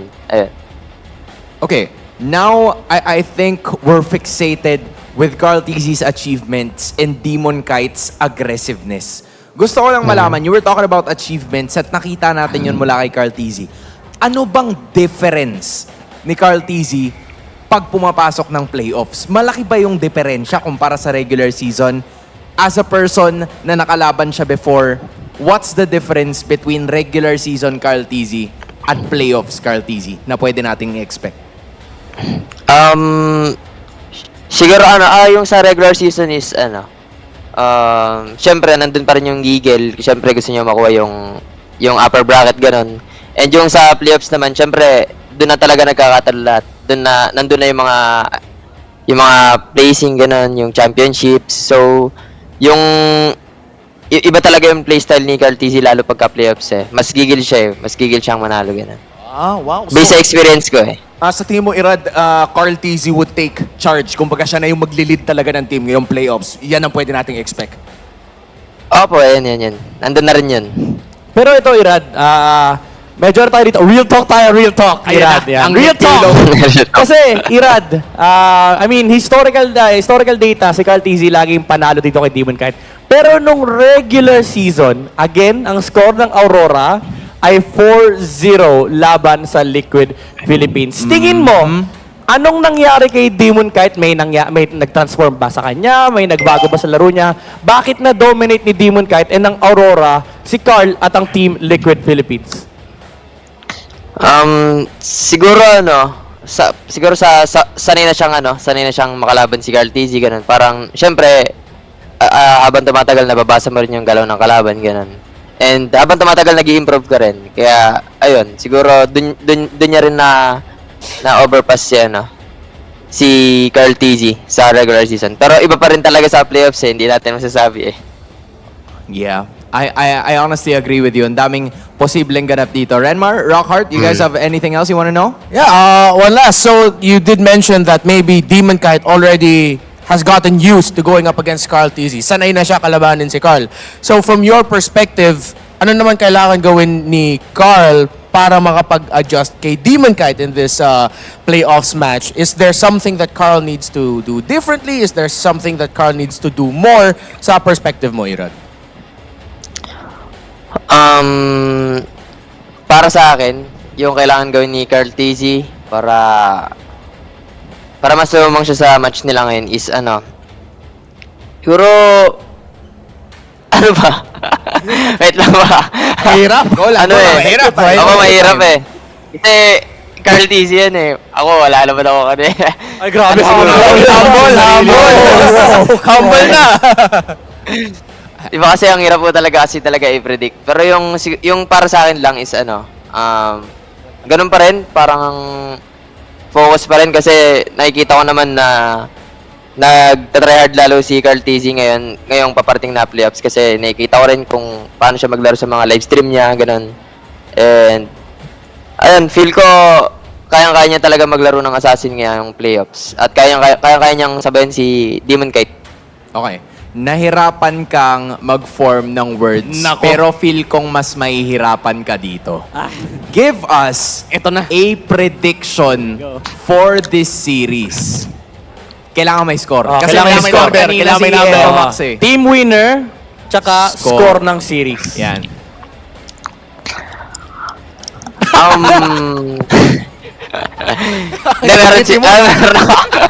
Sige, okay. Para sa akin, Aurora. Siguro 3-1 para sa akin. Di kasi parang nakikita ko rin, yung nakikita ko sa vision ko eh. Ayun, okay. Feeling ko Respect. Tsaka napapansin ko rin, parang nababasa ko na sa regular season, parang nandun na rin kasi yun eh. Nasa regular season na rin yun eh. Parang ganun. Alright. Tapos, sa playoffs, mananalo sila. Siguro game 1 talo, tas next game, sunod-sunod na panalo na. So parang gentleman sweep ang ine-expect ni Irad. Irad, man, maraming salamat. We got a lot of insights from you. Hope you guys get to enjoy the show. And Renmar, Rockhart, kita-kits tayo ulit sa kung kailan man tayo magkikita. See you guys just a bit. Bye, man. Kita-kits. Tayo ba? Kita-kits ba? That was Ira, the jungler of RSG Philippines. The bold prediction, 3-1 in favor of Demon Kite's Aurora up against Team Liquid Philippines. That's him saying the streak of Demon Kite losing to Carl in the playoffs will end here today. He showed his support, so of course you yourself can show your support. MPL fans, who do you think will win this match? RORA versus TLPH. Vote now via the online poll that will probably show up on your screens. If not yet, it will show up in just a bit. And Rockhart, your turn. Yeah, I think this time we're going to be a little split here. Based on the predictions they asked me to do, I'm going for Aurora for this one. You got a score? It's probably 3-1. Oh, so you're in the same boat as the Ira there. I gotta say, I feel like that's right. His vision, you have to trust that instinct, especially as a player. And I think if you think they might lose on game 1, try to get a lay of the land, you kind of can win straight up if you're Aurora. For sure, I get you. And honestly, my 3-2 prediction in favor of Team Liquid Philippines was one of the most difficult predictions to really think about it. Yeah. There's something about... I could see it. You were like, it was hard because to say that Team Liquid Philippines will win today or try to predict for Team Liquid Philippines, especially after getting swept throughout the season by Aurora, it's difficult to fight for Team Liquid Philippines. It's just, I feel like this is one of those times where us as talents and even as a community put a lot of stock on what we call the Team Liquid Philippines playoffs mode. Playoffs mode. Playoffs mode TLPH. Playoffs mode Cara. Playoffs mode Benny. All of those players. Like, how strong was that for you in that factor of predicting in favor? We'll get to that. We'll get to that in just a bit. Because now we got the community to face off against each other. The representatives of each squad. TLPH and the RORAs. Here they are on stage with Mara Aquino.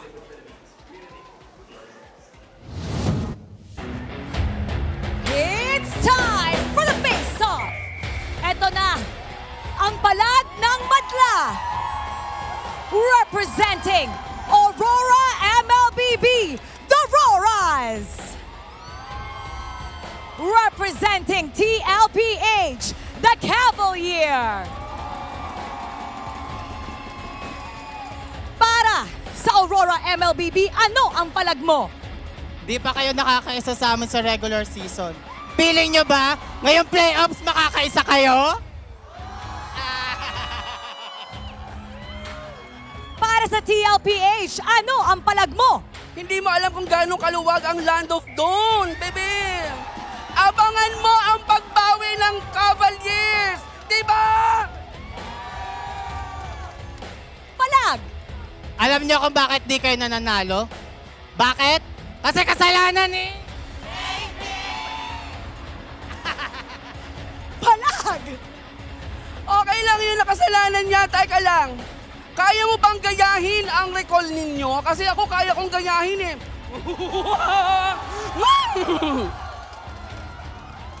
Palag kung palag! This is where either dreams are made or shattered. One team will be eliminated, and one team will move forward. Who will it be? Let's get it started.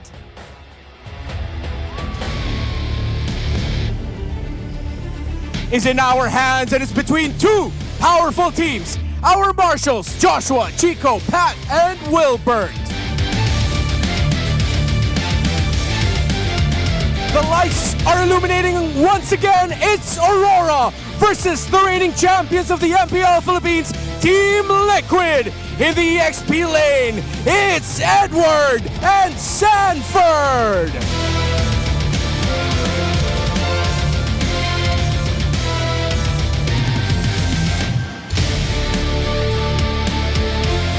The Junglers, Demon Kite, and the legendary Carl Teasy.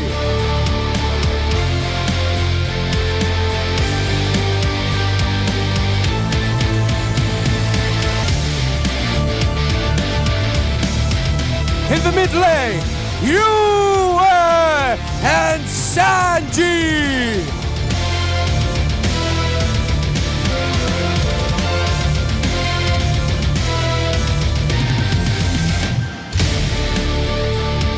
The Roamers, the Hitman, Rena J, and JP.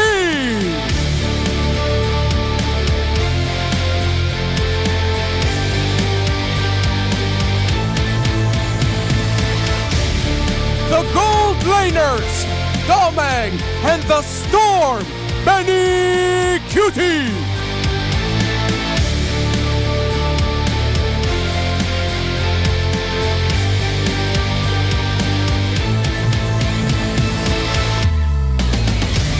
Their coaches, Coach Saide and Coach Master the Basics.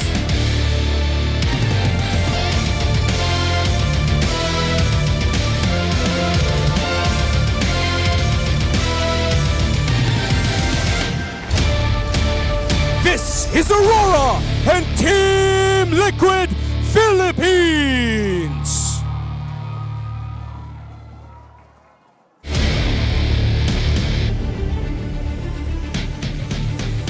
The Auroras on your screen. Domeng, Demon Kite, Yue, Edward, Rena J. Star-studded.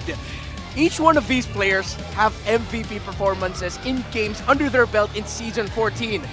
Only one has yet to achieve an MVP performance for Aurora. That's Domeng.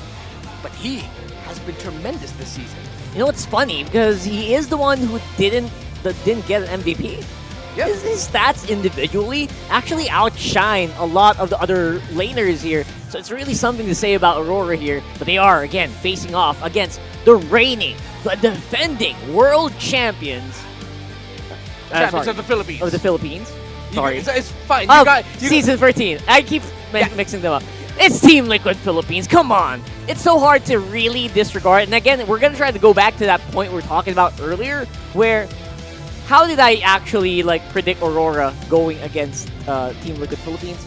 It's playoffs mode, man. Everyone knows their performance doubles, their stats double. There's math to back that up. But if we're talking about math, the head-to-head really will explain a lot. I feel like, every single stat Aurora has a bit of a lead, except for turtle control. Yeah, TLPH has a significant turtle control lead. And of course, we have to remember the fact that Carl Teasy has always dropped Demon Kite into the playoffs, but this is the same Demon with a different team. It's not RSG Philippines now that Carl Teasy is going up against. It's Aurora. It's the former members of Blacklist International. And damn, that's a hell of a suit by Coach Dexar there. I know! When you compare these two, there was a time where Carl Teasy was subbed out to give some time for Zaida to shine. But Carl TZ does have 2 MVP performances under his belt, one as a Hayabusa, one as a Julian. While for Demon Kite, he has been a demon this season for Aurora. He has 3, 4, 5, 6, 7 MVP performances under his belt. 2 of them as a Fanny. And that Fanny will be one of the things that TLPH need to look out for in the draft. So, the Infinix keys to victory. Brace for the Cavalry's playoffs mode, Aurora. That's right. This is something that everyone knows. It's an intangible, but you know it's there. And it's something that you can't really shrug off. And we're going to have to wait and see how much their performance will be multiplied coming in this playoffs. Yeah.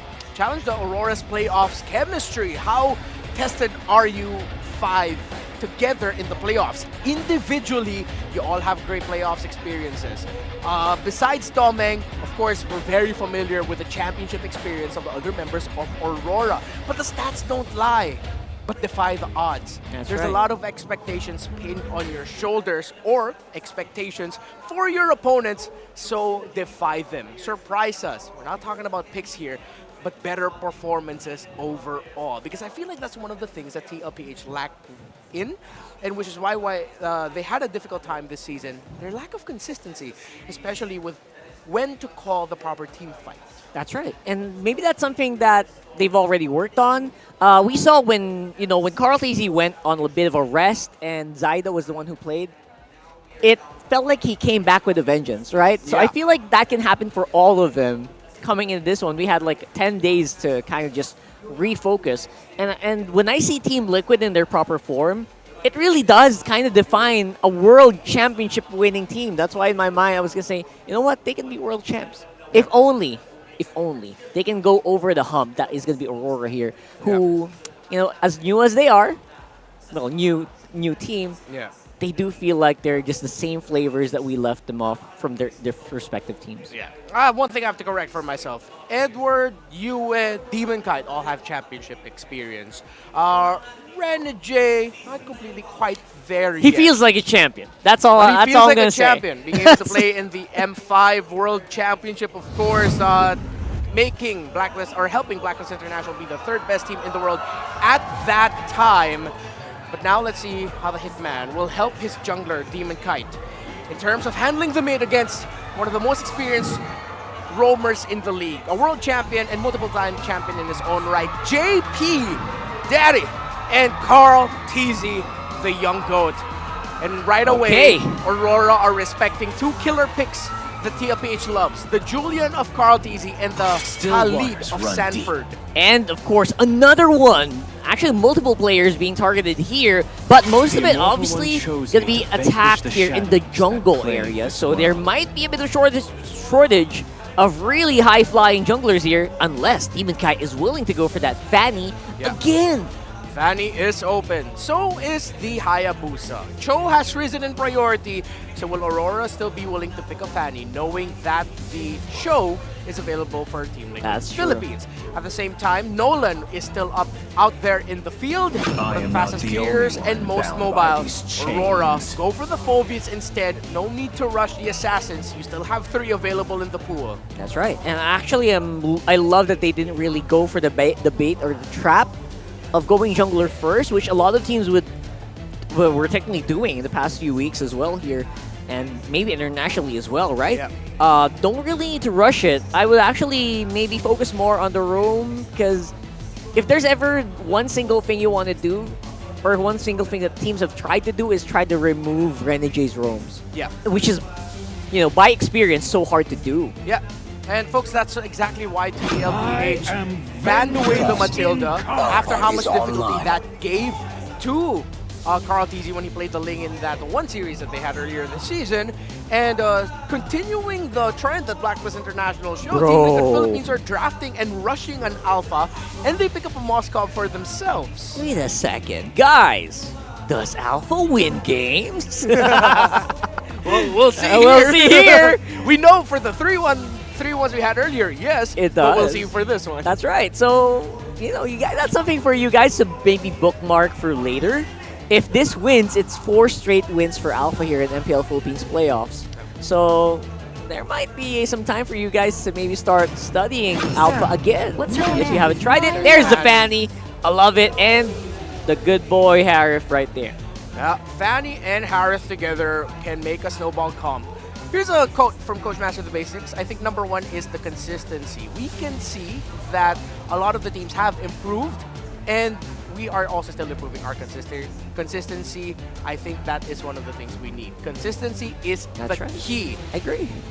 And to be fair to TLPH, Aurora has had their fair share of shaky performances also throughout the season. Some of them coming from the fact that they were trying out unique lineups. So for TLPH now, they're not going to be getting their own pick just yet, but they get a pick for Sanji. Instead of getting his signature Aurora, they get the Vixana. And that's something that you kind of just want to attack soon. You have to really expect that Eternal Guard coming. So far, Aurora's lineup isn't really super prepared for that, right? They don't really have that instant answer to Eternal Guard. At the same time, maybe we're still waiting for the Cho to come in here for TLPH, because you know, if you have a Fanny on the field, it's always nice to have a Cho out there. Yeah. Or other really good targeted lockdowns. Yeah, that's one of the things for TLPH. They have to consider if they're willing to get a Cho with a Phobius on the other side. This is a really great ban actually by Aurora by taking away the Kufra, because Kufra will allow them to block all the dashes that Aurora has at the same time. At this point, I think Aurora is more willing to give the Cho to TLPH, because the Cho and the dashes that he has, the multiple ones that he has, resets the cooldown of the passive of Phobius to activate, meaning that he gets access to his abilities much quicker also, because it reduces the cooldown with each dash that he's around. So I guess if you're thinking about it, it's like a big test here for JP as well, because it's also not easy to catch a Fanny, honestly. That's something that you can really think about. But you're right, I would actually like to have a Cho out there if I have a Phobius on my team. And there it is. We're all expecting it. We know it's going to come out. Yeah, There's so a Cho. That's a choice by TLPH. They needed that single target lockdown, and Kajo would just not be enough here. You need the mobility to help control the map. So, mobility it might be for Renegade. His Tigreal is still out in the field, as well as the Grok. He has shown a great performance with that as well. However, this EXP laner, actually, I think we're seeing it. I think that's an EXP lane Cho for Sanford, You think? and we don't see JP's pick just yet. Ooh, okay. I mean, it sounds fair. There's a Tig. That's a Tigreal. Surprised it went through, to be honest. And Aurora. It's Aurora. Aurora for Aurora. Why not? Oh. Wait a second. Yep. Can still go either way. I stand corrected. More often than not, it's a Cho for JP. Yeah, There it it's is. not our Rome Cho. No, Rome Arlon. All right, yeah, there it is. Oh, there it is. Locked in. All right, perfect. So, honestly, I don't think anyone got the big upper hand on anyone here. Yeah, I don't like the idea of getting an Arlot and a Cho when you're already up against a Phobius. They don't also have the right damage profile, it looks like, to deal with a Phobius. If they're not careful, Aurora might actually control the early game snowball, and TLPH will have to play from behind. But we'll see. Maybe JP and Sanji can get some really good pickoffs paired up with Carl Teasy. Early kills on. That's usually how they win. And the Alpha, really scary in the hands of Carl Teasy. Let's see if it's going to work. The Aurora lineup is looking scary. TLPH, let's see what happens. They say history is written by the winners, and the numbers don't lie. But when that horn sounds, nothing else matters, just you and your opponent. Aurora and Team Liquid Philippines fighting in the play-ins for 2 lives in the playoffs. Game 1 draft alone. Look at how mobile the side of Liquid is, bringing back their express kind of style wherein they're aggressive early on, and they can afford to do it. Especially Carl Teasy with the Alpha. But just the same, Aurora, as mentioned by Renmar, has a great damage profile. And they're also playing with the threat of a Phobius, who, by the way, only has soft answers. You can never really shut out a Phobius. So with that said, in the hands of Abun Jingjing, yeah, it's going to be worse. It's going to be so much stronger, given that, again, the aforementioned Arlo, the Cho, hell, even the... Benny, the little dashes, yeah? And of course, even Caltese, he's gonna drop those Infernal Pursuits. Yeah, for early cooldown for the Demonic Force. So right now, it seems like Aurora has a good answer with everything TLPH is giving them. But again, if TLPH gets their momentum early on, even without having to rely on Benny K's damage or Spear of Destruction, this could go really for the side of TLPH. Oh yeah, best case scenario, Benny just has the cold lane experience. Worst case scenario, the Hitman just gets all up in their face, and Edward gets infinite stacks on his Thunderbell. Play the lane. Again, this is a signature Arlott on Sanford. Don't expect much from him. At best, they would both want to rotate out. You know, I'm trying to figure out when was the game Renegade had a huge setup on the opposing team's purple buff, a 4-man implosion. I'm not sure if it's with TLPH or Omega, but we can see something similar to that, especially if Renegade starts things off aggressive and hasn't been shut down, can actually out sustain the damage of TLPH. So right now, TLPH starting things off with the turtle. That's right. Hitman checking out Carl Tizzy. Knocks him up. In comes DK! Okay, DK control not going to be enough to bring down Carl Tizzy, as Carl Tizzy has to walk away. No turtle yet, but a first blood for Yue onto Sanford. Now here comes the attack coming in from Edward. Working on Sanji as JP tries to save him. So no turtle yet, but Aurora gets a kill. A single movement from Aurora puts Liquid on the back foot. Suddenly, they have to slow down. As a team, as aggressive, in their DNA, and just naturally, that's what Liquid wants to do. If you're forced to like back away from the turtle like that, with a single shot, with a single movement, oh, here we go! Oh, okay. There was a play coming in from JP, though, but no follow-up. He used the way of the dragon plus the flicker combination, so Aurora knows this. He was baiting something out. He was baiting something. Here comes it, man! And again, Renegade! Implosion play! Takes away 2. Sanford might be the next target as Yue tries to chase after him, and the rest of the Aurora will work on the turtle. That's a free turtle for the Northern Lights. And it didn't really take him much. Again, Liquid trying to hit him with a 1-2 step. Aurora wasn't having any of it. Team Liquid now have to play from behind. Best believe, second turtle, they have to make a call 30 seconds before the turtle spawns. They have to draw out their rotations and decide, hey, you have eyes on Renegade? Do you remember if his flicker's off cooldown now? Yeah. Because if not, then it's just gonna get worse. They need to keep tabs on what resources Aurora has been using, and at the same time make a play right away, make a trade. Because if you're gonna go back to their second meeting, it was a sweep for Aurora in under 12 minutes for both games, and it started like this. A dominant start, 3 kills, now the third lane. All right, a majority of this gold lead right now is on the mid lane and in the XP lane, all right? Carl Tizzy is doing great to keep himself within an arm's reach of Demon Kite, which he's gonna need. He's one of the main peels for Liquid, given that, you know, JP gets in there. We'll pop his immortality later on. Sanford is a pseudo tank. So definitely you need some items on this alpha. He's on his way towards Warax, close to it. Now, a minute before the turtle goes up, 4.5 minutes in, Liquid clearly slowed down. Liquid, they're not letting JP cross as much anymore, not looking for any plays. And Carl Tizzy's taking his time. He's like, all right, I have to make better decisions, better calls. Yeah. And speaking of better call, I think the better call for TLP is really to just wait for Benny Q's potential power spike. But here comes the potential clash. JP goes in with a kick onto Yue. And here comes the ultimate coming in from TLPH, but they're not gonna... It's not gonna be enough though, as Renegade will fall down in exchange for Carl Tizzy. That is a way, way better trade for Aurora. The economy speaks for itself. Even if the 1,000 gold don't move for Aurora, the fact that he traded a roamer for a jungler doesn't bode well for the cavalry. But some silver lining for Liquid. Carl Tizzy's back on the map long enough. All right, the timer's long enough for the turtle to elapse. Respawning, but I gotta tell you, during the whole time, DK was farming back up. So I'm guessing there's like a 200, 300 gold lead. And DK using 3-4 fingers as he used the Spanish. So right now the catch. Okay, JP goes in with a kick onto Renegade. Might get bursted down as Demon Kite tries to chase after him. Carl Tizzy will get the turtle, and now a kill onto JP. Plus the implosion onto Renegade. All 3 ultimates onto Sanford, but 40 manages to escape. Cheats death. 40 cheats death, and now Benny. Okay, Doming pops his Purify because the potential of Carl Tizzy going in Just too much, and now they're going to catch Carl TZ. It's Edward and Renegade plus you. It's going to be a 3-on-3. Carl TZ uses the Spear of Alpha just to walk away. So TLPH, they got the turtle, but Aurora got the kill onto JP.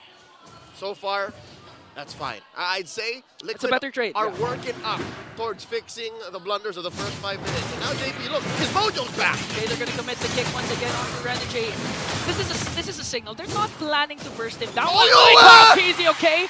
Here comes the Pride of Ice. Carl TZ just waiting for it and manages to escape the Frigid Glacier as well. Demon Kite's not there on time to bring out the damage.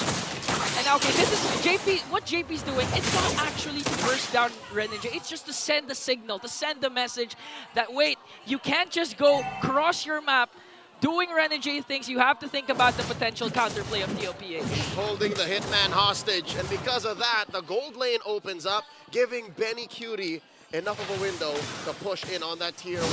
Looking at the economy right now, there's about 100, 200 gold between Domeng and Benny Cutie. And Carl TZ now up by 500. What's going on? Okay, Demon Kite with the steel cables. 1v1 versus Carl TZ. Hands him his 3rd death.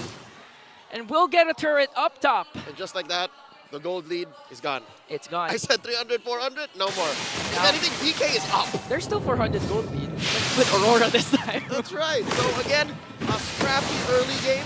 Liquid though, very characteristic of them. We've seen them in the grand finals of the last season, which they won that finals 4-0. Conti would do the same thing. Well, it was a very different meta, all given, but he would constantly throw himself. Easy. Being a team player, a more mature player, he knows that there are some fights wherein he has to lose more his team to win the overall game.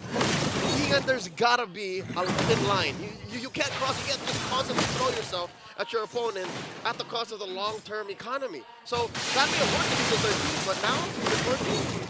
That might be the reason why they couldn't get one over Aurora. Especially since if ever we start reaching the time where the Lord has been spawning, you know it's going to be a hard time for TLPH if Carl TZ is not in the picture for potential retribution. Hold up, look at this. They're holding the turtle hostage for about a minute now. The turtle wanted to turn into a Lord. Because you know Renegade wants to go for a setup. He's going to go on to Carl TZ, but a counter-attack coming in for TLPH. Here comes the Frigid Glacier from UA as Domeng goes in with the Zamin Force as well, bringing down Carl TZ. Spear of Destruction will connect with Benny QT. Will just... Here we go! Okay, he casted the Spear of Destruction. Working on Edward this time as he gets a turret up top as well. Who got the turtle? Carl TZ got the turtle. Carl TZ got the turtle. Yeah, so that was enough of a shield for him to survive maybe a second or two longer, to hold 3 members of Aurora back and allow for the push up top for Benny Cutie to leave a wave to push in. So it's still an even trade across the map. Yeah, speaking of even trade, even if the kill scoreboard is 7-2, looking at the economy, the gold lead, it's just 800 for Aurora, almost non-existent. It's because this time TLPH always gets a trade compared to the first 3 minutes. Yep, check out the funnel as well. Benny Cutie up by about 500, 600 gold over Domeng. I actually like that Benny's joining fights sooner now. Yeah, I mean, he has to. At the same time, he's also doing his job, doing a good split push up top. And the Spear of Destruction, fortunately connected. It was a good time for him to cast that. I believe he was able to take down one, preventing Domeng from actually dominating that. Because honestly, Domeng's position was good.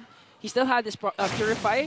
And at the same time, Zamin Force, it was connecting to a lot of members of TLPH, but with the threat, the presence of Benny QT in the picture, it prevented Domeng from, just take it easy, sir. 10 minutes into game 1 elapsed. So far, Aurora unable to find the full 4-man, 5-man engagement despite the Hitman's best efforts. I think Liquid are doing great in conditioning Aurora into actually finding these. That's JP's job this whole time. Yeah. And only dying twice with how dangerous he's come close to death. Yeah, despite the Fanny being present also.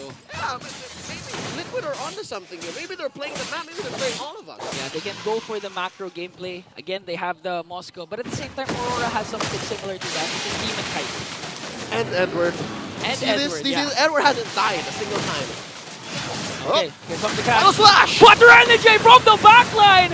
A beautiful implosion play. Here goes Frigid Glacier. And Demon Kite as well is here, but the steel cable is going to bring down TZ. Sanji's the next target, working on JP. Will he be able to escape though? Because Edward's Infernal Pursuit is there. That's going to be 2 members down for Liquid. And all throughout that, Benny Cutie's just working on the push onto the top lane. That's expensive. That is costly. Carl and Sanji for a push. I mean, Liquid didn't need for that to happen. Benny threw out the SOD, but it's also going to come at the cost of a Lord. Okay, 33 turtle. Carl TZ not in the picture. As Aurora gonna extend the lead. But again, still, TLPH was able to get at least a turret up top. At that point, you can't blame Benny if he was late or whatever, because that was a good setup coming in from Renegade. They started things off with a beautiful final slash from Sanford, but that's the thing with Renegade. He doesn't care if he's first or if he's second. He just wants to go for the proper implosion play, and in that case, he caught 3. That's right. And as you'll see here, I'd like to take your attention, ladies and gentlemen. Look at that. No Thunderbelt on Edward. Well, they're hedging on the fact they're going to win quick. Yeah, quick. I mean, again, last series, it was both games sweep, under 12 minutes. So, in terms of, is it worth it to go for a Thunderbelt? We're already on the way to changing things. A Thunderbelt for this game might be a good move. Right? So that might be a glaring change for this Phoveus build. But again, if Edward and RORA want to end quick, they got to do something now with this award. Yeah. Again, Renegade just really waiting for the opportunity against the emotion. His flicker is not yet up. Oh. And on the other hand, Sanji and JP and Sanford has theirs, so they can make a potential play here. JP is trying to zoom out Renegade as Demon Kite works on the bottom lane. Look at that fat wave. John Cedric Caranto brought in down bottom. Luckily, Liquid are good at defending as well. Luckily, even if they have Carl TZ, they send him out. A single Spear of Alpha plus his 1-2 combo should clear most waves. Yeah. So at this point in the game, 13 minutes in, later on it might be more of a problem. What we haven't really considered, what if this gets to the ultra late game? Yeah, so you're only hoping that Benny hits the SOD. If he misses... But Benny, admittedly, Benny rarely misses. But in crucial situations like this, I do agree. If Benny misses, that just makes the ultimate of a Moskov non-existent. It's less a slight on Benny. Yeah. All right, I'm not assaulting the M4 MVP. I'm saying it's difficult to hedge your plans on a single ult. So I'm hoping that Liquid understand what this 2K gold lead means against Aurora and the map that, you know, is constantly against them. Because look, they're pulling a Liquid Ube right now. Yeah, they're pulling a Liquid. But this is how they should work, given that they're still finding a way to split up Aurora. Aurora wants to fight all in. Yeah, but at the same time, Aurora just also wants that they're grouping up. Because again, it's going to utilize a lot of ultimates for Aurora, Zaman Force, the Frigid Glacier, and again, Renegade's Implosion. They're all boxes. So for Aurora, they don't care. They have a 2.4k gold lead. They like it when TLPH groups up. They don't have to worry about potential split pushes if they know that Benny is with the group. So right now, I feel like Sanford really needs to make a huge play here, but to make sure not to catch Renegade, because that could be bad for TLPH. If they manage to catch Renegade, then Renegade pops his Implosion. That's right. Now we see the folly of an alpha pick. There really isn't much an alpha's doing if it's not active in fights. It's not like a Ling or a Fanny you can send off the split push. Right now, again, even when you're winning, right? You're remembering last match's Blacklist International's Alpha on MP the King. Yeah. You're a glorified bodyguard. You're glorified. That has great punish if the fight lasts long enough. Yeah, that can also catch Demon Kite's Fanny with the Spear of Alpha. But again, Demon Kite hasn't died yet. 204 KDA Not has once. been activated early on, first 3 minutes. And TLPH, luckily, going into this Lord, they still have their inhibitor turrets intact. So in terms of macro... Uh-oh. Renegade goes for the conceal. Going from bush to bush. The Sanji's up front. This is dangerous. Oh, Renegade goes in with the implosion. Benny being able to free hit. Demon Kite goes for Benny Cutie and brings him down. 2 members of the cavalry nowhere to be found. Make it 3 as Carl TZ, the young goat, bows down to Demon Kite. That was too tight of an alleyway to gamble the engage. Sure, Sanji had to purify, he walks away scot-free, but what the rest of Liquid? Sure, they leaned into it, but I don't think they were ready for the fight either way. Can I just commend Demon Kite? Look at Demon Kite, eyes on the prize. Even if Benny pops his purify, he doesn't need it as Demon Kite goes in for the kill. Oh, wow! Benny Cutie was served up on a pedestal. A clear pathway. And Demon Kite just ate him up. Look at that. Demon Kite built himself an antique Ras.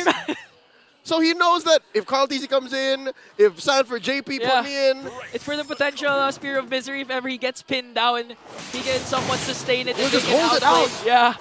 But right now, he can afford to do that because in terms of damage, they're not lacking. I mean, Edward has damage, Yue has damage. Especially Doming with Harith, and right now, a push from Aurora. 6K ahead. Aurora are out gunning Liquid. And it would be lucky for Liquid to actually walk away with their base intact, given how Aurora are leaning hard into it. There's another wave up top. Inhibitor down at the bottom lane as TLPH will manage to save Q.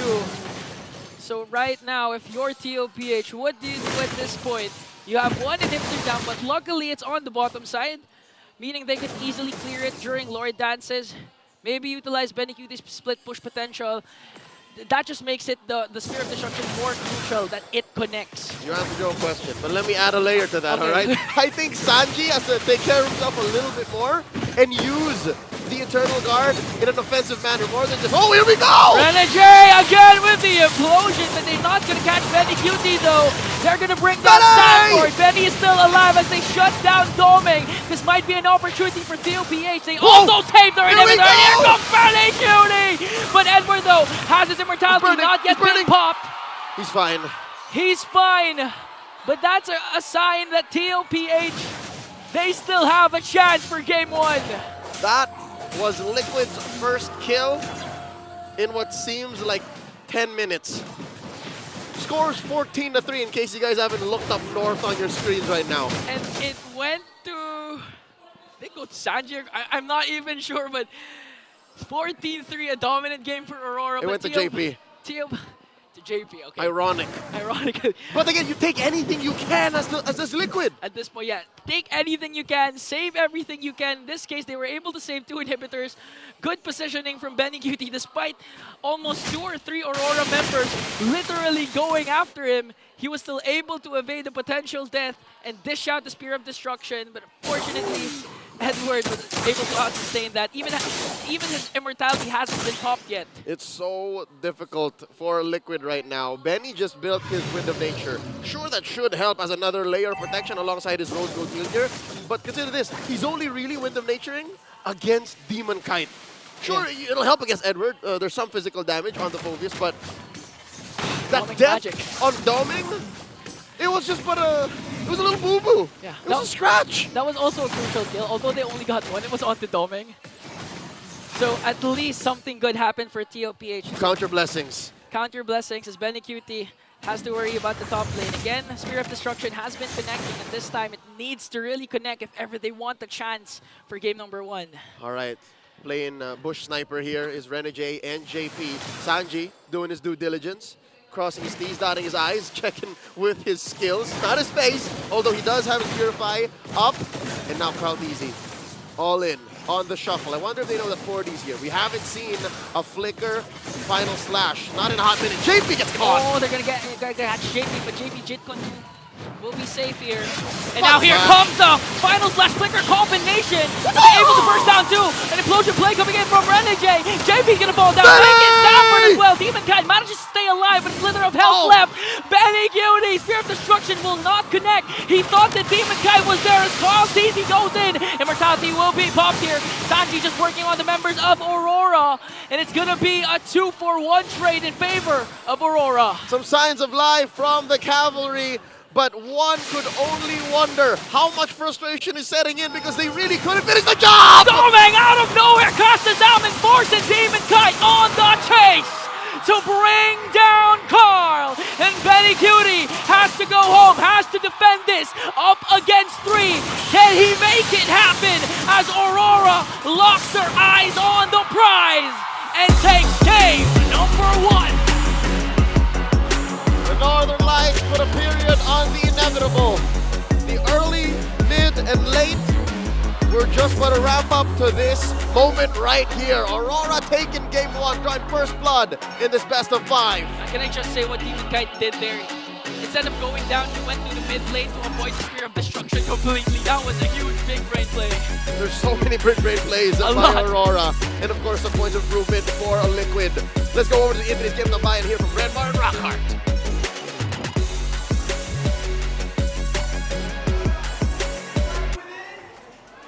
The Phoveus and the Harith for Aurora both have an 85% win rate.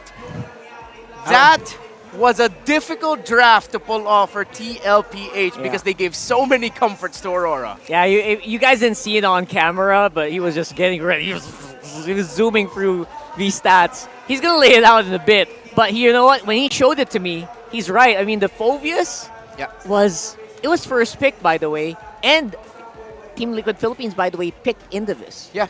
The Phoveus alone against the lineup of Team Liquid Philippines. The Arlot has no wins against the Phoveus. Cho is 1 out of 3 against the Phoveus. Vexana is 1 out of 4. The Moskov is 2 out of 8. That's in the whole league. And that's in the whole league. Every team, not just these two teams. And add to that, you give Renegade his signature Tigreal. 0-1 and 14 assists for the Hitman. I mean, I know it's an implosion hero, but he exploded in that one. He could not do any wrong. Yeah. Even in the moments that he looked like he was about to do some a boo-boo, you know what? He improvised. I'm gonna implosion right here. You know, you won't notice my slip up, but I made it work. Like he would move his implosion late with the flicker. Like It was crazy. He'll dash in implosion and then like, oh wait, I feel like I can get a better implosion from this. Then he'll readjust and flicker. After we correct the stats I mentioned, it's actually the Phoveus and the Tigreal both have an 85% win rate for Together. Aurora. The Harith of Domeng is undefeated. No. The Fanny of Demon Kite is undefeated. You give 2 undefeated heroes to Aurora and you give it to the course. Oh my goodness, no way. 0 did. Wow, I didn't notice that. So Domi has how many times did he pick this? Like this is his 5th Harith game and he's 5-0 for the season. Have people not picked up on that? Interesting. People usually make it so that Domeng doesn't get the Harith. Usually so, right? Usually so. I guess it kind of just slipped all of our minds at this point. And Renegade on the Tigreal is just the stuff of legends, as you guys can see here. Not the rank, but you know, the legend. A legendary status. Yeah. This is exactly what happens.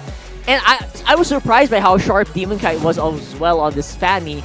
It was kind of, you know, targeted as well by picks like the Cho. You kind of picked the Cho just because the Fanny is such a nuisance.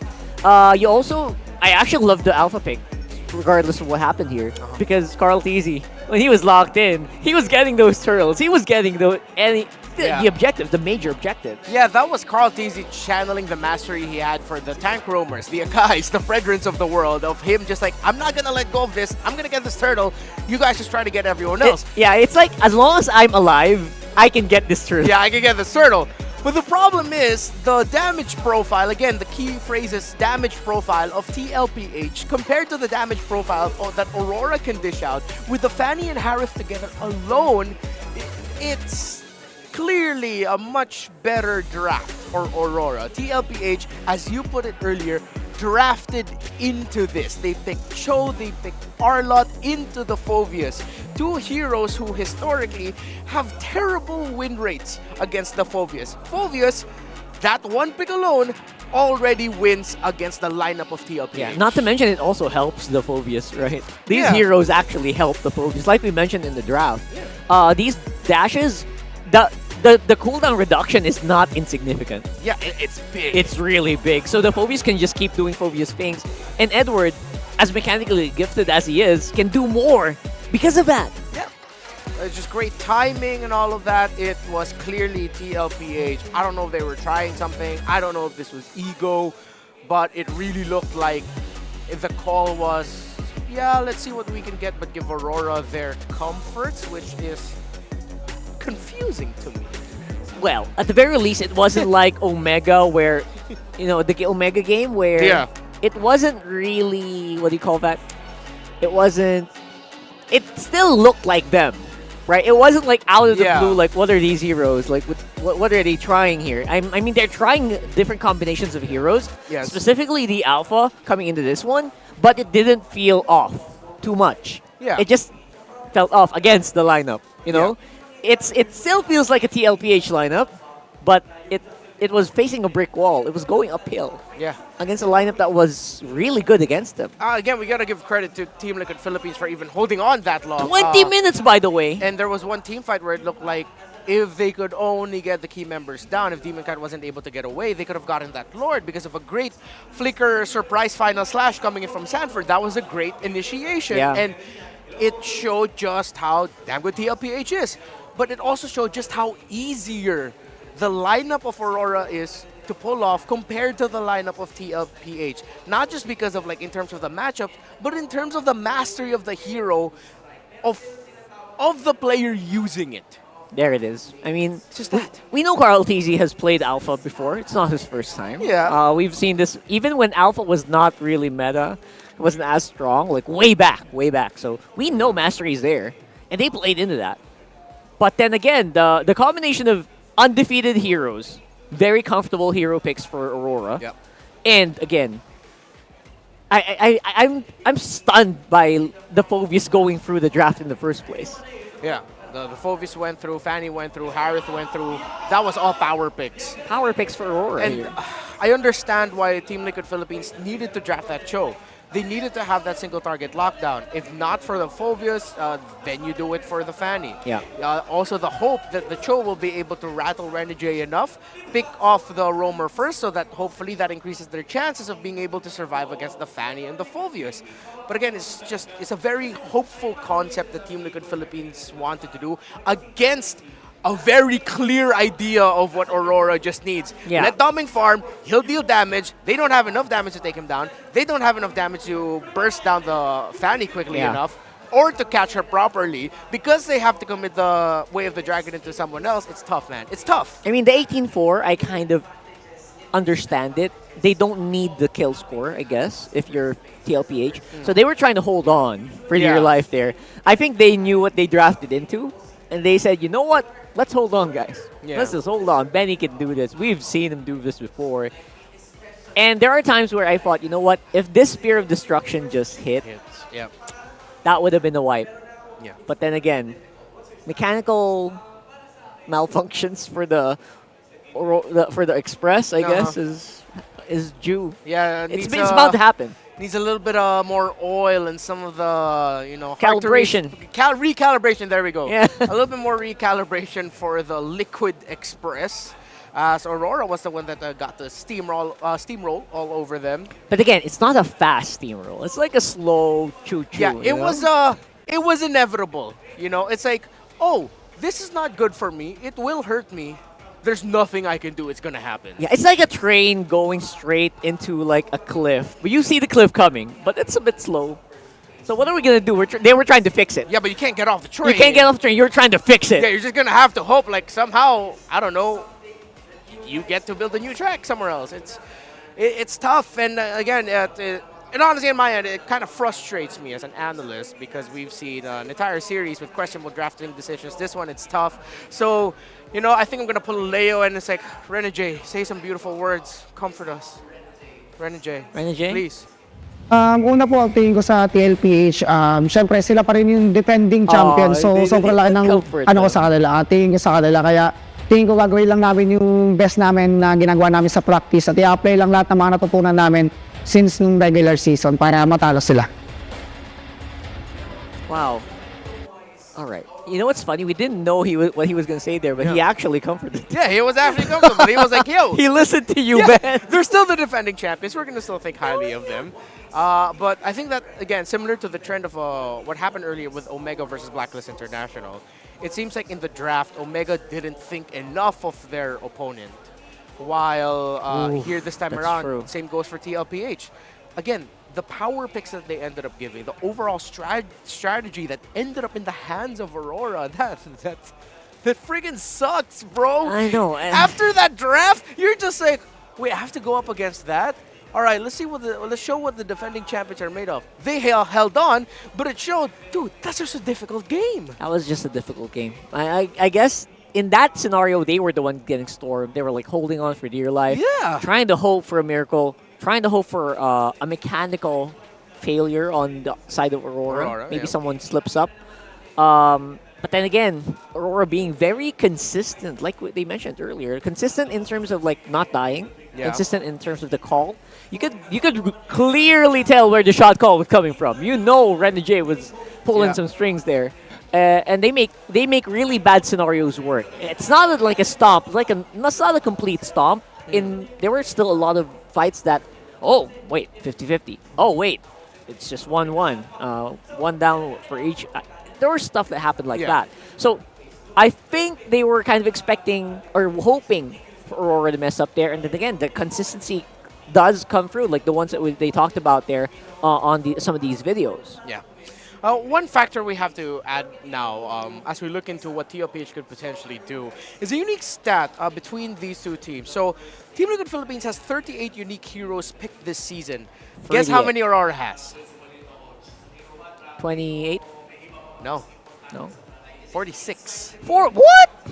There's 8 more unique heroes picked by Aurora compared to Team Liquid Philippines. And that's where I feel like the root of the problem stands. Why? The draft, like, it's so hard to ban out any specific person? With TLPH, even though they're the ones that showed that Khalid, EXP, Sanford, cannot give. Yep. In terms of what else you can show in this current metagame for TLPH, what they've shown so far, it's tough. If they're thinking about like, okay, between this 38, let's pick the ones that we can use the highest effect. While Aurora, they have multiple heroes that they've used once or twice and are undefeated. And now if you're TLPH, and I get now where they're coming from a little bit better, if you think too much about your opponent, you're gonna end up overthinking. It's so hard to plan against these guys anyway. Yeah, 46 unique heroes is not easy throughout the entire season. To give you an idea, every week of MPL Philippines, the average amount of unique heroes used is around 43 to 45 in a single week, man. In a week. So in a season, this one team has 46 unique heroes used.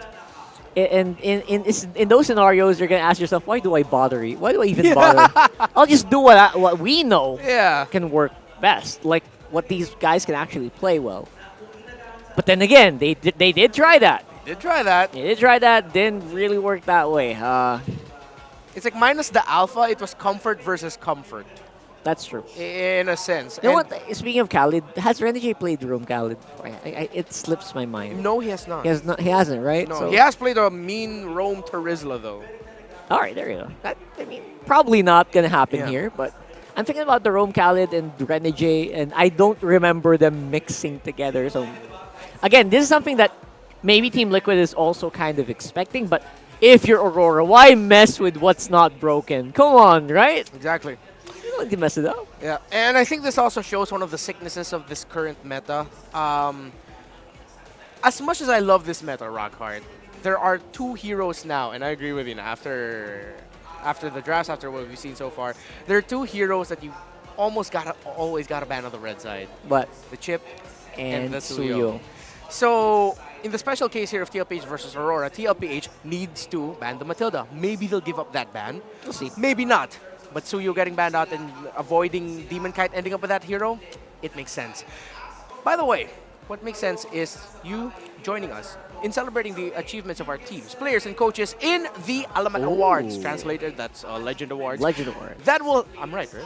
Yeah. Okay. That will happen on the 3rd day of our playoffs on October 18th, so mark your calendars and be a part of the Legacy. That's the Alamat Awards, where we will be awarding the players, coaches, and teams for the season. So we're going to have like a voting thing going on. Oh, the voting has been going on already? Oh, it has been going on. I think the voting has closed, because the voting has been up for a while. Oh. Yeah. All right. Oh, no. Were you not able to cash in your vote? No, I didn't. Oh, no, you missed it, man. I didn't check the group chat. No, it's fine. It's the guy. I'm the guy who doesn't check the group chat, maybe guys. you can ask them if you can, squeeze in your vote just a little bit more. Just maybe, Hey guys, I have some 2 cents here. Yeah. But then again, coming back into this one. What's an old Team Liquid lineup that we love seeing? What's that old form that they have? I think Maybe similar to Omega. Maybe they should just go back. You know to the that. difficult thing is? What? The sad thing is, we saw it. That was already it? That was that kind of lineup. If you take out the Alpha, sure, but that was it. Might sense the Julian in somewhere there. Sans, the Julian in there. The difficult thing also is that the Benny Cutie was, in the third pick, they ended up picking the Moskov. It felt like a Benny comfort in the first place. So Yeah, somewhat. In terms of the playstyle of opening up the map, I get it. But Benny has not had the best season on the Moskov, actually. He's now 1-4-4, so that's around a 20%. Yeah, that's a 25% win rate. Yeah. His most successful gold laners are the Roger out of the meta, Carry, difficult to execute in the meta. That's hard to pull off, man. Yeah. Harith taken away from him, although that has no win also. Nathan, not going to be able to use a Nathan in that scenario. I miss the Benny bombs. 1-1, most likely going to get bursted down off of the face of the earth by that Fanny. MSC 2022, if you remember what happened there. Oh, sorry. MSC 2023, if you remember what Kyrie was able to do up against Blacklist International in the Grand Finals. That'd be something. If you know, you know. So, drafted into a corner. It really looks like they were just drafted into a corner. And it's weird to say that it's Benny getting drafted into a corner now, right? Yeah. I wonder if he's ready with the the Lunoxes here, right? Because that's what I'm thinking. Yeah. He was, if I'm not mistaken, he was the first to show off a Lunox up against Falcons AP Brand game number 2 in the first Clash of the Titans. There you go. But and again, in that lineup, you really needed. They really did need that tower reaching guy. He was assigned to that guy. That's why they picked up the Moskov there. Yeah, Moskov was You can't Lunox in that lineup as well. Can't Lunox. Hard to Claude. Hard to entry. Wow, my brain is getting racked Yeah, so hard I'm here. getting stressed for Team Liquid Philippines trying to think of drafts. Well, for Aurora and their army of picks, they're just like, hey, what do you feel like playing? I don't know. What do you feel like playing? What do you feel like playing, coach? Hey, coach, nice suit. What do you feel like playing? I don't know. Up to you. Just pick. You know, 1-1. Also thinking about the 1-1 here. Yeah. We'll get into that in a bit. All right. What side does Team Liquid pick? Of course, they're not crazy. They pick blue side. Blue side's still very much the side you want to go for, except if your name is Blacklist International. Yep. Everyone's win rate on blue side is like 90 to 80 right now. Yeah, quite high. Heading into this playoffs in the regular season of MPL Philippines, 55% is the win rate of blue side against the 45% of the red side. Where are they gonna pick on or ban? Are you gonna ban the Suyo? Are you gonna ban the Khalid? Are you gonna ban the Ling? Difficult thing is here, TLPH will only get one power pick. The Ling is what gets taken out. Is it Suyo or Khalid? What do you pick, Liquid? What do you pick? Now we're gonna see if Carl Teasy is maybe ready to play the Suyo. Let's see if we'll see it. All right, let's find out. You see a shout, and it looks Team Liquid. Team Liquid are happy. That's a Suyo. That's a Suyo. That's a very long voice line. Yeah. No, the way I saw this heard it was, I don't recognize this, probably Suyo. Oh, good point. Good point. There you go. That's Suyo. And again, he's not gotten the win here so far. It could have won earlier, but then Omega decided to divergent behind enemy lines. I have no recollection of this game whatsoever. Just wiped it off the I face wiped of it the off, earth. man. No, did not happen. Okay, let's go back to the idea of the multiple comforts of Aurora. They pick up the Edith, which is most likely going to the hands of Edward because that has a 78% win rate, 7 games played. That should be 7 for 9 or 7 for... math. A lot of wins, yes. That's a lot of wins. Now for the Hayabusa of Demon Kite, although, yeah, that has struggled somewhat. 4 wins, only 57% win rate. So that should be around 9 games or so. Oh, excuse me, 7. Could be 4 wins out of 7. That's close to 60 yeah. something. So that makes 50 scores. And there you go. You know what I'm so excited about is this. It's just the fact that Carl Teasy, the legend himself, the young goat himself, will be using the Suyo. This is the guy that I think everyone in the world wants to see play Suyo in the big stage. Let's see what it's going to look like in the hands of the young goat. See if they can win game number 2 to avoid getting put into match point. Another pair of Kedia Riverlands heroes. You have the Cho and the Lo Yi. I'm trying to remember if that whole Kedia Riverlands buff still exists. If it's like Yeah. 2 or 3. That's like a small amount of move speed for Ling, Yeah. Loyi, Yuzhong. and Wan Wan. Yeah. Oh, I don't think Cho is a KD Riverlands. Yeah, he isn't. hero. He isn't? Okay. He's from somewhere else. He's from somewhere else. I'm not. I forgot. I don't remember my Magic chess, bro. Yeah. So, for Team Liquid Philippines, let's look at their comforts and their win rates. On the hands of Sanji, it is this good news for you, Team Liquid fans, undefeated. It's in their DNA. That Lu Yi feels like it's in their DNA, right? It's such a liquid hero. Yeah. The Cho of JP was undefeated, but now it's 3-4-4. So this looks like a much better draft this time around for TLPH drafting on the blue side. They've taken away some strong comforts. The Claude and the Moss, excuse me, just the Claude, will still be open for Domeng. If ever they want to pick their gold laner into the 4th thing. Funnily enough, it feels like a Penny Cutie Claude game because that's the one that we kind of missed earlier. That might have been the Penny Cutie pick if they didn't go for Moscow. But for this one, obviously, we're still looking for gold laners for both of our teams. Yeah. Lunox is still something I'm thinking about here. Doming, it's gonna have to go to preference here for this one. Yeah. Moscow's still pretty high on his priority list. Same with Benny. This is also very different from the drafting pattern of Aurora. Usually that Tigreal pick is saved, or the Renegade pick is usually saved for last. However, it looks like the mid laner is going to be shown up first, or if they really want to win the mid lane, maybe they're going to end up saving that for last. You still have the Nathans, the Claudes open. Let's see. Don't we all miss a Benny Bomb? But we all want to see a good old Benny Bomb come into play here, and I think it will fit. They do need to get some reach into this one. Novaria, wow! That's a throwback. It's been a while. It's Yeah. been a hot minute for Novaria. Vision. Control the jungle by getting Vision, and this is the first time Yue has played Novaria this season. So TLPH, this is their best chance. Put the Cho in the EXP that will out-rotate the Edith. Faster clear. So get JP on a different hero. Get the Claude for Benny Cutie. Or if you want a little bit more magic rotation. Ready to engage. Oh, high loss It's for all right. Oh, sorry, for JP. There's the Benny Bomb. Much better draft this time around by TLPH. What do you think? Yeah, for this one, it's safe to go Moskov here. Banned. It's banned out. Oh, okay. Oh yeah, a second ban. All right. Huh. Claude or Carry? It's here, Claude Carry. You're right. Yeah, but again, Carry has dipped out. Unless, is Domin going to show us something different?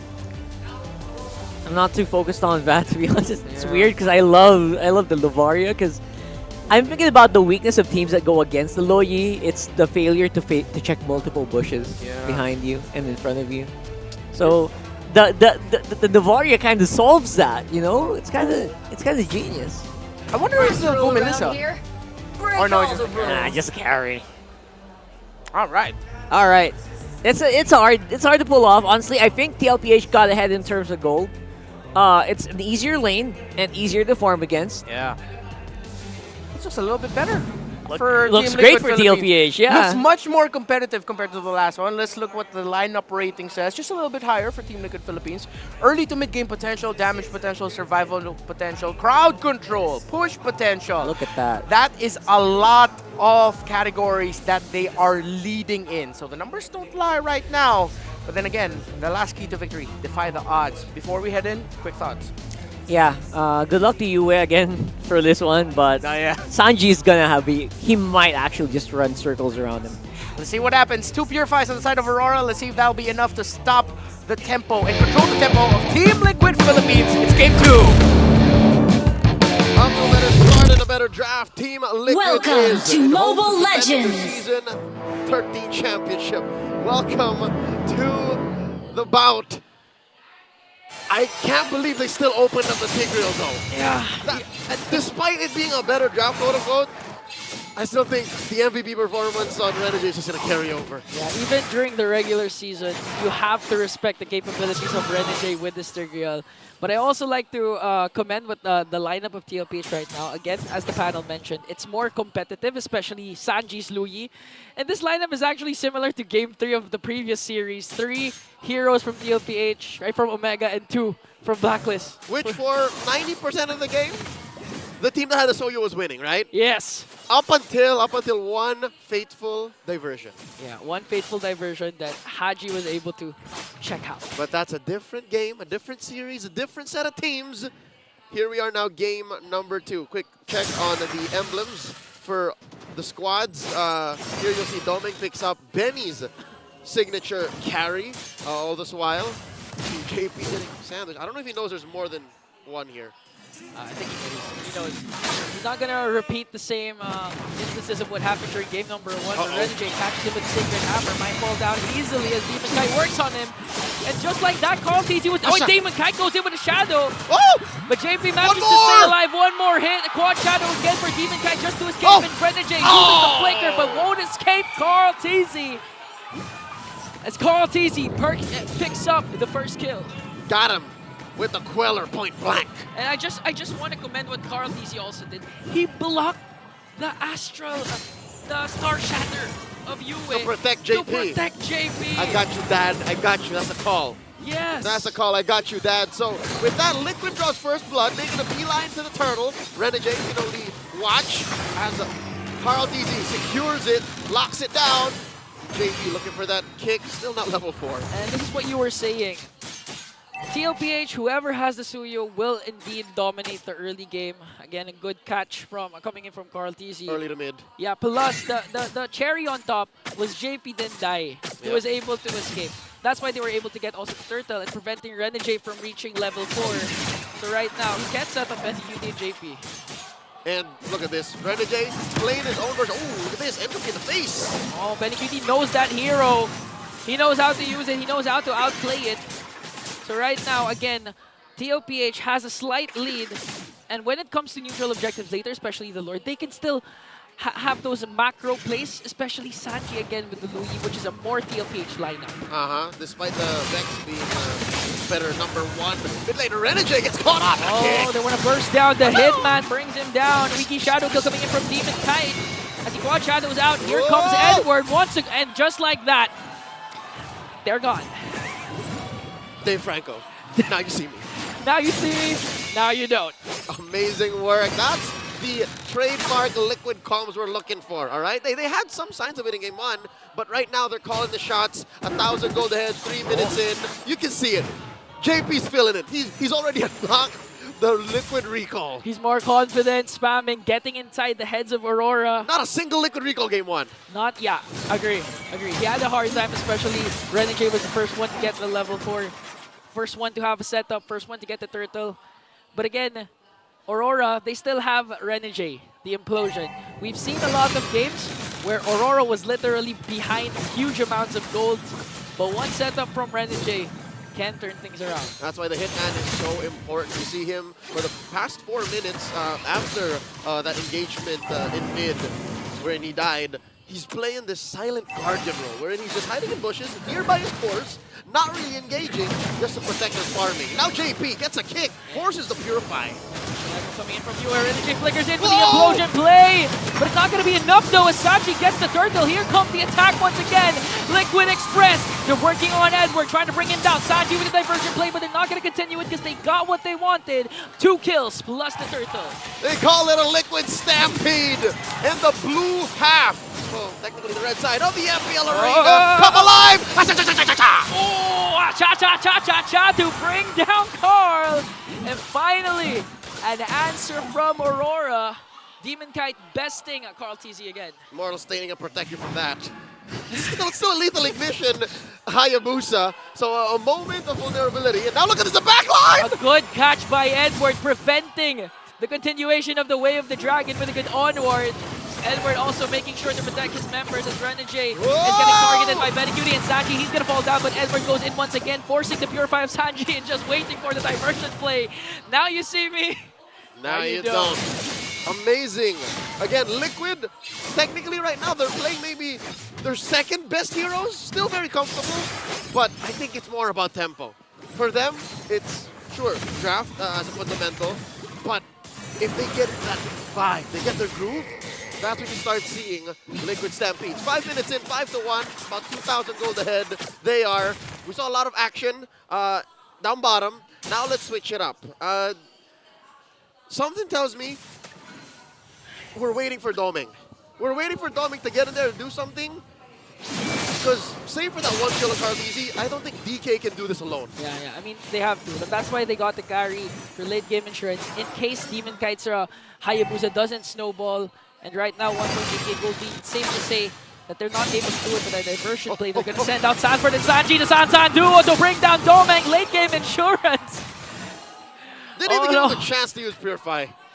That was quick. That was fast. At that point, it was useless to use the Purify because you're ganked up and JP. Renegade, okay, forced to use the Implosion play, but Sanford is here along with Sanji. Carl TZ, minutes away from being in the picture. No answer from Aurora, but Demon Kite. DK taking the Pixel Brush, checked it by 40. Just making sure. And now TLPH will work as 5 members here, work on the third man. All neutral objectives will be taken down by the Liquid Express. 3 for 3, the cavalry goes, taking everything on the map. So far, look at the perseverance by Doming. You know, he got beat up there, he got bodied, but look, he's back, he's just pushing. And it's just another day's work. Whoa! Wing Shadow kill from Demon Kite, not enough to bring down JP. Sanford uses the Glorious Pathway. Okay, they might go for the purple buff steal here. Renegade still has his flicker, but no implosion yet. They will successfully get the purple buff away from Aurora. And that's Grand Theft Purple secured. Carl DZ has 2 stars now. Looking at the way the map is going. Hold up. Is Doming really gonna get away with this? Okay, Doming needs to really work for it. Needs to. JP conceal. Oh, he's gonna escape. He's safe. He's fine. He's fine. All right, a free turret and a half. Yeah. At this point, Aurora just takes what they can because TLPH will eventually take a lot from Demon Kite. We just saw them get the purple buff, make another steal. And so far, Carl TZ has been performing well. 3-1-2 with the Soyu. And even with the Star Shatters from UA, they don't care.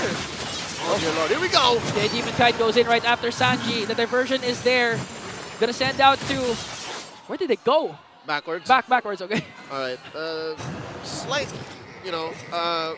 dislocation there, but here we go. Okay, Sacred Hammer again. They're gonna commit everything just to bring down JP. And it might be worth it right now because Aurora finally finding their groove. One fumble to another. I don't think they meant to send 40 and JP back.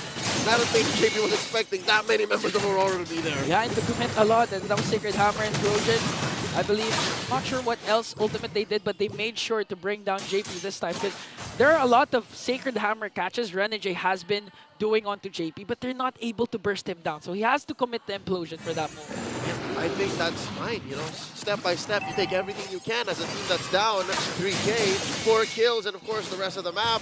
It's the same story with Liquid earlier, right? With JP, he's just gonna try and get kills, and now, even with the same hero, all these 2 roamers, it's the same story, but backwards. It's JP who's getting away with a lot of things, and Renegade throwing everything but the kitchen sink to get the kill. Now here's the diversion. Diversion onto the middle lane. Quick rotation. They do leave a bunch of minions to push, and now they can seal.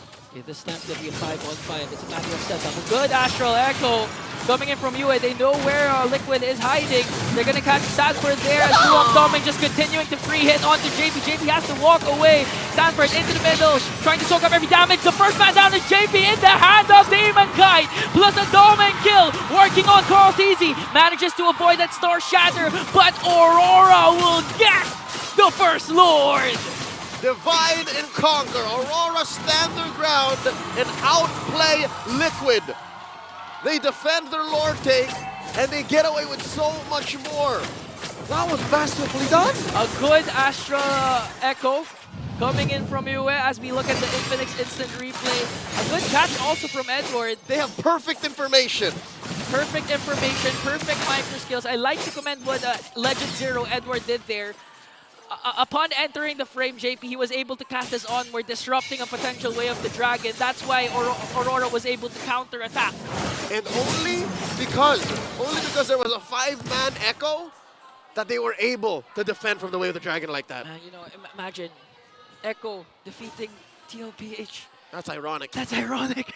But folks, that's exactly why, if you'll remember from about a year and a half ago, y'all would wonder, why are the casters so ecstatic when they see a 5-man Ezreal Echo? There's no damage, nobody's dying. Now That's you know. why, folks. In formation. You can't fight! You can't fight if your enemy knows where you are. It's like having the high ground. And that's what Aurora did. Has the high ground right now, working on the top lane as the Lord marches up top.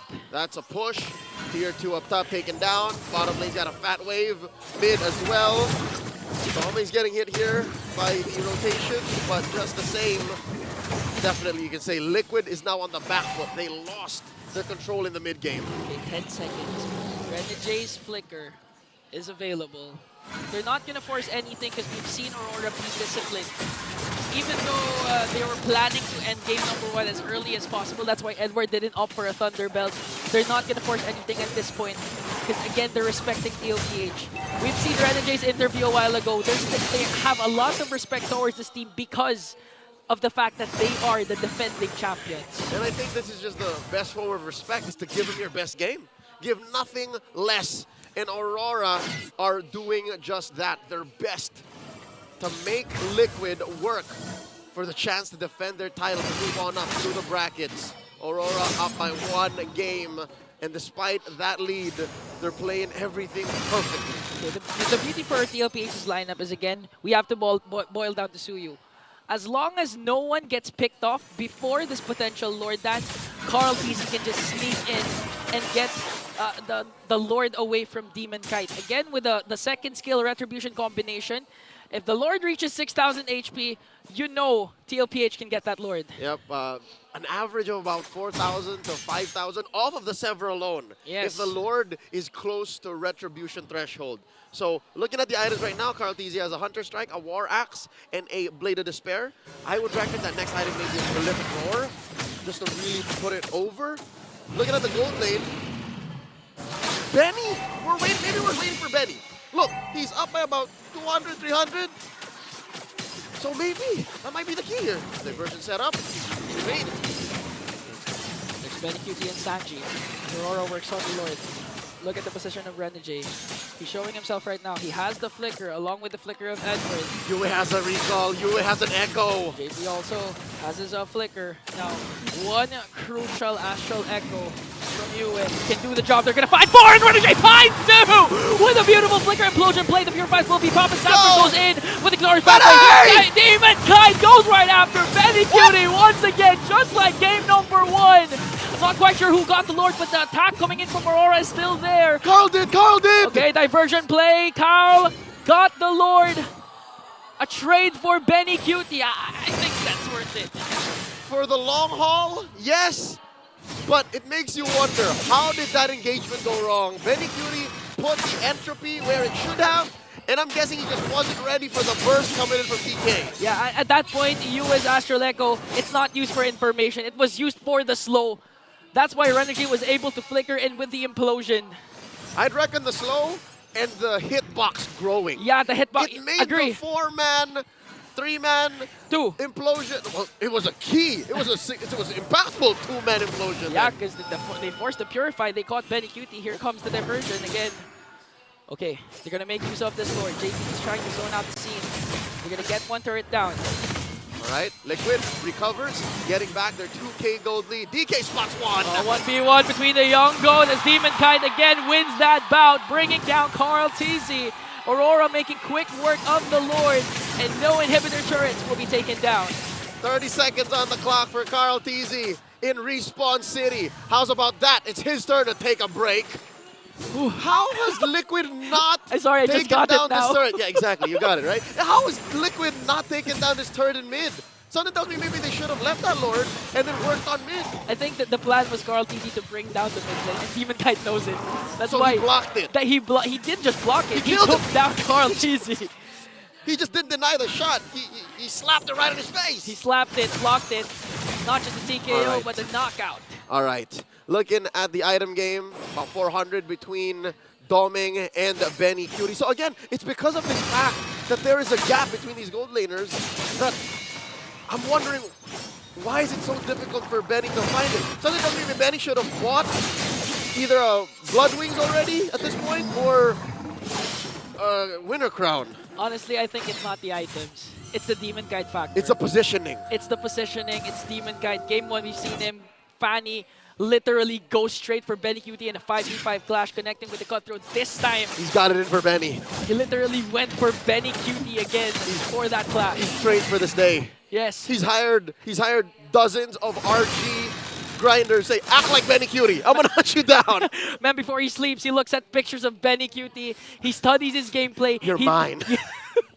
He knows, because he respects Benny QT. Of He course. knows that this guy has been the winning condition of TLPH, not to mention the M4 MVP. So you have to put respect on Benny QT's And name. that's why, folks, we are at a standstill. Despite Liquid getting away with so many good rotations, diversions, and obviously blowout plays, Benny's just not activated. DK just has it out for him. Okay, so Lord has spawned once again. I'm a left door for Doming. So here comes Rotasi. the diversion. You're going to send down 2. Oh. Hey. Whoa! They know Relic is there. Again, Astral Echo is going to be casted. They know where 3 members of TLPH are as Aurora continues to work for the Lord. Okay, that's the Echoes timed out. Lord here, less than half health. They find it! Implosion plus onward combination from Edward and Renegade, but Edward's going to be bursted down. Not even have time to cast a Primal Wrath as he tries to go for a lot of members. What? Benny Cutie will fall down. Ayui gets a kill on to Sanji also. Oh, it was Doming who went down. And another Lord scored for Liquid, the third in this game. 17 minutes in, about 3K gold ahead. Liquid are about to gallop into the lead. And now Benny Cutie tried to take away the purple buff of Demon Kite. I'm so used to seeing Benny with the carry. I thought he was the one who died. You got a little confused. Got confused there. All right, one more look at that play. The instant replay brought to us by Infinix. Finally, Benny able to clap back. Where was DK this whole time? He was on the mid brush trying to work on the Lord. There he was, there he is, he's off. So this whole thing was solved by putting JP and Sanford between Benny and DK. Yes, that's how you make a Benny QT activated. Make sure there's no one can catch him. All right. And now there's a diversion. Oh, they're trying to catch Doming! Oh, they might catch Doming though. Uh-oh. But again, okay, Sanchi pops his Purify. As JP tries to work on the rest of the members of Aurora. Lord's marching in the bottom lane, but Aurora's going to make quick work once again. They're going to burst it down. Demon Kite as well protects the mid lane.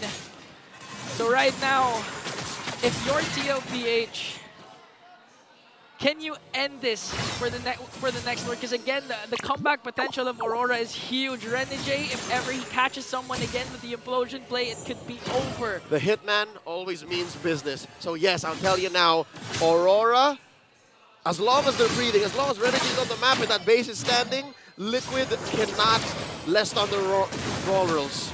Rest on their laurels, but I don't think they should rush it either. If this Lord, whether they can score it or not in the next minute and a half, they shouldn't force it. Agreed. So basically turn down the Express for a while, try to play the safe. Put it in third gear. Put it in third gear. Third gear. Okay, from 6th gear down to 3rd gear. Again, you have the advantage. But looking at the towers, it's actually even 3-4-3 down to the kill scoreboard 9-9. Yep, it's very close. That's what I'm saying. It's still an uphill battle for both of these teams. And at some point, they're going to meet at the top.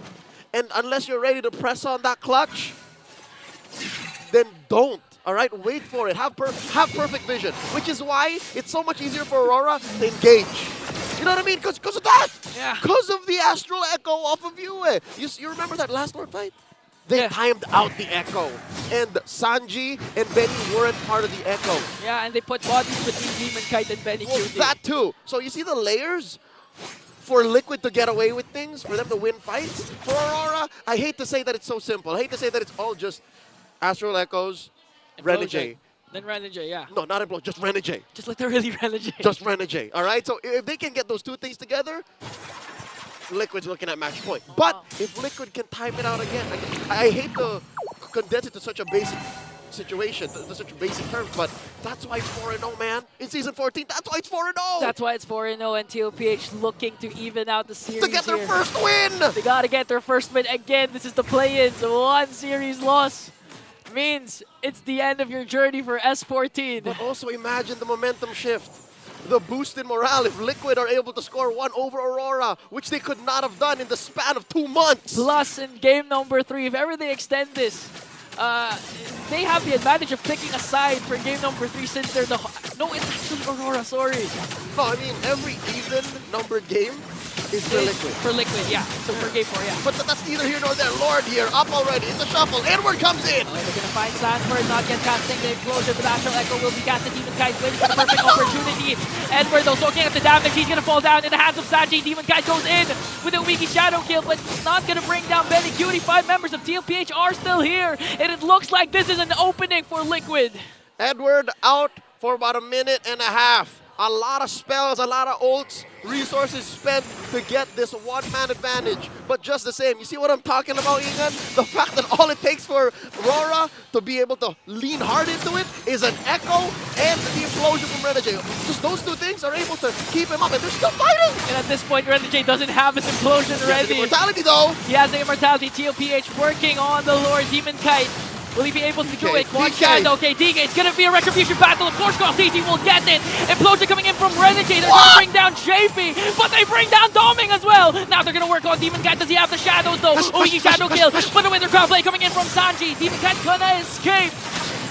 And this time, JP for a Lord, that's hella worth it. Not just JP for a Lord and Doming. And Doming. Lord spawning down in the bottom lane. About to crack that inhibitor wide open. Now Liquid's going to equalize. You see how they're sending so many bodies across the board? They want to turn the map blue. Yo, Demon Kite has been killing CarlTzy in terms of 1v1 bouts. But in terms of retribution battles, CarlTzy's been winning it, and it looks like this might be the key to even out the series. Dude, Sever's not fair. It's the key, man. It's all about that Sever. Look at Renegade. Look at Renegade's all the way to back. All the way on the back line. They can go for the implosion play. They're going to bring down Edward. Ready! Doming's still not in the frame. 5 seconds before Doming is alive. They're going to work on the crystal, and it's an even ball game. 1-1 for TLPH. The Cavaliers come alive. Liquid's first win over Aurora in the span of 2 months. So the standing now is 4-1. I mean, big picture, yes, but now we have a series. Now we have a series. A lot has expected a very close bout, and they're not disappointing. A good performance from TLPH and a huge momentum boost for Liquid. Another slobber knocker is on her hands. Let's throw it over to Redmond and Rockhart over at the Infinix Game Tambayan. And there's the defending champs that There we you know. are. But it wasn't easy. Oh US old signature, that Novaria, man, it still slaps. And they got slapped in the face multiple times with the Astral Echo. That's right. I mean, people really, you know, if you're really high level, you know what that means. Yeah. 5 people on Astral. Oh my goodness. Over and over. But just goes to show, again, never underestimate the heart of a champion. And in the beating heart of their rotation is this Low Yi. 3, 2, and 9. The MVP is though 1/2 of the San duo. And again, still undefeated. 6-0 for this season is the Low Yi of Sanji. Bro, I mean, I really like the idea that they were trying to go for here. The Low Yi is a really big menace. But if you can maybe throw that Astral Echo in a really weird multiple bushes, you can find out the movement here. And you know what? For a lot of these team fights, it did work that way. We saw them find where Team Liquid was, but there's a problem, man. There's a big difference between finding where they are and doing anything about it. Yeah. And the big firepower problem here is that it's a carry. You can only go for a single guy at a time here. Yeah. And in most scenarios, it's great, but in a big gun 5v5 like this one, Domin could only look and take out someone who was right in front of him. Yeah, 1 by 1. And that put Demon Kite in an awkward spot where he actually had to... Ooh, that slaps. That slaps, bro! But again, it was CarlTzy getting the retributions of the Lords. Demon Kite was put in this awkward position where you saw that he had to use his shadow kill. If not, as one of the initiating tools midway through a team fight so that he can bring people down low as if he was one of the main sources of physical damage. Add to that the full stack Primal Wrath coming in from an Edith. So I agree with you there that put into a corner, they needed to pick someone with true damage, but it was really tough for this one to field a carry in this lineup. Cho and the high loss increases the threats a potential Claude pickup if in an alternate universe Doming picks up a Claude. It would have been, I get it, much tougher. They needed to have a gold laner who could just stay in the back and try to free hit, while Benny Cutie was free to do Benny bombs. They need the guy to go through a high loss, number one. Yeah. And also, you can't forget Carl Teasy on immortal form. Suyo is a menace. It's very easy to forget that this is a fighter. Suyo is not an assassin. He's a fighter that can get 20% reduced damage on immortal form. Not to mention adding on to that one, the lower your HP gets. So there's a reason why they picked up this carry, and again, justified. In the small cases, in the small skirmishes, great. But in the big team fights, they need someone like the Nathan, and I think that's where TLPH really got on top here in the draft. That Nathan was the big AoE, the long-range hitter they needed in this lineup to really seal it up. And it just so happens that TLPH really prioritized this as well. Yeah, following their trends, it was the Benny Cutie Nathan plus the Hylos that was picked. That's right. The last two picks on the blue side. That is the tendency of Team Liquid Philippines. It's either Benny Cutie's pick plus one other half of the Sansan duo. Usually JP and Carl's picks come in the first phase, plus one member of Sansan, and then it's Benny Cutie and the other member of Sansan who doesn't have his pick yet. So, again, TLPH shows us something new, but it is the power prio with the new hero Suyo. But that is a very TLPH-coded lineup that we see. Now, for Aurora, other than the fact that TLPH answered Ren and Jace rotations a little bit better. They were catching out the Tigreal a little bit better. Shows how difficult it can be for a Tigreal to go up against a low E and set up properly, especially if there's Purifies on the other side. A much better response by TLPH, but again, this went 23 minutes. Aurora gave TLPH hell. This was not an easy win for the defending champs. It really wasn't. Despite, I think, in this one, Yue playing more not to die than to actually take the kills. Yeah. There were a lot of, really cool ones that made the crowd go, ooh. But, again, he's trying to really survive here in the lineup that's built to hunt down heroes like the Novaria. It's honestly a miracle for me that he didn't die so much here. That's true. Being a Novaria, very squishy with very little allowance for error here in that hero. Yep, and to be fair also, for Team Liquid Philippines, or excuse me, for Aurora, what's the idea of trying to get on? Yeah. Yue really read the rotations of TLPH well, which, to give credit to the efforts shown by TLPH, if Aurora looked like they completely read TLPH, they still read TLPH in this one with a constant vision, but somehow TLPH was still able to make the right moves. So that's it for us for now, because we have midnight to fill in more details for that game number 2 between Team Liquid Philippines and Aurora.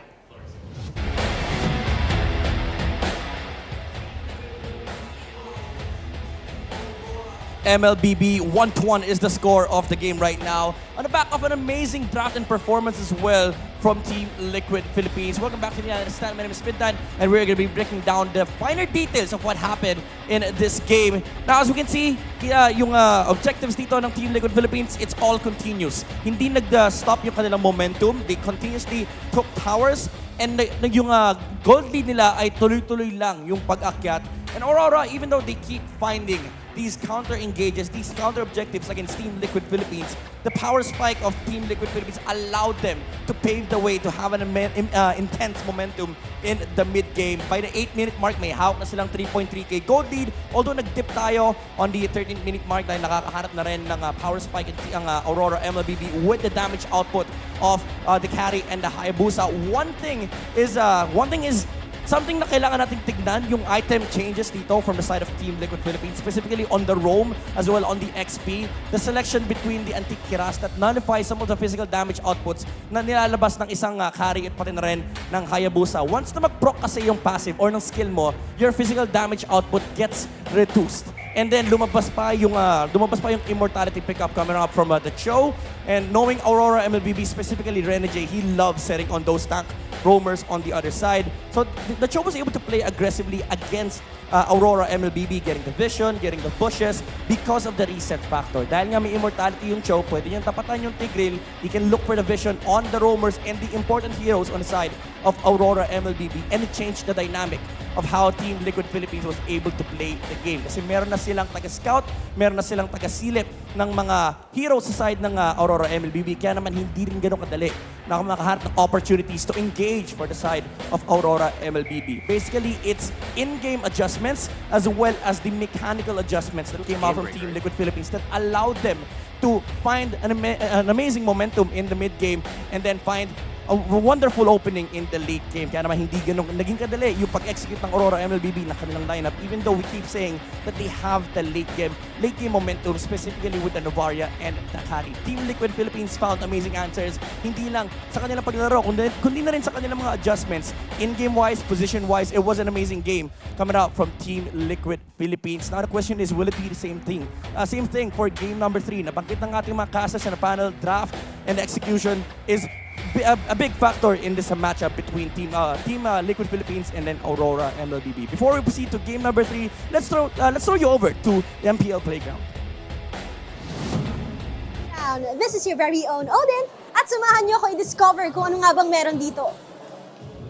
Right here is the message wall. Pwede kayo magsulat ng inyong mga mensahe sa mga iniidolo ninyong pro players, talent, o kahit sino sa community dahil makakarating yan sa kanila. At pag tinignan nyo naman dito, ayan lahat ng merch booth at available ang mga limited edition merch na meron dito. They also have a lot of freebies, activities, at pwede kayong manalo ng iba't ibang papremyo. Meanwhile, doon naman tayo sa dulo. Kasi meron ako nakikita na nagpapasalon, nagpapaganda ng kulay ng buhok, at meron din naman nagpapapinta sa kanilang mga mukha. This is the Index Salon booth, wherein our fans can have their face paint or have their hair dyed. Depende sa kung sinong team ang kanilang sinusuportahan. Halika, tingnan natin. Uy, mukhang obvious na kung sino ang sinusuportahan ni ate. Wow! Ang ganda naman ng face paint by Index Salon. Makakakita rin tayo ng iba't ibang kulay ng buhok eh. Mapapansin nyo sila dito. But we'll proceed to our sponsor booth, which is the Infinix booth. At meron din tayo ditong GT20 Pro. Are you an MLBB player? Ma-experience nyo kung ano ang ginagamit ng ating mga MPLPH Pro players dahil meron tayo dito mismo na GT20 Pro. They also have different prizes for our Fan Siklaban Challenge. Dito sa MPL Playground, ginaganap ang Infinix Fan Siklaban Playoffs din. Meron din tayong champion na mananalo ng 25,000 MLBB Diamonds. Grabe naman ang ating mga fans. And thank you MPL Playground para sa experiences na to. At hindi lang yan, they also have the chance to play with the pros. Yes, you heard that right? Pwede nila maka one-on-one ang ating MPLPH Pro players.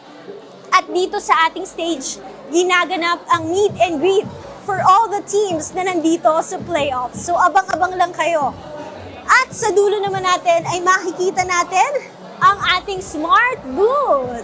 You can win a lot of exciting prizes here at makikita nyo rin ang kanilang ambassadors. Pwede kayo magpa-picture sa lahat ng yan, even our cosplayers. So, visit now MPL Playground dahil libre lang lahat ng experiences dito and even our watch party. So we can't wait to see you here again. This is your very own Odin. Back to you guys. Thank you so much to our very own Odin. I am a Reptar. Oh, I don't go by that name anymore. I was Reptar. That's a Rockheart. And here we are. I went by that playground, the MPL playground downstairs. Drop by, if you're going to drop by here at the Green Sun to watch, please check out all the activities. Say hi to Odin, who's always there, spending a lot of time with the community, so it's really great. So thank you for the feature. And now we are back, though. 1-1. Thank goodness. I'm just happy Series, that it's finally. not another sweep. You know, I'm just happy it's not another sweep. Much more competitive this time around, but again, the theme still stands. Yep. Seems like Team Liquid Philippines, if they want to win this, have to really earn it. They're digging deep. I mean, Yeah, they right now gotta they're dig deep, already dude. digging deep. Yeah. And them digging deep also kind of forced Aurora to dig deep Yeah. without Novaria Novaria pick. It was really a sight to see, honestly. It was a big treat, and it kind of is a reminder that, you know what, these heroes exist, guys. Still use them. Despite a really big hero pool that we have already, I'm surprised that we can still get surprised by Mia earlier. No. It didn't work. Spoiler. Angela Alice. What? Angela Alice. Angela Alice, Didn't work obviously. either. And apparently the Warrior didn't work either. Yeah. So were people trying new stuff or not? Yeah.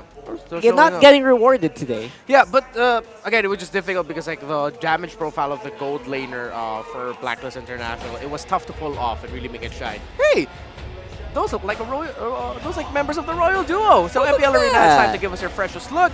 There is a booth of the official supplier of MPL Philippines, Index Salon, at the MPL Playground. Give them a visit when you come over here, showing off the lovely faces of our crowd and our community here in Green Sun, Makati for the MPL Philippines Season 14 playoffs.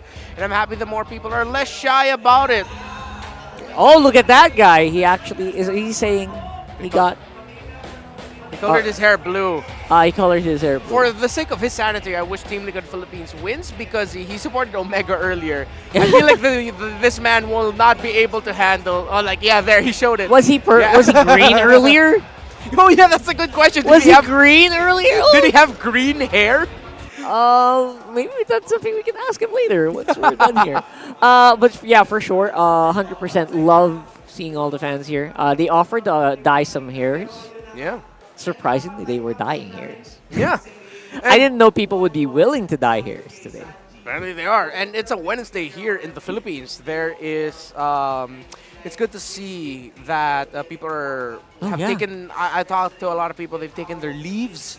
They said, hey, I'm not going to work for a while so that, I could do this. By the way, speaking of people, we got special messages from all over the world. One of them from Indonesia, Team Liquid. It's Aaron Shiki. I wonder what he has to say.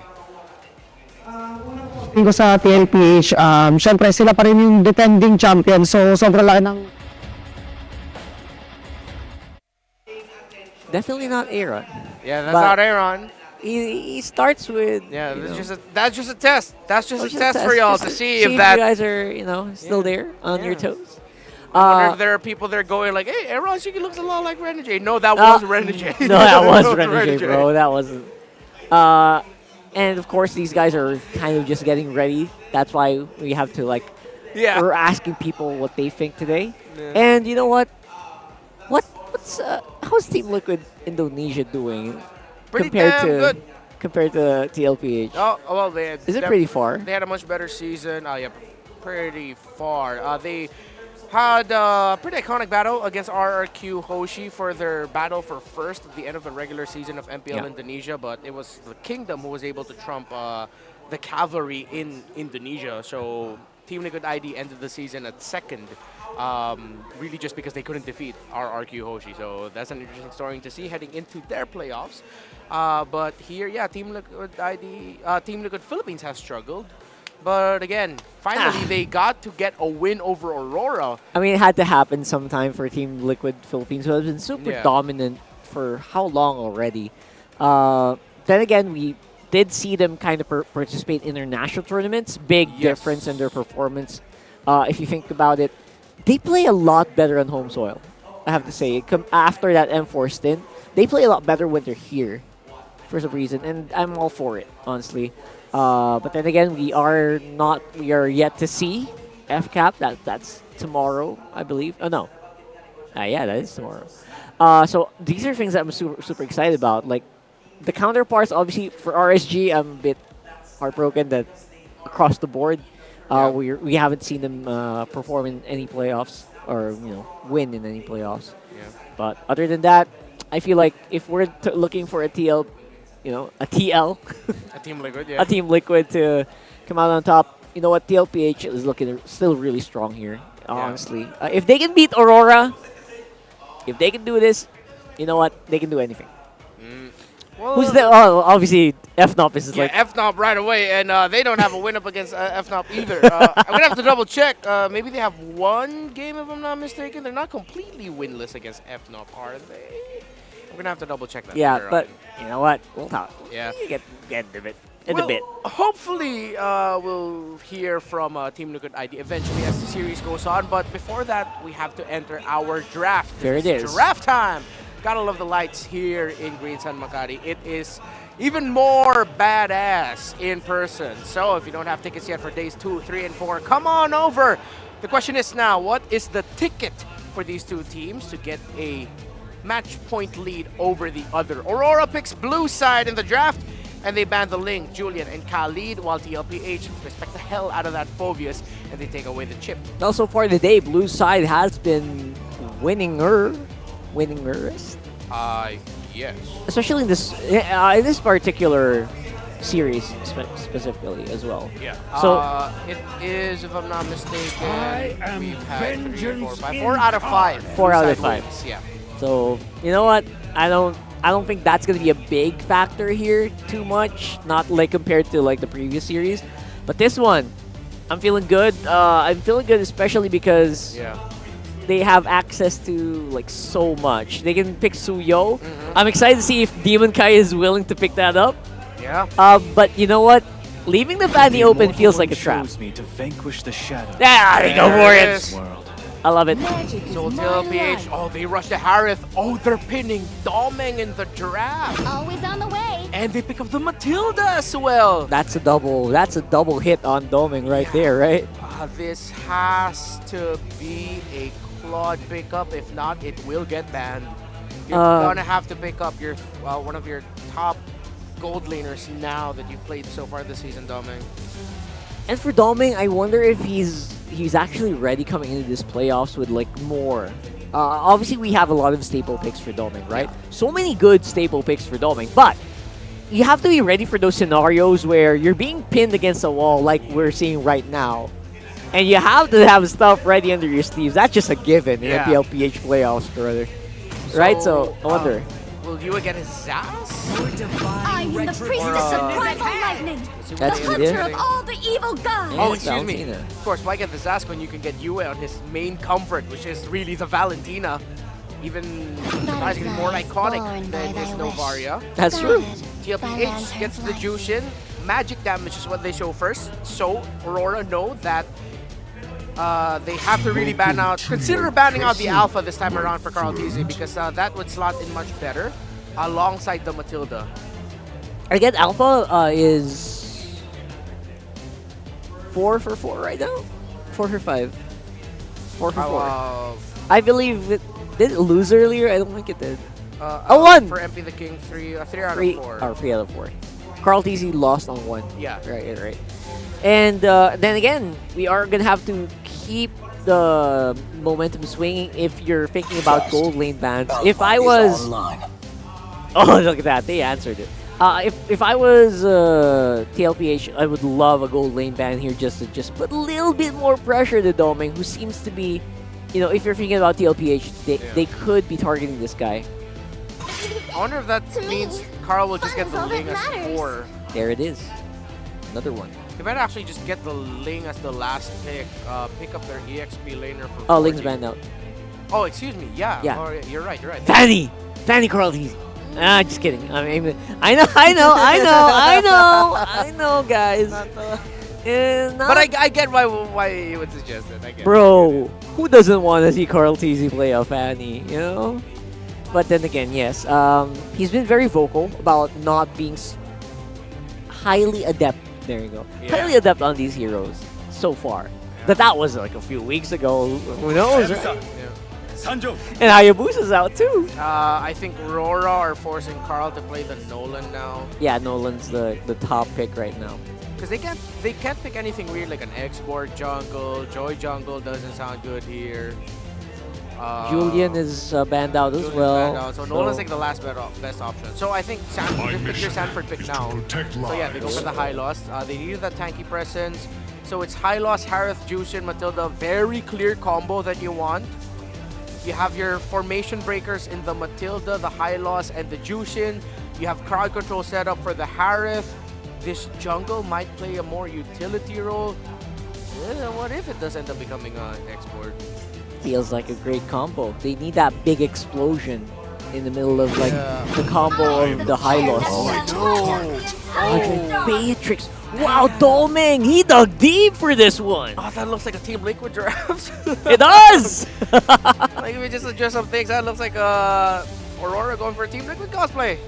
Okay, great pick-off. They get the suppress, not just hard crowd control. And of course, it is the Nolan that's going to get picked up there. All right, didn't overthink that one. Love that for Team Liquid. If they don't overthink, I feel like they perform better. Like if they just straight up answer draft like this one, it does feel like it's going to be a more competitive draft here for both teams. Yeah. Let's see now, though. How will they be able to pull this off? So for Team Liquid, the lineup rating, it doesn't look good. They get countered. Survival, crowd control, and push potential all low. The coordination, again, looks good. Late game and damage potential, much higher for Team Liquid, but it looks like in terms of the survivability potential, the push potential, for Aurora just looks a little bit better. But they put a lot of pressure onto Edward as their main frontliner. The Kaja as the main pickoff. Matilda, we know, can actually frontline a little bit better than the Kaja. Yeah, and everyone's on Flicker, so expect a lot of blood here coming into this one. Oh yeah, this is going to be fun. I agree with you there, Rockhard. We're going to sit here and enjoy. Leo and Ingan will enjoy as well as the cast. Welcome to Mobile Legends. Just as these two teams will, as they take a page out of each other's book. And I kind of agree. When Renmar said this is an Aurora dressed up as a Liquid lineup, and how, despite the numbers being against Liquid, it's a very Boer-centric lineup, I think we're in for a lot of fun. And I also like that one of the few heroes who can go head-to-head with Demon Kite Suyo, the Kaja, as you mentioned, even during Series 1, is in the hands of Renegade. They picked it! They picked it. They covered up! So it might be a good catch, especially if you want to go up against a Nolan. Carl TZ has to deal with the Renegade Divine Judgment Flicker combination eventually. But so far, TLPH, they won Game 2, so they have the momentum. That's right, but just the same, you can see both junglers are cutting into each other's small camps. I just find my little eye. Do you see Demon Kite Suyu? It's rockin' Impure Rage. Impure Rage, not the instead of Warcry. Yeah, that's a little spicy meatball. Oh, they want to go for the instantaneous burst this time. I think it's not to rely on the hold sever. It's a different kind of Suyu then. Yeah, it's a different kind of Suyu. More leaning towards a Nolan type of a Suyu. That instantaneous burst. If I'm not mistaken, Suyu does not have mana. Yeah, that he doesn't. He will be healing off of the Impure Rage. Exactly. A little bit of sustain.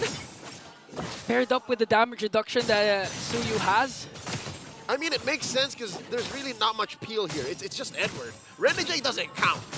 Yeah, honestly, yeah, he doesn't count. So maybe it's more of a utility Suyu. I'm in for it. I'll let him cook. Oh, let's see. Let him What's cook. gonna happen? But again, Sanji has one of his great heroes, the Jushin, that can easily out-position Aurora, especially Renegade. And when it comes to positioning, you know that Kaja needs to really get a good position to go for the Divine Judgment Blaze. And now Sanford goes over the Glorious Battle. It's going to be a Retribution Battle, but Yue will get the turtle as Carl TZ picks up the first kill. They want to go for more. Going after Edward. They might be able to burn him down, and JP will get the kill onto Edward. 2 for none. Make it for 1. There is a kill on the board here. Rather, no. No. Liquid just got away with everything. They did concede the turtle. Yue got the turtle. Exactly. So that was 2 for a turtle. Yeah, but it's T4T. It's a sideways trade. Because Aurora, sure, is happy to get the turtle, but they didn't get it on DK, and DK died. DK died, yeah. It was really crucial, and as much as possible, you want... Yeah? So you want? You want Demon Kite to actually snowball instead of getting a first death. And that's crucial to the kits that Suyu has, but right now, Circling Eagle, they're going to try and really go for Dom and put a lot of pressure on the next standard. Speaking of, the next standard just picked up its first item. You see that? The Sky Piercer. Oh, okay. So is it just me or is that new tech? Demon Kite has an Impure Rage, not rocking the Warcry. Domeng picks up a Sky Piercer. So what does Aurora have in store? I would reckon it's because of Renegade, right? Because of the Divine Judgment, you want to burst, and then you want to snowball from there. So will we see a Wesker? A Wesker Divine Judgment play? That, or Nibiru works too. Again, in small bursts, right? In small bursts. Sometimes it's just that one little bullet that pulls the trigger and just, you know, pops. And that's all you need. Yeah, and it actually goes well, especially up against a Matilda, because as much as possible, you want to burst down your enemies when there's a Matilda. Because again, the guiding wind can save them at any given moment. That's right. No, it's HP over shields. HP so over it'll still shield. look at the threshold. It'll still kill you. So it doesn't care about the shield JP does provide. Interesting. And even the Crimson Beacon from Sanji. And Benico. The tech. And Benny QT. Oh, yeah. The tech. Well, we'll see if it works. I mean, that's the fundamental. That's the theoretical. That's why you build this Sky Piercer on the Beatrix this early. But now the second turtle is up. Approaching half health. Let's see who gets it. A while ago was you. And here comes the Divine Judgment plane. They're going to bring down JP. This time Aurora Sanford goes in with a glorious pathway. Benny QT, though, has the cast of Samus towards the end. And here comes... They want to go right after Sanford. Sanford has the vengeance. That's why they're able to bring down Edward. Now Sanji working on the members of Aurora. Here comes the Nimmer Fashion coming in from Doming. Going to bring down a 3-4-3 trade and a double kill for Doming as Demon Kite still works on Benny Cutie. The whole Sever will not be able to bring down Benny, but they also got the turtle plus 3 kills. It's a mini heart attack. You see that? Hold surge. Whoa, whoa, here we go! Whoa! A circling eagle combination paired up with the flicker just to go right after Demon Kite, but Demon Kite is quite tanky. Benny Cutie doesn't care. One more hit and look at the sniper! Oh my goodness! Doming! Blank! Point blank Renner! That's why he went for the Sky Piercer. And just like that, in less than 2 or 3 minutes of us asking the question, Doming says, lo and behold, I now have 4 stacks. And to top things off, Renegade goes in once again. Serving him up to Edward, forcing his glorious pathway out there. They're not going to be able to bring down Sanford just yet. Instead, they went for the Hitman, bringing him down. Sanji, on the other hand, with the Lantern Slayer, going to catch Edward eventually. They might be able to bring him down. It's double kill coming in from Carl TZ. They're going right after Yue next. Domingo has to walk away as Demon Kite goes in, brings down JP, but Carl TZ answers with a triple. That's roadkill. That's roadkill, 3 for 1. They ran through him like the liquid stampede that they are, and they go for the turtle.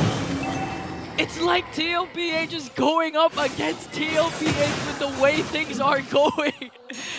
A 1.4k gold lead for TLPH, but at this point, I still don't know who's clearly on the lead, who's dictating the game. Me neither, until they shut down Doming and Liquid find a clear answer to the shenanigans that this whole Sky Piercer, Rockin', Beatrix is gonna come up to.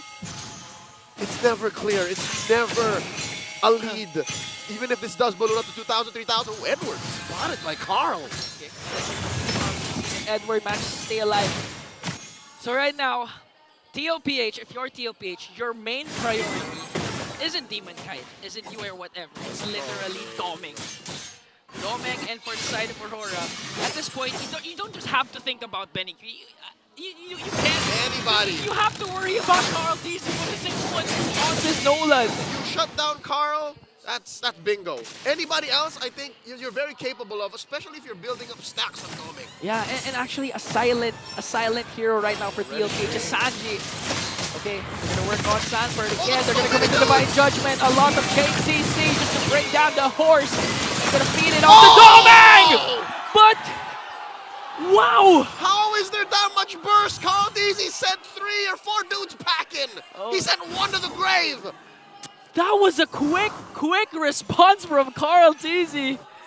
7-1-2, now gonna work on Yue, but they're gonna catch him off guard. Will he be able to escape though? Here comes Circling Eagle coming in from JP just to save him out. We're gonna work for Doming. Does he have the render though? As Edward will fall down in the hands of Benny Cutie. Doming going head to head with Benny. Fortunately, Doming at that time, he didn't have the render, so he wasn't able to take a snipe onto Carl. Alright, I am in awe of what Carl DZ is capable of on this Nolan. But let's talk brass tacks here. There's still the glass ceiling that TLPH are staring up at, and that is Doming's 501. 501. Say what you will about what you can do as a lineup, but as long as Renegade and Doming are running around with that many stacks, this is dangerous. Underscore here. Now that's going to get Oh, goes in Renegade, but Circle Eagle coming in from JP just to counter out. Here comes the Glorious Pathway as well. Coming in from Sadler as they burst down Renegade. Plus Carl gets the Lord. No trade for Aurora. Clear win for Liquid there. Didn't have to give much to take down the Lord. Even took the Hitman down along the way. You know what? Maybe I am just crying wolf. Maybe I am just saying the sky is falling. The sky is falling with the whole Kanja, Beatrix, Sky Piercer combo. It's going to have diminishing returns the longer the game goes. Yeah, plus it's kind of a double-edged sword. It makes Doming try to play safe as much as possible. And only go when it's a clear win. When it's a clear win. But the problem is, it's never a clear win when these two teams are playing. That's right, especially Sanford Okay, with a Sanford. huge Glorious Pathway. Okay, they're just going to clear up, but look at this. Sanchi goes in with the Crimson Beacon. They're going to bring down Carl TZ. Finally, a monster kill coming in from Doming, but it's chased for his own life. Metacutie picks up a kill. A 1-for-1 trade, but they also got the mid lane turret. A shutdown for a shutdown. Okay. 40! A quick response coming in from Aurora. They're going to bring down two right away. They're going to work on Benny. Able to shut him down. Demon Kite bouncing back with a double kill. Again, the clashes just don't stop. The fumble of all fumbles. Each team sacrificed a huge core, but just the same, Liquid may have misread the situation. A moment of misunderstanding leading to so much bloodshed. They got a bit too aggressive because, again, the presence of Doming. Without Doming, they thought that they could take it, but you can't factor out the damage coming in from Demon Kite still. And there's only so many shields and guiding winds to protect Carl TZ. So he literally just leaned into his own death. Yeah, and with that clash, they erased the lead established by TLPH. It's now down to 500. Nothing. It's nothing. Kaput. So again, an even ball game, even down to the kill scoreboard, 11-12, quite close. Even the mapping, check out the map. Even down to the turrets, equal. I mean, Liquid has one turret up. Just one in mid. But that aside, again, the fights are so much simpler for Aurora to do. Especially since Doming is going to start building back up. And not to mention, Yue hurts. Yue has been hurting. Depends on what angle you take him from and what ult he has. Yue plays a different role every time. You know, I'm actually confused right now as to what Yue has been picking up. Is it the Glorious Pathway? He picked up a Circling Eagle in the last time. Circling Eagle at the last time. That's why they were able to counterattack. Yeah. Yeah, okay, I remember And then that. it would also be solid if he picked up the Glorious Pathway, yes. And I don't know about Crimson Beacon, though. It helps him reposition. Yeah, but as much as possible, you don't want Yue to just reposition. You want him to initiate, counter-engage. And I do agree, it's more simpler for Aurora because, again, their strategy is quite honest. A Renegade flicker in for the pull, serve him up to Doming, and after that, disadvantage in terms of numbers, Aurora's going to go all in. It's the Northern Lights pick off. And all this while, Demon Kite was just playing a hybrid utility killer. And you know what happened in game 2, right? With Carl TZ on the Soyu. It's so easy for him to steal Lord or to secure him. What more now? Exactly. Again, in terms of neutral objectives, Aurora has a huge advantage. So TLPH needs a good pickup, needs to activate Carl TZ once again. He's been doing it for majority of this game, down to 12 minutes. If they can pull something off like that again, they're going to win this game. Much like that old saying, you're only as good as your last engagement. And Carl TZ slipped and fell that last time he went up against Aurora down in the bottom part of the jungle. Well, to be fair, they were also able to take down Doming. Sure. But best case scenario, right? Doming is more fragile than Carl. So Carl has to protect himself. Yeah.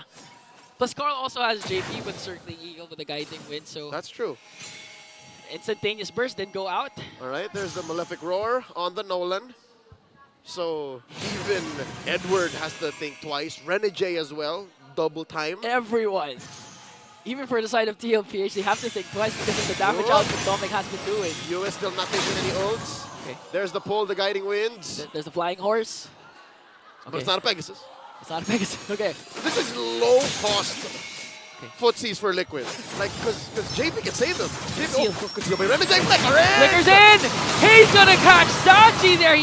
Even with the Winter Crown, he wasn't able to cast it. An instantaneous burst once again. And TLPH has to counterattack. They're going after Renegade. Edward goes in with the Earth Shatter Flicker combination. It's Metacutie works on the backline with the Salmon Force. They're going to bring that call. Teasing. Doming's down. And Doming is down as well. Plus Renegade. TK! TK works on the backline. Benny. It's just Benny again. Onward combination. More Legend 0 at this point. JP, who do you save? No one. And it looks like a clear win for Aurora. He's a patientless hospital. A patientless ambulance. JP just roaming around, taking vision. The best he can do is watch and say, yeah, guys, they got the Lord. They got the Lord, and they got more than what they wanted. 4 kills to their name. The gold lead now taking away the purple buff of Carl TZ. What a huge win from Aurora. Okay, I need to see this replay. Let's check it out again. The instant replay brought to us by Infinix. Huge knockups. And it's clear to me about 2 seconds into the engagement that Liquid may have overstayed their welcome. Maybe they forced themselves to find kills and they overstretched their capabilities to get the key kills. I think they should have been happy with the 2 for 2. But in the heat of the moment, I get it. In the heat of the moment, as long as you kill Dome and you keep going, then maybe that was enough. But with Yue, Edward, and Demon Kite still on the map, yeah, that was enough damage, CC and Peel. I mean, I get why Benny QT did that. I mean, there's no catch, but unfortunately the onward for Honor was too close. Sanford goes in with a glorious pathway just to delay the Lord's push here. Lord gonna eventually burst down this mid lane turret. Still standing. Still standing, though. They might be able to burst down Sanford. But the Lord's still standing, and Yue gets the Primal Wrath just to also burst down the mid lane inhibitor, and now the base of Liquid is exposed. That's permanent damage dealt to the camp of the cavalry. A fraction of a second, too, between that Lord still surviving and the turret standing. Could have gone either way, and now another glorious pathway to help defend. Okay. Yue has his own glorious pathway. Oh! Renegade, okay. Sanford also has a glorious pathway. Renegade has the flicker. He's gonna pull Sanford there. They're gonna burst him down in the hands of Doming. That's one member down, but TLPH was able to save their inhibitor. Free pickoff for Aurora in Liquid's efforts to defend their base. The window of opportunity for Liquid is shrinking slowly. Given the simplicity of Aurora's lineup, it's just a matter of time. Oh no! Hey, they're looking for JP. JP got Circling Eagle. They want to go for Demon Kite as JP falls down again in the hands of Dominic. 9-2-2. Nexus calls Casey. Sachi's the only one left. Renegade makes sure to bring them down. Oh, wipe out for Aurora. And a Game 3 win for the Northern Lights. We are at match point. Aurora 1 game away from moving on through the brackets. Champions indeed are in peril. By far, that was the best game I've seen today. Renegade's Kaja, whole nother beast. Let's throw it over to Infinix Game Tambayan to break down Game 3. And we're not alone this time. It's not just me and Rockhard. Welcome the coach of the MSC champions, Selangor Red Giants, Coach Arcadia. Welcome back to the Philippines. Hello, thank you guys. Champion! Thank you for welcoming me back. It's nice being back here. Yeah, and it's always great to share an analyst area with you. Oh, yeah. You got to talk a lot here, and there's one man that we will focus on a little bit more later, but what do you think about the performance by Domeng on that Beatrix? I think that game was absurd, bro. I think he really performed really well. And I think props also to Renegade for making him set up those skills, because those skills basically open up the game. Yeah, and it opened up a lot for the Beatrix. Rockhard, you were watching that Dominic performance and going, Sky Piercer stacks. No way, right? Yeah. First item, Sky Piercer, and he survived the onslaught of a lineup that has a Nolan. Give that guy an MVP, bro. 10-2-4, great positioning. So, with the performance of Domeng here, I want to see if there are ways for you to link his performance in this game with your very own gold laner Innocent. Were there parallels that you saw between the two young men? I would say these two players, Innocent and Domeng, they both like Beatrix. And to be honest with you, not a lot of gold laners can play Beatrix, because Beatrix is one of the hardest hero in the gold lane role, because you have to make sure that you can hit your snipers. Yeah. You have to make sure that you use your grenade launchers at good timing, because once you release those skills, you're basically an open target already. Yeah. And we saw it here. TLPH did everything they can to reach that Beatrix. You even pointed out to us that come to the mid to the late game, it might actually be hard for Dominic because there's just going to be a high loss standing in front of him. But you said to us also, Renegade needed to go God mode here. And you did. Right here. Actually, display of the game, this is the turning point. Because as you see, what Renegade did, it's actually a very hard play to execute because there were still 2 towers left, which is the first tower in mid and the second tower in the mid lane. And it's hard for you to take a flanking position if both of those towers are present. Yeah. But what he did is just go YOLO. Yeah, YOLO!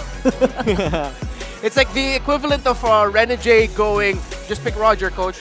I'll pick them, coach. Yeah. So, wow. Aurora now puts TLPH at that match point.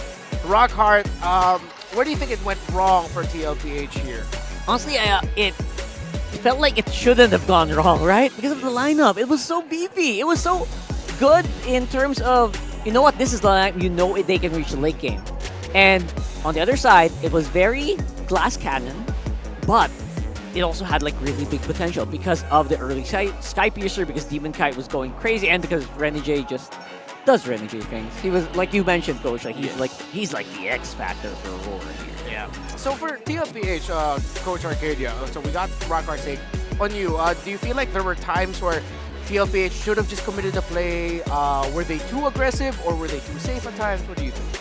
I think there were just one play that I feel like they didn't take the fight. Because as you would see with their lineup, just like what Rockhart did, me personally as a coach, I believe there was no team that got outdrafted in this game. Agree. I think both teams, their hero compositions, both can fight. And both have their own winning condition.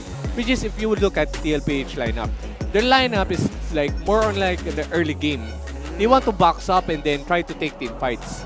And then Aurora, because of the hero composition of TLPH, it's not easy for them to fight in the early game. Yeah. But once come mid game, that's the time that they can fight.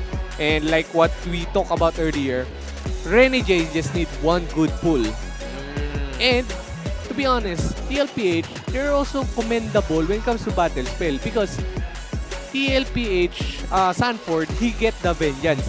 And actually, Beatrix can only kill high loss at maybe early to mid-game. Yeah. Late game, it's kind of hard. But because of the vengeance of Sanford, it's not easy for the Beatrix to also to kill him in the early game. Oh, okay, I get you. And we saw that it was actually, there was a time where it was Doming who suffered just attacking the high loss of the vengeance up. You're so nice, right? You're saying it's kind of difficult. Yeah, it's bloody hard, bro. Doming was hitting himself because of vengeance, right? He was like, oh my gosh. All right, so yeah, I agree, and I think the survivability of the Doming was super commendable here. I think, right? I feel like, bro, how did he not die that much in this game? Yeah. In this metagame, and even before that, Beatrix, difficult to use, as Coach Arcadia said, but Doming just made it work. And I think that was a great example of what Irad of RSG Philippines was talking about before the start of the series, that Aurora just fights different. Something about them making plays we don't expect them to make, positioning at the right time. So that's Aurora, this is Coach Arcadia. The series is not over yet. He'll be joining us all throughout. If not here, you can find him in the Philippine area or maybe with Midnight, who will throw to right now for even more in-depth analysis. Aurora MLBB is 1 point away from advancing in the playoffs and 1 point away from eliminating the defending champions of MPL Philippines team, Liquid Philippines. Welcome back sa ating analyst stand. Ako nga pala si Midnight. And natin i-breakdown kung ano ba yung mga malalalim na details na pwede natin makita dito sa laro ng Aurora MLBB. Well, first off, it was very evident and obvious that TLPH were leading the early to mid game. Unfortunately, there was a swing in the late game aspect of their game. As you can see, Aurora MLBB, yes, lamang sila for the majority of this game. I mean, TLPH lamang sila for the majority of this game. Pero when it comes to the net worth, nakakahabol pa rin ng Aurora. Hindi ganun kalayo yung lamang dito ng TLPH. The highest that they got was 3K gold lead by the 9-minute mark. Actually, 8-minute mark pa lang. 3K lang yung hawak ng gold lead na TLPH. And knowing na binangkit ng ating mga classes, late game is a thing for Aurora, specifically when they purchased the items that they needed. Doon na nagkaroon ng swing of momentum dito for the side of Aurora MLBB. The kills, the objectives, they were going in favor of TLPH. but unfortunately, it wasn't enough. The deficit wasn't really enough for TLPH to capitalize towards the late game. And Aurora MLBB were able to find these key moments to be able to execute their late game power spike. We are gonna be looking into the item selections dito ng ating mga players. One thing na magandang i-highlight dito is yung Sky Piercer build ni Beatrix na natapos siya ng 2 minutes 45 seconds. It allowed Aurora MLBB to at least be able to fight their ground against Team Liquid Philippines because of the burst damage that could come out from the Beatrix as well as the combo from the Divine Judgment na pwedeng ilabas ni Rene J. And lalo lang na-amplify ito ng 10-minute mark. By 10:25, meron ng fleeting time na hawak yung Kaja. Meaning, higher chances of being able to counter-engage against Team Liquid MLBB. It came to a point where they were just constantly finding the kills on the highest, and that allowed them to reset the game. The timers were 9 minutes and 10 minutes. Doon tayo nagkaroon ng momentum swing for the side of Aurora MLBB. That's why they were able to mount a comeback against Team Liquid Philippines and take game number 3. We are going to be looking into game number 4 just a bit, but before that, let's watch a short video from Team Liquid ID, Aaron. Menurut gue mereka ya lumayan kuat sih, karena tim Liquid PH tuh biasanya di playoff lebih sangar, jadi gue nggak bisa terlalu berkomentar tentang mereka di regular.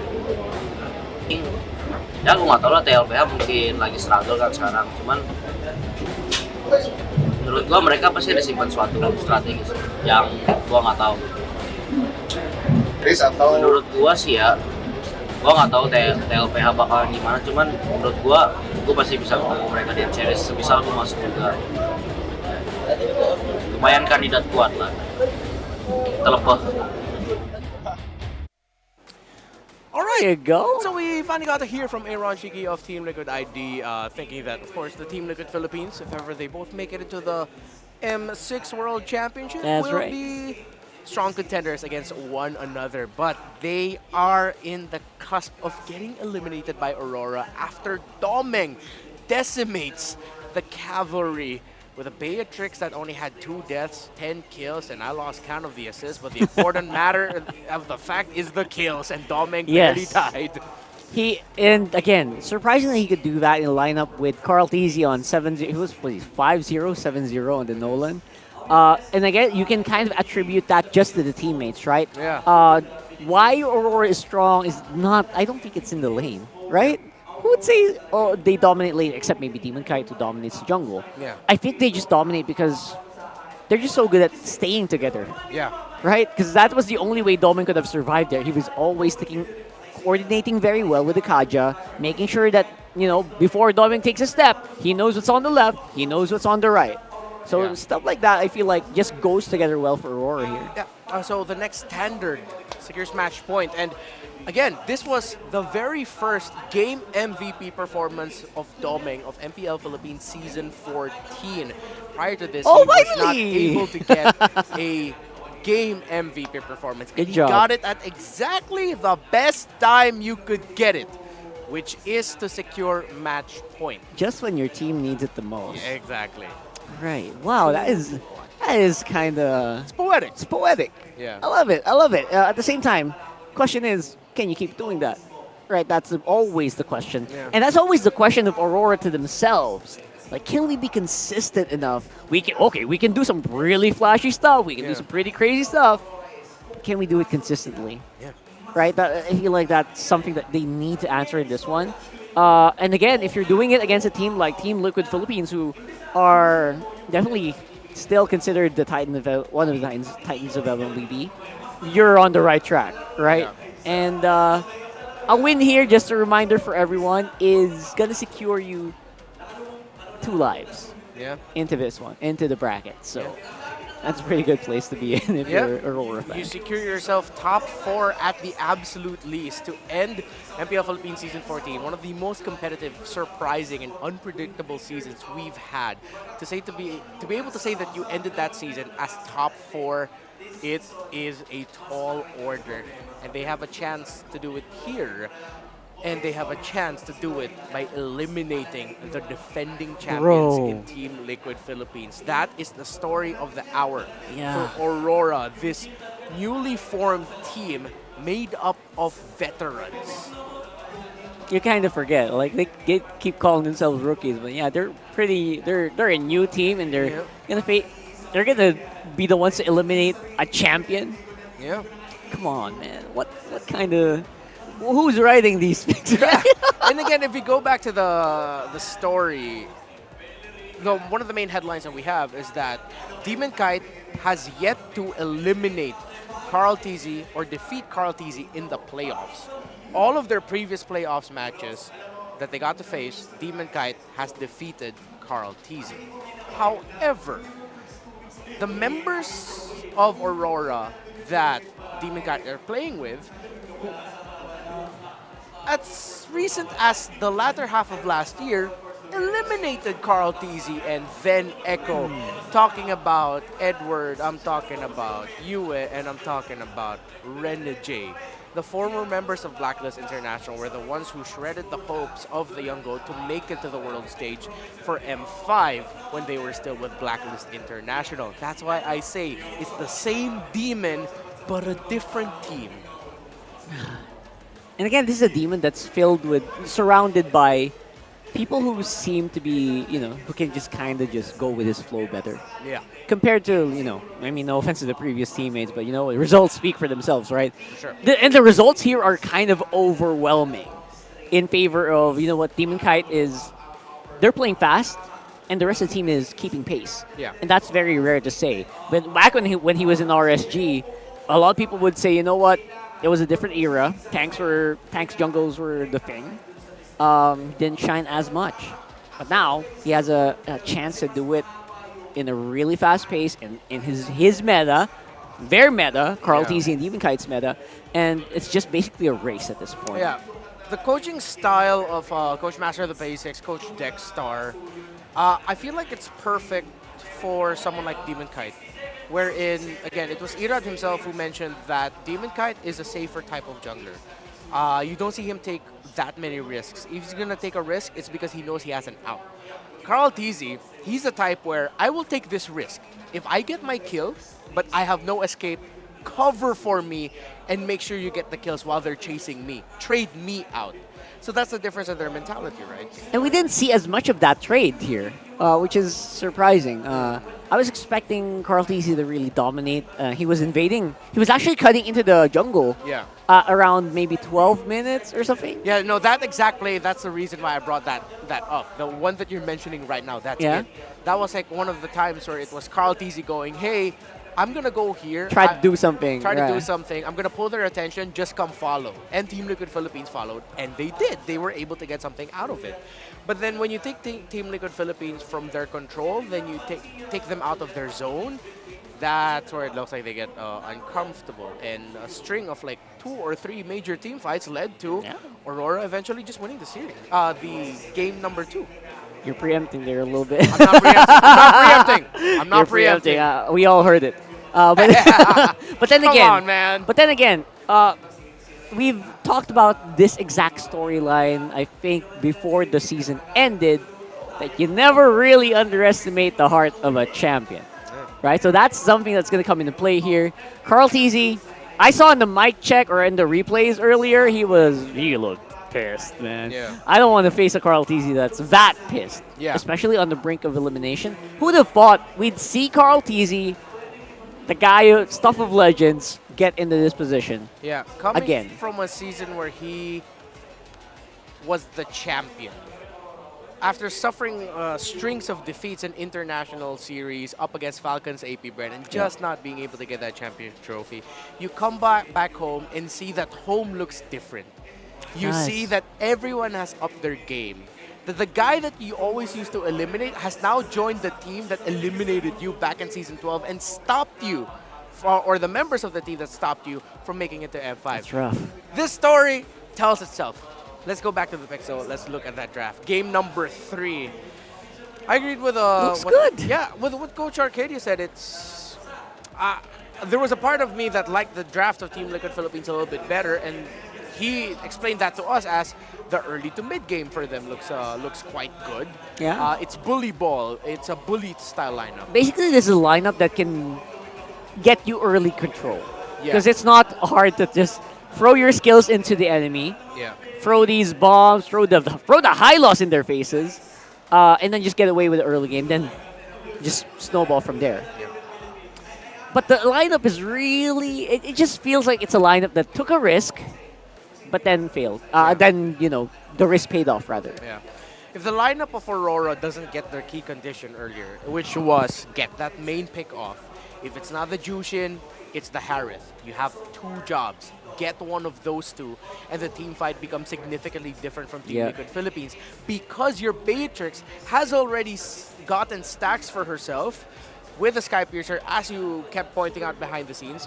So Aurora was just like, even though they had that main condition as felt like a big weight around their ankles, for Renegade it was like, I'll take this weight off, I got this. And he made it look easy. He got that pick. Yeah, and he made pick-offs that didn't feel like it should have happened. Like the Sanji getting picked off earlier with from mid out of nowhere. Yeah, the 2 towers that there. Was insane, man. Again, if he can keep doing stuff like this, I mean, they could really put Team Liquid PH against the wall here, especially in draft for game number 4. In a day where there have only been 2 losses on the red side, RORA will try to end the series here from that side. While Team Liquid Philippines, the odds are in their favor. But again, the key to victory, defy it. Still watch, Can RORA run defy it and eliminate the defending champs as they take away the possibility of a Ling getting picked up? Will TLPH get the Suyo The or the Immortal One Kali? chose me to vanquish the shadows that plague this They're gonna go for world. it. Suyo, I think was only snubbed once overall. I think there's only one draft I don't remember is Suyo I am coming not in. the only one. Other than bound by that, these he does chains. feel like he's still a very powerful pick. But then again, Coach Arcadia did bring up that this guy is not immortal. Contrary to his skill name, that's immortal. He does have a lot of glaring weaknesses.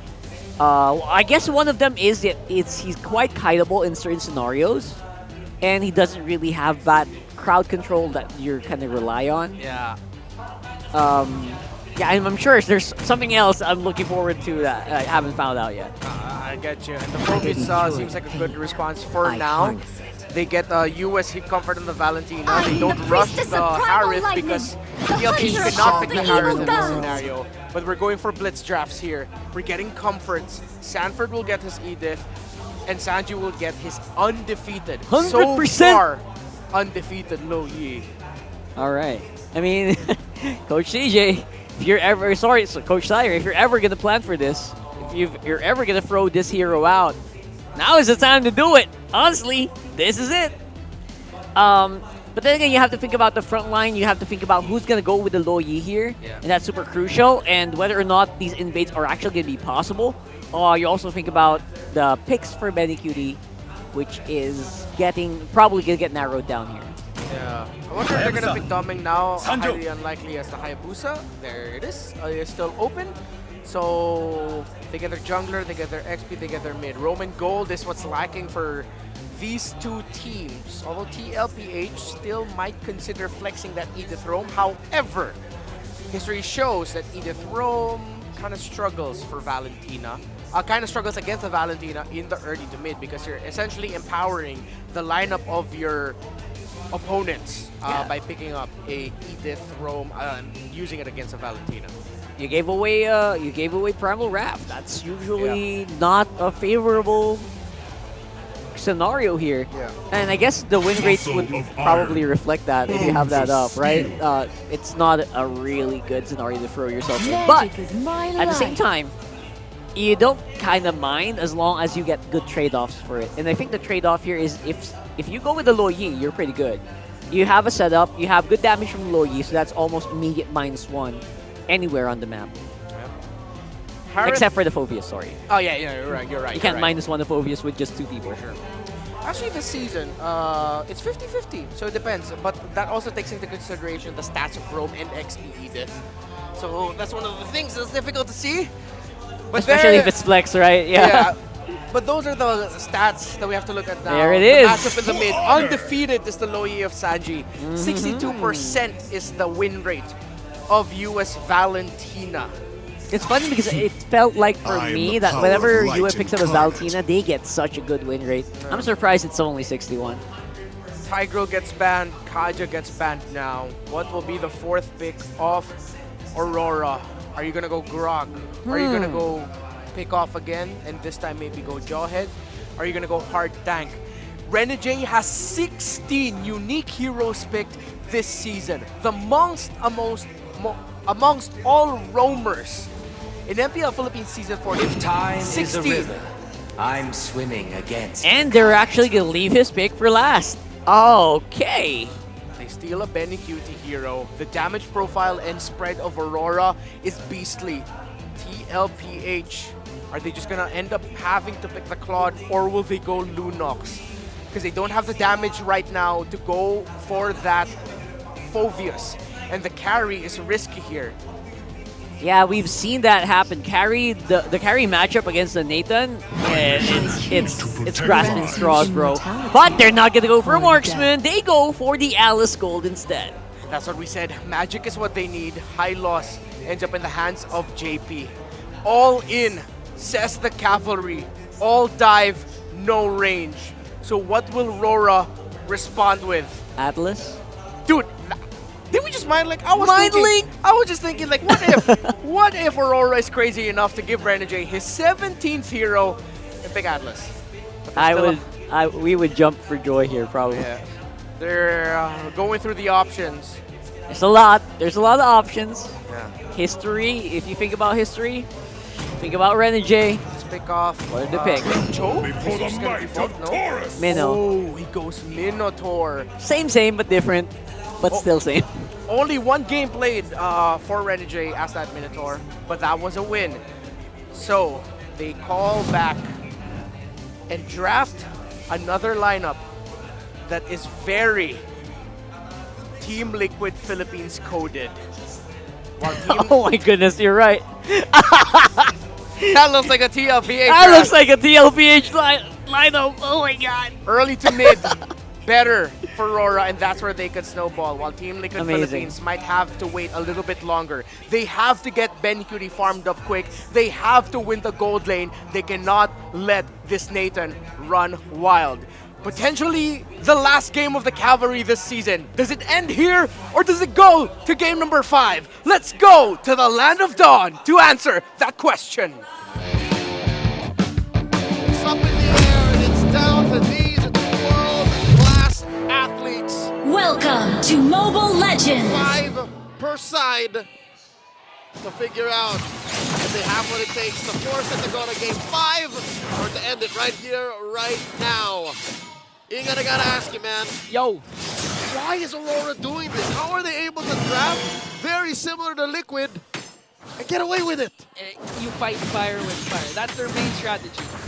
They've swept TLPH during the regular season by doing the same strategy, which is going head-to-head.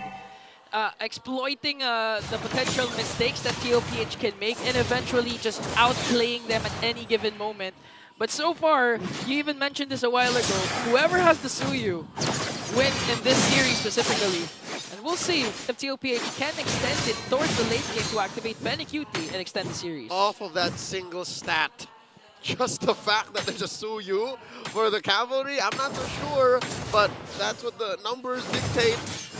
But as this series goes, both teams looking to defy all logic and push forward through the brackets. Lane to lane, I can tell you now, just for now, maybe 40 can win. But later on, when the fight actually begins, I'm looking at like 5 or 6 minutes. Maybe that's when 40 has to be smart about his engagements. Yeah. Again, it's tempting to go for those Earth Shatter onward combinations because looking at the battle spells of Aurora, there's not a single Purify. It's all flickers. And they can actually burst down whenever Sanford manages to catch someone. But again, the Renegade factor is also there. Assuming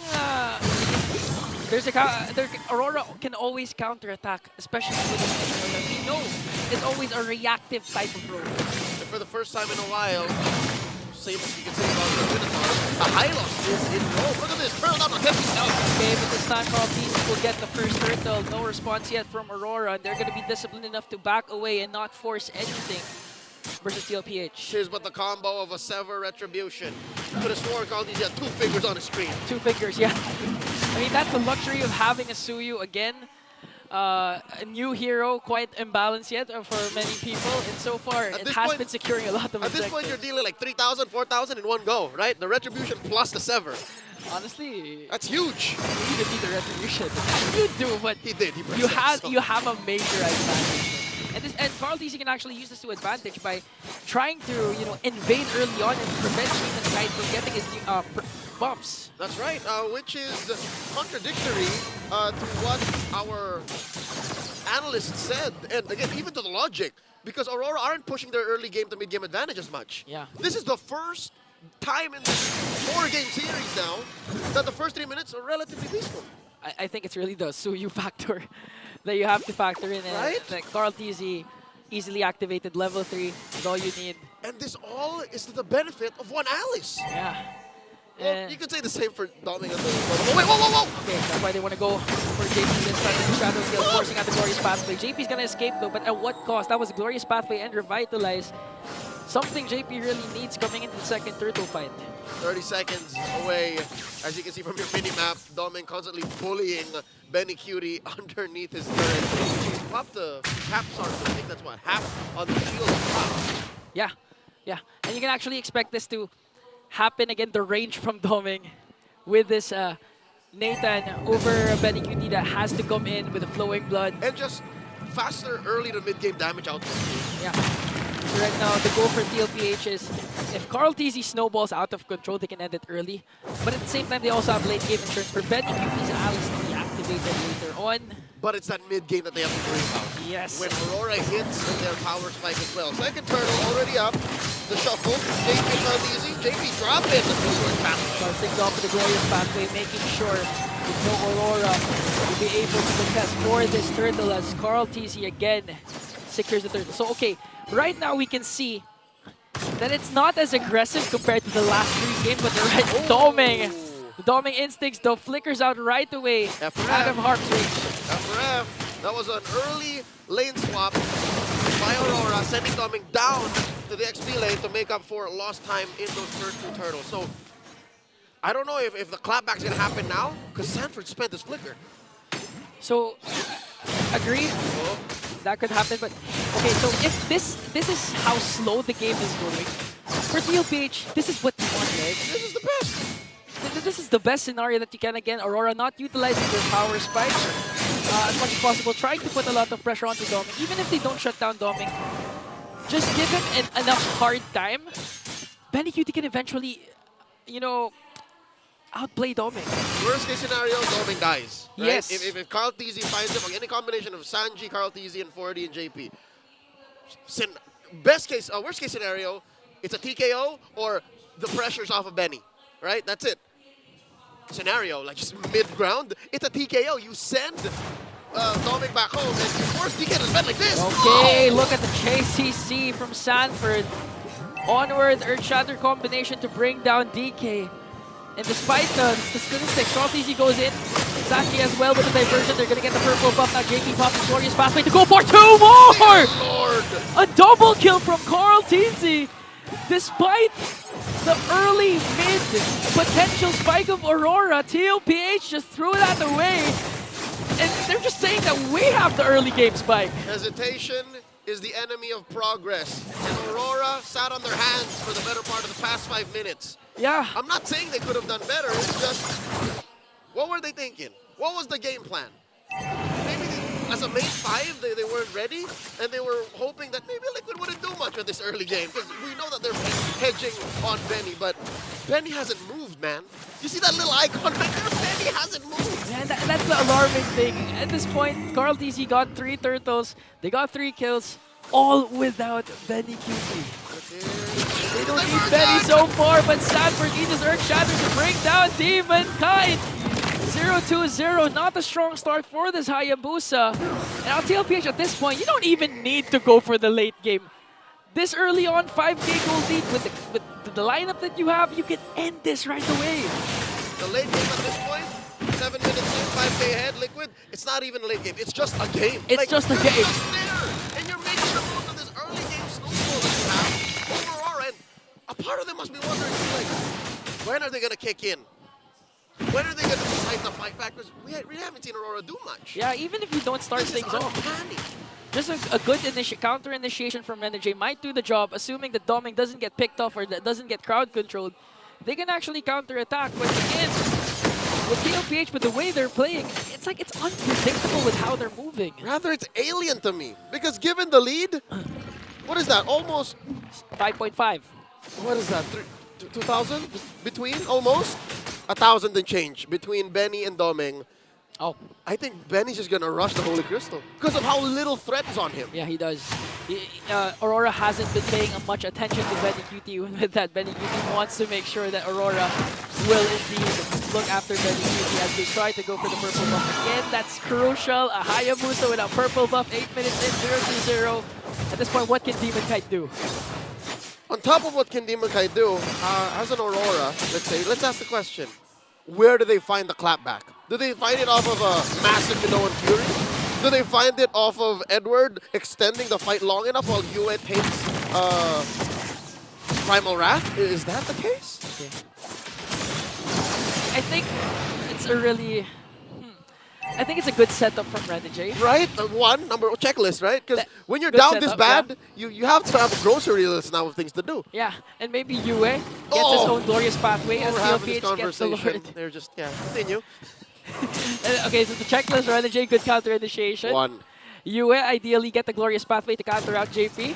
That, not the Primal Wrath. Yeah, not the Primal. 2. For me, it's just to make sure Doming has enough space to free hit once he casts the end. More peel, okay. Yeah, for the peel. 3. As Liquid continues to ravage the map. Edward disrupt the formation of TLPH with Infernal Pursuit. And then Demon Kite clean up. And then Demon Kite clean up. And this is assuming that TLPH just lay down and take it. Yeah, this is assuming that Sanford doesn't get picked off or Sanji doesn't cast a good diversion play. Folks, you have to understand why Ingen and I are, counting down on the many things Aurora need to do, and the flummox tone in her voice. Whoa, wait, Doming! Oh, Doming, luckily he has the entropy. Able to escape that. He didn't pop his flicker, but they can still defend this first Lord. Because it's uncharacteristic of Aurora. For a majority of the series, they were in control. Okay. But now they're struggling to fight back. Okay, the Renegade finally casts Minoan Fury, not gonna connect onto anyone. He has the glorious path, look at Sanford, he deals damage with the Primal Wrath. Eventually, they're gonna burst down the Lord. No inhibitor turret's taken down yet, but this might change in the middle lane. Successful defense, but Liquid aren't letting go. Mid lane inhibitor up next. The Renegade doesn't have his open. It's damage! Minotaur can't out-sustain that as much as possible, so right now they have to play it safe. Doming pops his entropy there as TLPH works on the bottom lane turret. But it seems to be in vain as Liquid refuse to go home. Relentless in their siege. They're staying here, applying pressure in mid. The glorious pathway by Daddy JP. Glorious pathway this time just to make sure they gotta clean up John to middle lane, but this time JP's gonna fall down. Demon Kite goes in, the shadow is not gonna be enough. Benny, on the other hand, goes on to Doming and brings him down. Edward in for the Infernal Pursuit. Eventually gonna bring down Carl Teasy, but Benny Cutie answers right back. A double kill for Benny. 3 for 2, but Aurora continues to defy the odds. I mean, as messy as that was and how many bodies lay underneath this inhibitor, the fact is the base is still standing. And the inhibitor is still standing. So one could argue that was a successful defense. I don't know who has more persistence, TLPH for not going home in the entire time, or the mid lane base turret for not going down. I'm counting down on this turret, by the way. This turret's days are numbered. Checking out the items, that's more than a 2,000 gold lead now on Benny Cutie. And, of course, Carl Teasy as well to Doming. That's where a good chunk of this 8K gold lead is, about 2K apiece. Yeah, just look at how confident Benny Cutie is. All attack items, all damage items went literally beside the crystal just to catch Doming's entropy and eventually burst him down. So right now, Aurora, you still have an inhibitor in the middle lane, so that's good. You lost the one on the bottom lane, but that's where the Lord spawns, so you can manage... Diversion. Diversion play. They take it!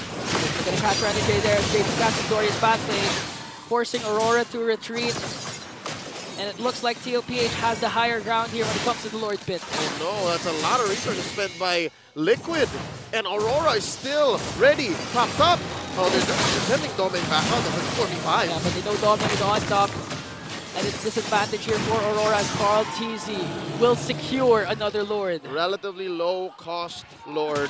Liquid still in control, clearly in the driver's seat, and they're also in control of the music. And we're dancing to their tempo.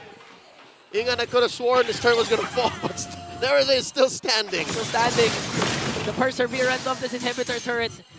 You know, if Aurora eventually wins this or manages to win this, that inhibitor turret's the real MVP because no enhanced minions yet onto the middle lane. But right now, Aurora, there is. There is now. They have to worry about this Lord. How big that siege minion was. It's almost as big as Hylos. And that's a big problem Aurora has to worry about. Even the damage. JP just soaking it, doesn't even care. He still has his Revitalize though as they work on the top lane turret. Eventually he's gonna fall down and Lord marching in the bottom lane as Dominic tries to burst it down. He has his entropy, he's gonna escape, but Cutie catches him. Here comes the counter attack coming in from Renegade, forcing out the flickers. And Dominic, Minoa and Fury coming in from Renegade, connecting on to Fast Again goes in right after Cutie, but is it gonna be enough though? Edward with Infernal Pursuit, eventually he's gonna fall down and has to call TZ. That's 2 members down. Dominic doing his best to clear out the minion, but against 5 members of the cavalry, it might not be enough as we will go to a game number 5. The Cavaliers go wild, and so does the MLBB universe. These are your M4 world champions, your defending season 13 champions, defying all odds and climbing up a mountain backwards.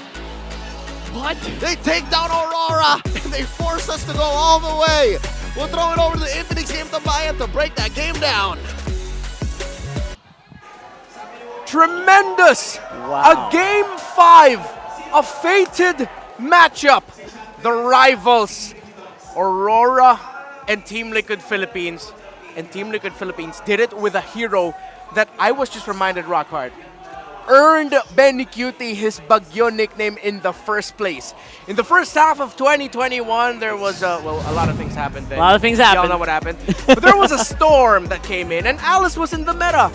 So that's how Cutie got his name. But Sanji, again, showing why his low Yi is undefeated and just how comfortable he is. Bro. He didn't play this with 3 feet. Don't get confused about that. That's not correct, don't worry. But he might as well have played it as if he did play it with 3 feet. He was everywhere, honestly. Yeah. And I really like how they were layering all these crowd controls so efficiently, just as you expect Team Liquid to do so with these hero picks. Yeah, outside of the macro, when you look at the micro, I agree with you there. The layering of crowd control by Team Liquid Philippines, right there, it's perfect. That was a great tower dive to pick off. You get that knock up, you get that stun, then you get the little bit of a sucky coming from the rotation dispersion. That's what it does, guys. It sucks you into the center, yeah. No doubt about it. And you also have to really consider the pace and how they did it. They were insta-stun locking people under the turret. And they were tanking it well, and they were juggling the turret aggro so well. It resulted in this game becoming like almost insurmountable by 8 minutes. There was like a 2-level gap between most of these lanes at around 7 to 8 minutes. Imagine that. TLPH just went crazy. Just went bonkers.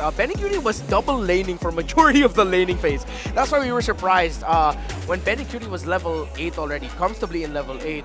Doming was only level 6. And he had a 1,000 gold lead. And Doming died multiple times while that was happening, so I guess I would understand that. The funny thing was that we saw that during a time where we didn't even see the first blood yet in the game. Really? Yeah, Cutie. There wasn't a kill then? There wasn't a kill yet, dude. Right. Cutie was just straight up farming so fast from the gold and the mid, then back. If I'm not mistaken, he would even get the scaled lizard from time to time in his purple side, and Carl TZ would just give him that, and then he just ballooned from there. And it's so easy to just go around the map if you're Cutie. Damage profile was great here. As usual, Hylos is just a beast. in controlling the map early on, which led to them just taking each and every objective so easily by the time they were level 4. So after that, level 5, level 6 arrived. The only reliable damage source that Aurora actually had was that gold laner. It was that Nathan who was starved so much in this game. I was, no joke, man. I'm not come out disrespectful, but I was thinking, you know what, these are games I would surrender at 8 minutes, 7 minutes. I would not play these games. But you know what, they played it, they tried to defend, and exactly what you should do. But it was that dire, it was that bad. Yeah, just to make the point that how much it took for Aurora to eventually get the damage profile that they're comfortable with, or the damage amount. But by the time they got there, TLPH could actually withstand it. I thought JP, or if I'm not mistaken, it was Benny Cutie that might have would have been taken down by Demon Kite in the last few moments of the game. But then, no, they were able to survive through it because the Shadow Kill just didn't have enough damage, even though it was hitting the target at the right time. If they had a little bit more. But it was just TLPH going back to basics of what they are comfortable with, which is dominating. Sanford dominated the lane and was able to dominate the portion of the jungle he had to invade, which was always constantly getting invaded by Sanji and JP. I mean, Demon Kite already realized that he wasn't doing as much because I saw him build out the Sea Halberd. Again, way too late because it wasn't easy for them to get gold anyway. So they knew the problems that they were facing, not gonna lie, and I still maintain Atlas would have done better there instead of the Minotaur.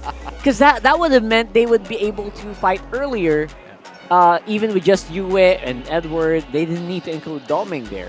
But because it was a Minotaur who kind of just wants to crowd control and heal up for you, compared to an Atlas that will crowd control you and then do some pretty good damage. Yeah, and then also stay there, dishing out even more crowd control. But I think you said one of the key words as to why Aurora wasn't crazy like us and picked up the Atlas is because they needed that heal coming in from the Minotaur. The high loss was packing the Revitalize. So one of the principles of drafting right now is that if your opponent has a heal, you want something like that for your team At least, well. you know, kind of be level. Yeah, right? just level it out, balance it out. But this next guy is OP as all hell. Great analyst, and he's going to take the stage.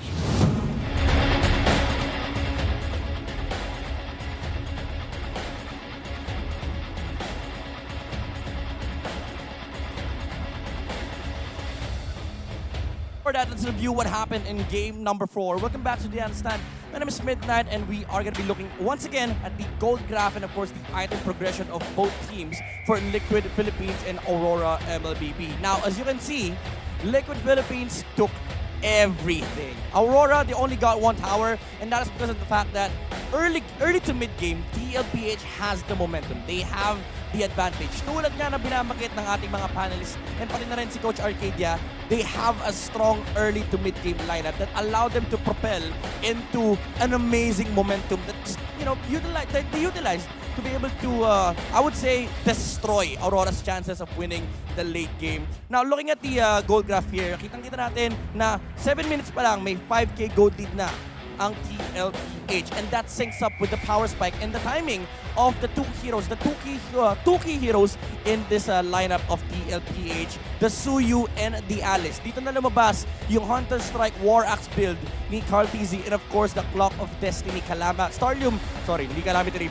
side ng Alice, and it allowed them to be able to group up and fight as 5 people, the 5-man squad of Team Liquid Philippines. Even though sometimes we see Benny Cutie split pushing the map, the advantage of having a Louis is you are able to play as 5 even if you split. So in reality, even if Aurora decides to go for the split push, because of the massive gold deficit, they weren't able to match the split push that TLPH was doing themselves. So all in all, parang wala nang option dito yung Aurora. Kahit yung split potential was negated from the side of Aurora MLBB, and TLPH just bulldozed the lanes and decided to go for the objective takes once they've established a huge lead against Aurora MLBB. We go to the last game, we go to game 5. Before that, let's look at what the 2 junglers of both teams have to say, CarTZ and Dimitar. Tingin ko sa RORA bilang playoffs contender, sobrang lakas silang team. Pero di kami magpapatalo sa kanila, bibigyan namin yung best namin. chance namin wala sa kanila 100% kasi gigil na talaga kami makabawi. Para sa akin 50-50 kasi alam namin sa sarili namin na magpe-prepare din talaga yung TLPH. Tsaka ayun, bibigyan lang namin sila ng magandang laban.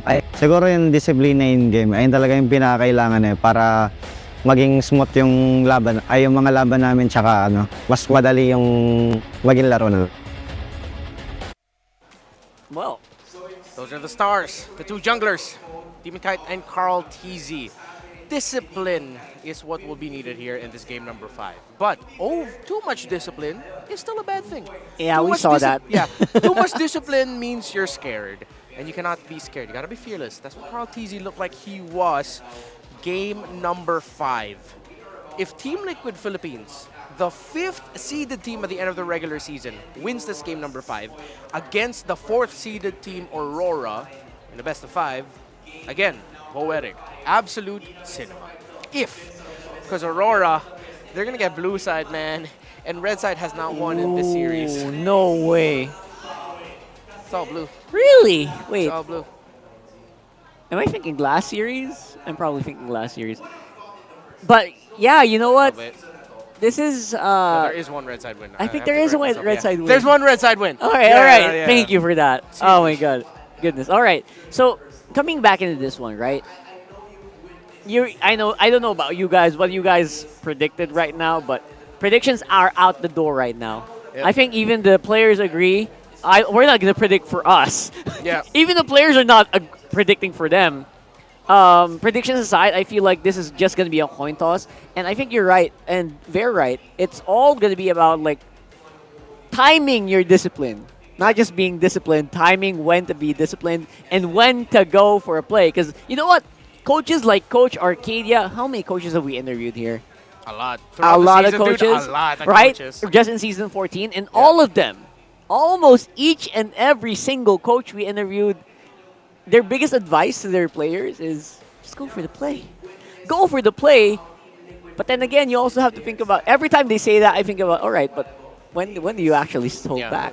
And I guess that's what separates like these players, right? Some of these players know when they need to go for the fight, when they need to go to play, and when they need to kind of reel it back. Yeah. And again, they communicate that very well with their teams. And again, that's probably the biggest difference maker between them right now. Yeah. That's what separates Aurora from a lot of these teams. Coach Arcadia agreed with us, and it has been a theme of Aurora that their team fighting discipline, and when they pull the trigger in surprise set-up plays, is these other teams.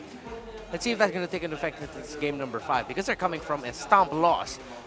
They got ran over, bulldozed, trampled, going up against a Beatrix that unfortunately snowballed. So many questions here right now for Team Liquid Philippines. Well, Aurora, again, it's easier for us to ask questions for TLPH. It felt like Aurora actually had the answer as well. Yeah. This lineup, if you look at it straight up like that, it looked like it was a good lineup. But when we came into play there, it got bullied so early on. Yeah. I just felt bad for it, to be honest. Yeah, so, I don't know.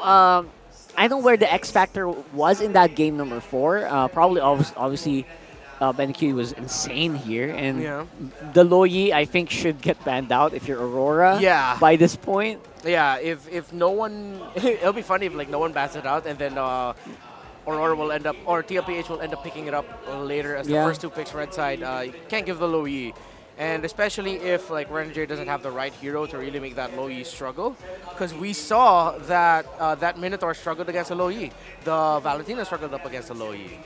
So, the most important match in the rivalry between two talented generational junglers, the 2-time world champion young goat Carl TZ, currently a defending champion in Team Liquid Philippines, will try and not get eliminated by the guy that he has constantly eliminated since the franchise era started every time they met in the playoffs. 2022 MSC, is that 2023? Excuse me, 2023. 2023. MSC, no, 2023 was Onyx. There we go. 2022 MSC champion Demon Kite and MPL Philippines Season 9 champion Demon Kite. The story tells itself. It's absolute cinema between these two. And again, we're talking about Demon Kite in RSG. Aurora is just a completely different mix of people. Even they agree that, you know what, we feel like newbies into this one. They said that in an interview where we feel like we're all rookies here. Yeah. We don't know what it is. We've been playing Mobile Legends Bang Bang for so long, but we all feel like rookies. If they're all rookies, give Demon Kite his second Rookie of the Season award I mean, he this season. That's right. He could probably be a Rookie of the Year here. The way that he performs, which, and again, in teams that, in lineups that have that Fanny, which again, I'm hoping for here, fingers crossed. At least, if you're going to go out with a bang. Yeah. You know what I'm talking about. So, bring out that Fanny, bro. Yeah. I think, though, Team Liquid Philippines should not give that Fanny. They're going to ban it out. I know. You got to ban that out straight up. Yeah, and again, you also think about the Loyi now. Yeah. In both drafts that we saw Aurora play, they did not ban it out. It was a Loyi victory. Yeah. So, what does that tell you, right? What does that mean? So, come on. If you're Aurora, it's time to put it down. Yeah. And you don't want to save it for, we'll ban it on second rotation. No! It's going to get picked up on second phase. First phase here, probably around second slot. Yeah. First 2 picks on the red side. But again, what if Aurora surprises Team Liquid Philippines and decides to say, hey, we're not drafting blue side. In this game number 5, with our choice, we will draft red side. That should throw something a little bit more different to Team Liquid Philippines this way. And what if they're the ones who pick up who decide to go global? Right? A lot of ways to think about it. 10 seconds before the draft starts. Whew, oh my god. All right. The last series for Season 14 for one of these 2 teams. The defending champions may get eliminated. Oh my god. Aurora might get eliminated. When you put it like that, I can't. It feels like every day is going to be a finals day here. If that's the case, man. Well, starting tomorrow, teams have second lives. They have but second lives, at least. This is going to be a finals day up until day 3. Day 3 is when we start seeing eliminations again. That's right. It's going to be a long day. By the way, best of 7 lower bracket finals. Yeah. So something for you guys to look forward to. Usually it's just a best of 7 on the grand finals, but now here in MPL Philippines we go even better. Yeah, it's poetic because it shows one of our best strengths. It really hammers on the idea, like, go through the lower bracket in the Philippines, like, you know. We're the lower bracket country. Yeah, we're the lower bracket. We win championships from the lower bracket, bro. That's oh, and they're doing it as like early practice for us. Yeah. We're gonna go lower bracket on M6, guys, and then we're gonna take M6. Let's see if that will actually As usual. happen. Yeah. Oh man. I'm just kidding. Not sure. I'm My not mind right now is just going crazy with the possibilities. I feel like there's a smell in the air that the draft will show up in exactly 2 seconds when I'm done speaking this sentence. 0. And I told y'all. It happened. It happened. Oh, there's another countdown. Come on. Nice try, brother. Nice try. Almost. This is it. There cannot be almost. There you go. For either of these 2 teams. Loyi ban. It has to be definitive. It has to be sure. So with the Julian getting taken away, Aurora respect the snowball potential of TLPH. This is it. Carl Tizzi's one of Carl Tizzi's best jungler picks this season. The blue side win rate of Aurora and red side win rate of TLPH are on your screens. The odds, once again, are not in the favor of the defending champions. If I'm TLPH here, ban the Fanny or ban the Phoveus. You cannot give one of those 2. Or be prepared to have JP play a Kufra. Pick it up earlier if you could. Yeah, either way. Because we saw them bat it out. Priestess of primal lightning. They're doing it! Of all the evil gods. Are they? So Aurora, Phoveus or Fanny? Phoveus or Fanny, take a pick. And you know what happens if TLPH... Or Suyo. It's also Oh my open. goodness, all right. You're right. Suyo is also open. Highly contested hero by so far. Here in day 1 of playoffs. Always on the way. They go for a none of the above, bro. The Matilda of Renegade. The only one bound Suyo. by chains. Phoveus. Yeah, Phoveus Suyo. Or The immortal one chose me to no, yeah, there. Oh my play goodness. this world. You can't pick Harith. I know what I feel about that. Is this a Fanny pick? Is Lock this a Fanny it. pick? Lock it. I don't know, man. Can't overthink it because, okay, Oh, they have the Fovis now, so the Cho will look good as a slot 3 pick for TLPH. Or they can even go Kaja. Has Edward played the Cho XP this season? Once, but it lost. Right. But it is an option for Aurora for the first time in many seasons. Oh, they surprise and go Alpha! This draft is not going the way I thought it would. It's the Alpha Matilda. RORA taking a page from Blacklist's book, or is it Blacklist taking a page from RORA's book, because the DNA between those two teams are very similar. Now it's TLPH playing Aurora cosplay.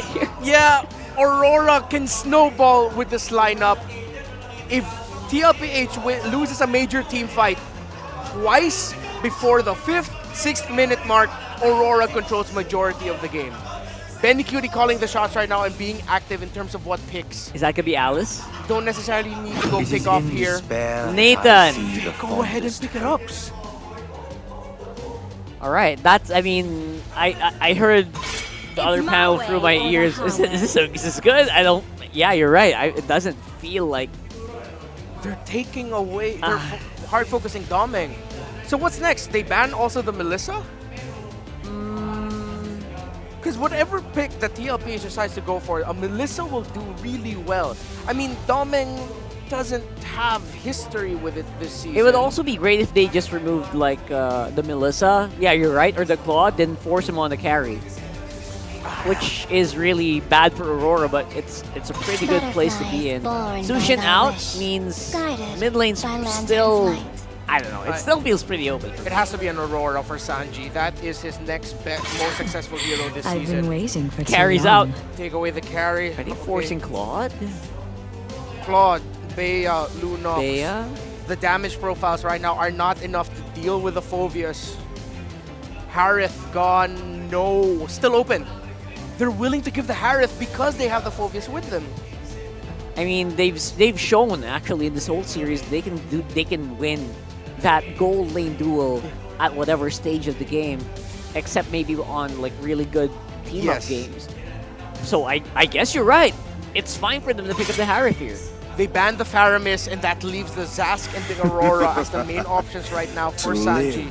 Is to trick. It would be devastating if they decided to go for something like an Eve. Not now. Not now. Oh no, please. They've done that before, and it has not resulted to a good result. I mean, that's technically correct. You're right, you're right. But yeah, man, that was... rises when I give the word. Not... Khalid. Okay, Khalid, welcome to the playoffs. Rome Khalid, EXP Phobius. Domeng cannot go Harith. Oh, shoot. First Khalid of the playoffs, and now... Edward should go Ruby. Or Edward should... Sounds about right. Not Arlott, you don't want to give that against the Phobius. Oh, but even the Ruby has those little dashes that resist the demonic force. But I'm thinking about it, the second skill, the crowd control, the Ruby pushes out, should be able to make Phobius Kali struggle, but no, they go for the Terizla instead. Right, I guess that's the lesser evil, right? Tanky front. If you're gonna jump into me, jump into the penalty zone. That's what Edward's thinking. Is this 4 protect 1? Beatrix, Harith. They still go for the Harith. Why are they celebrating? That was funny. And Sanji will get his Aurora. Alright, so... You can clearly see Aurora feel a lot lighter in their shoulders. Yeah? TLPH look a little bit tense. Once that Harith showed up, Aurora laughed. I mean, why would they laugh at that? That's so funny. Maybe they just thought, you know what, this draft went exactly the way we planned it. Early to mid-game, late-game, damage potential, survival, everything is in favor of Team Liquid Philippines. But again, the numbers don't lie, but these two continue to defy the odds. Only one of them can defy the odds. Let's go. Let's just go. Let's just go, Let's man. just go. Screw the drama. Let's see these two teams fight. One last ride for one of these teams, and the other drops from the playoffs. To Mobile Legends. Welcome to Game 5. It's Aurora MLBB versus Team Liquid Philippines. And after that, let's just say, forgettable Game 4, we now have a draft that's stretching from both sides. The Matilda first pick onto the blue side really needs to pay off here for Aurora. Renegade has to be somewhat like Perks, aggressive. Matilda, not just be defensive. Of course, like game number 4, what happened with the Minotaur. Again, you can't blame them because Carl TV had the Suyo. They were aggressive as possible. So let's see how this boils out. Renegade number 1 in first bloods drawn among all roamers. Among all roamers. So if anything, Perks had to watch Renegade. Literally the hitman. Play this Matilda. Find me a more fitting nickname for such a roamer, for such an MLBB talent, a superstar. Yeah, literally. He also sings, you know, by the way, that song. So, literal superstar for Aurora needs to shine brighter than the... You as well sing. Good, by the way. Hey, here we go. Big engagements again. JP on Khalid. I think our analysts mentioned this is the first Khalid in the playoffs. Great way to tempo break Aurora. And you can see in the rotations of Liquid how they're playing aggressively. Again, this is their tempo. Yeah. But again, I do like to point out what the panel has mentioned, that Demon Kite Alpha is a good counter. Compared to Suyu, but right now they go in the gear of Alpha. Gakam out to 3, and JP draws the first blood. Okay, he's saying right now that I too, as a roamer, can rock a first blood. I mean, he's Daddy JP. And he's a Khalid. He's disciplining all of these young bloods. He's been doing this since even before the World Championship was a thing. Did you know that? Yes. You know that? JP was part of the first team sent out to compete in Malaysia. Here we go, Turtles out. Veteran team shows, okay, Edward goes in with a penalty zone, but Coffee gets the turtle and clashes into it right now. Coffee might fall down. Demon Kite's gonna fall down as well. A jungler for a jungler as JP goes, flickers out, but Sanford though. Ganked up by 3 members of Aurora. That's a 2-for-1 trade. But TLPH gets the turtle. Liquid may have pulled away sooner than the rest of them expected, but Aurora punished hard. Now we're at deadlock, 2-2. And yes, that was a bloody turtle. At the cost of a Carl Teasy and Sanford. But we're back to business here. Looking at Aurora's build right now. I assume that's Starlium Cypher stuff for Domain. Yeah, for Domain. Yeah, and right now looking at TLPH, you know that the power spike of a Khalid is really 5 minutes in as they try to work on him. He does cast a Raging Sandstorm to make sure there's no kill onto Aurora. So TLPH, we all know whenever you pick a Khalid, you want to be as aggressive as possible in the early game, first 5 minutes. Try to disrupt the rotation of the jungle. If you can get a purple buff or an orange buff, that would be great. But TLPH needs also to instill discipline because they have a Renegade Matilda that could easily go out and counter-engage again when Edward has his penalty zone. For sure, and you know the whole Phobius Harris situation with Dominic and Sanford, that only comes into play later on. Yes. So you wait for that to kick in before you gauge your aggression. So it's a difficult balancing act for Daddy JP, but then again, this is a world champion, an MDL champion. MVP also, by the way. Finals MVP.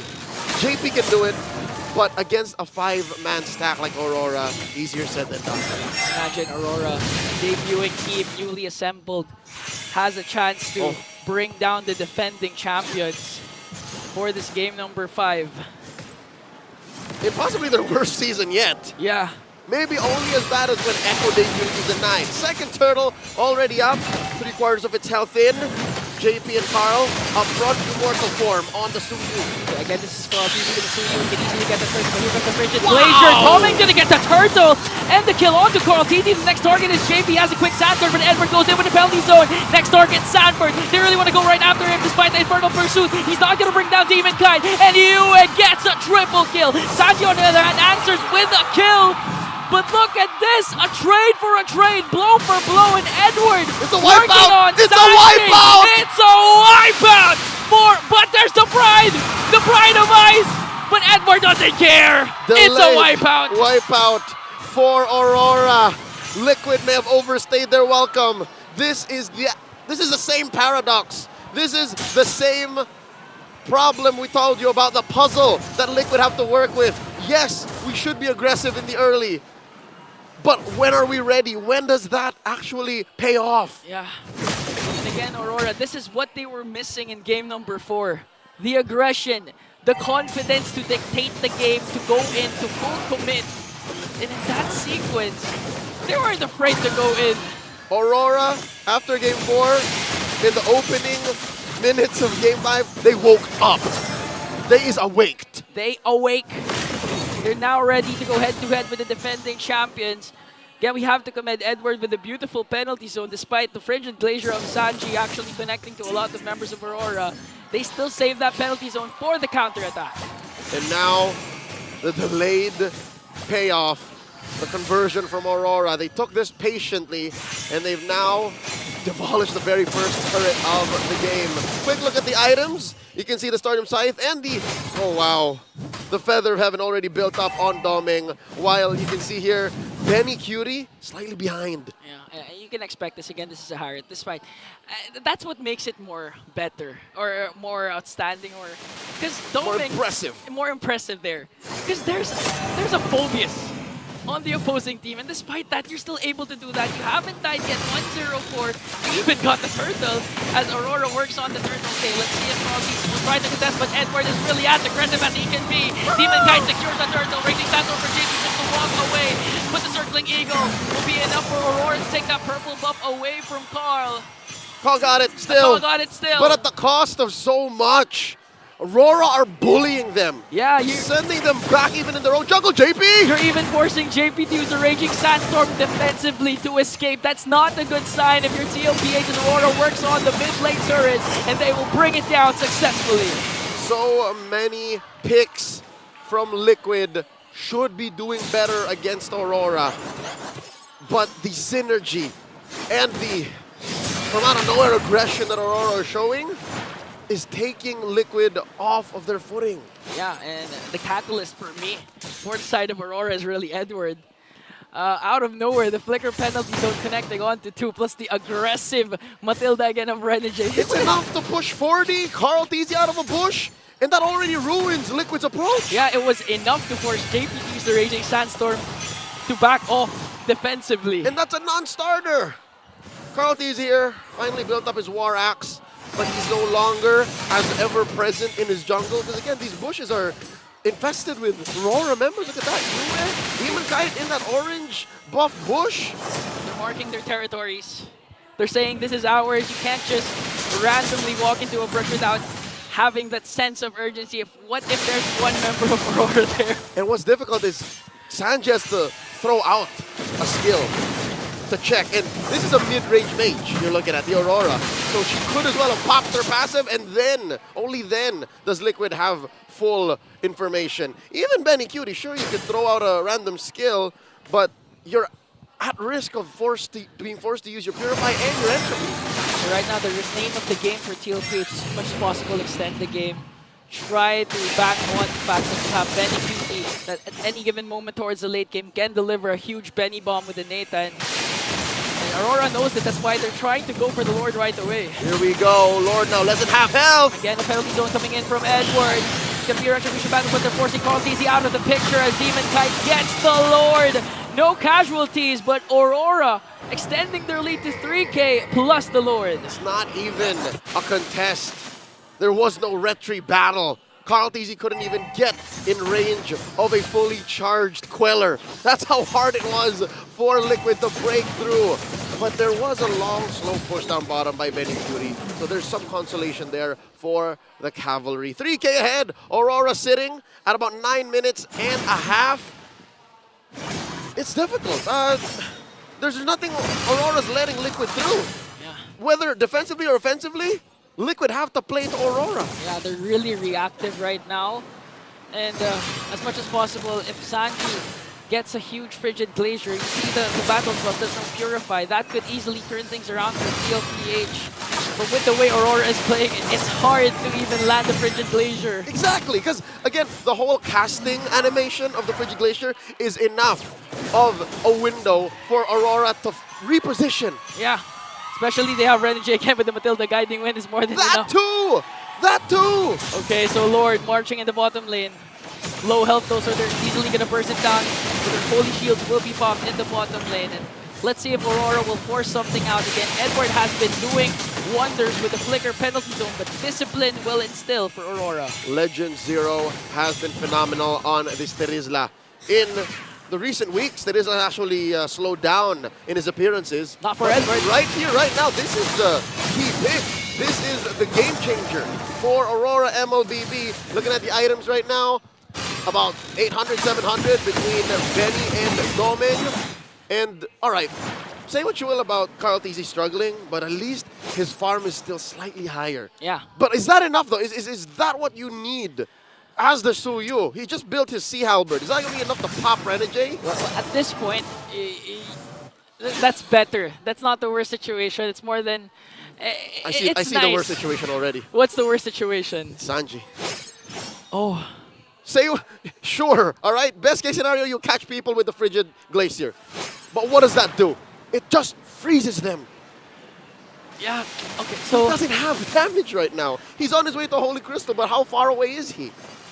So if that's the case, if the frigid glacier doesn't land, so what will Sanji do next? Exactly. What's the next part for TLPH? Bottom 4, the way Aurora's playing, effectively disabled Sanji. They're contributing. This is not the Sanji we're used to seeing. It's not the mid lane genius. It's not the mid lane genius. They're really having a hard time with how Aurora has been playing. And now, so at this point, how do you extend the game if you're TLPH? What do you do? Do you try to go contest for the neutral objectives like the Lord, or will you just try and take a page from Omega's book and just defend until eventually Benny QT is able to deliver a huge Benny bomb? I'll say it's the latter. This is the right move in the right direction. The fact that Liquid just allowed Aurora to take this Lord, despite the soft reset there. Because there's no way Liquid can break through that. So, best case scenario, they get enough farm on Sanji, they get enough farm on Benny, and then they defend inside the base. That's the best case scenario I'm seeing right now. Because even with Demon Kite at 0, 3, and 4, he's playing utility alpha right now. He doesn't need kills. He doesn't need to. It's all literally on Edward, Doming, and Yue. He's literally a bodyguard. That's why Renegade, you can enable Renegade to be as aggressive as possible because Demon Kite's eventually going to soak up the damage. If Renegade is in trouble, rest assured Demon Kite will just pop the Spear of Alpha. I'd reckon if it makes it to that point, if Sanford gets his D-Ice before everything is just upside down for them, maybe there's a chance. Because something tells me if there's enough peel for Liquid, then maybe Aurora's forward aggression could stop. Yeah, let's see if it's even going to reach up to that point because the Lord will eventually burst down inhibitor down bottom. Benny QT doing his best to clear out the Lord here. They still have their Holy Shields in the middle lane. Minions up top for Aurora. He's doing his darndest, and it seems to be enough. The wave up top cleared, another one in mid, and the Lord has been slain. Mid lane inhibitors Look just at setting, but Edward. just barely! Edward goes in with a penalty, so here comes the frigid glacier connecting on to 3 JP though. Sanji has to walk away. No casualties yet for TLPH. But Aurora just out-sustaining the damage. The Pride of Ice will be casted and Domeng will bring down Sanji. That's one member down. Aurora on the verge of taking down the defending champions. Flicker still up. Battle spells and ults. Now Domeng! JP's in trouble! Domeng with a huge blow! And we are moments away from witnessing a defending champion bowing down to a debuting team, a newly assembled team, as Aurora shines bright over the cavalry. You see the giant smile on Demon Kite's face. Finally, after years of being in the MPL, he has dropped Carl TZ. Sweet victory for Demon Kite. And just like what we witnessed in S12, it's the same 3 people, Renegade, Yue, Edward, eliminating TLPH. The Cavaliers sit still, silent in awe. Who would have thought that the defending champions would fall in the first round? Huge props still, of course, for TLPH for putting on a show, forcing 5 amazing games, and really testing the limits of Aurora. Still have to commend TLPH here. It's lights out for now as the Northern Lights shine bright. The Cavalry has to reconvene. as rivals and comrades and friends shake hands and embrace, and our defending champions take their final bow this season. Unfortunately, TLPH will be part of M6. We're gonna go over on stage. Maracino is with Team Liquid Philippines.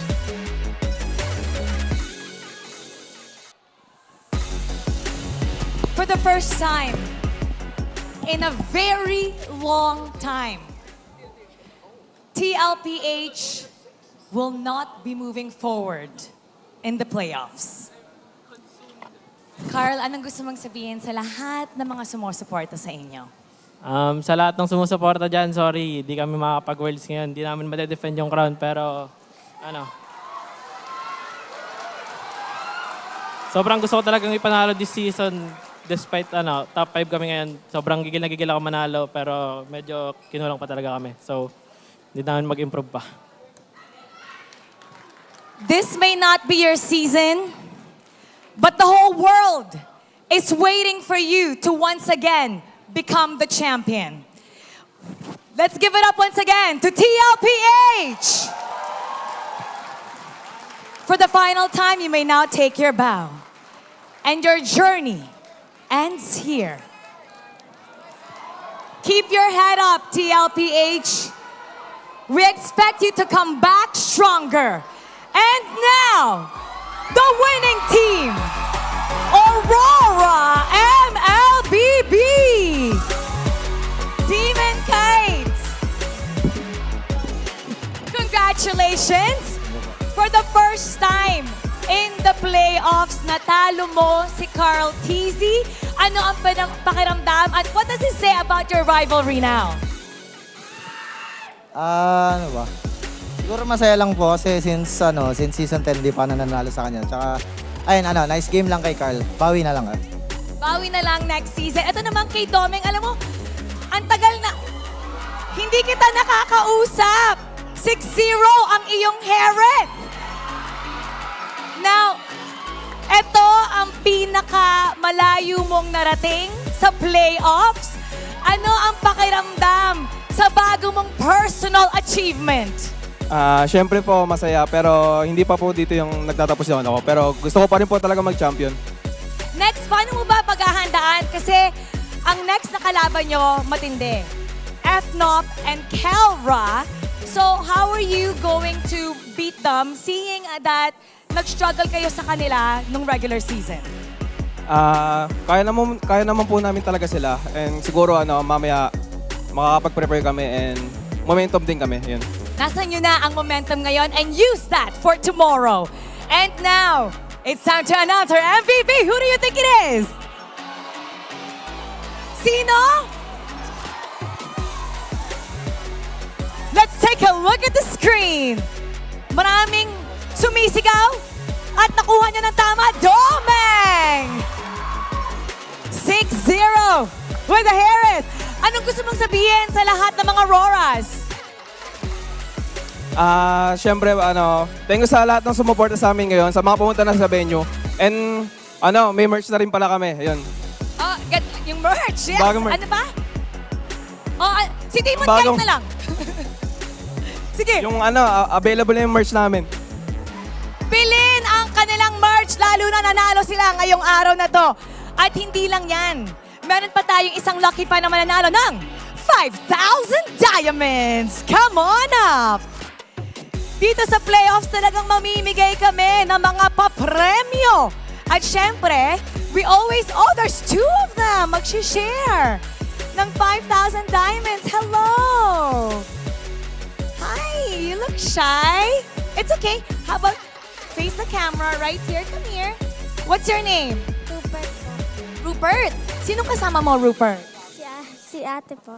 Ate! Anong pangalan mo, ate? Alexi. Alexi, okay. Tignan natin, harap tayo sa favorite team natin. Sino dito ang favorite mo, Rupert? Si Eduardo po. Si Edward! Ikaw, ate? Yuwa. Yuwa. Si Yue. Yue and Edward! Dito kayo. Tabi kayo sa kanila. Huwag kayo mahiya. Anong gusto mong sabihin kay Kuya Edward, Rupert? Ang galing niyo po maglaro Laro. Magaling ka daw maglaro. Anong gusto mo sabihin sa kanya? Thank you, ayun. Pakabait ka rin ka mabuti. Oh, magpakabait ka daw. Ikaw, anong gusto mo sabihin kay Yue? Magaling mag-mage. Magaling mag-mage. May message ka ba sa kanila? Maging mabait na bata. Ay, maging mabait na bata. Okay. Alam mo, eto para to sa inyo. Pupunta ka sa tabi ni Yue para gitna kayo. Ikaw naman, pwede mo bang hold this hand? Magbabaw kayo together. I'll take this mic. Congratulations, you won 5,000 diamonds. You may now take your bow.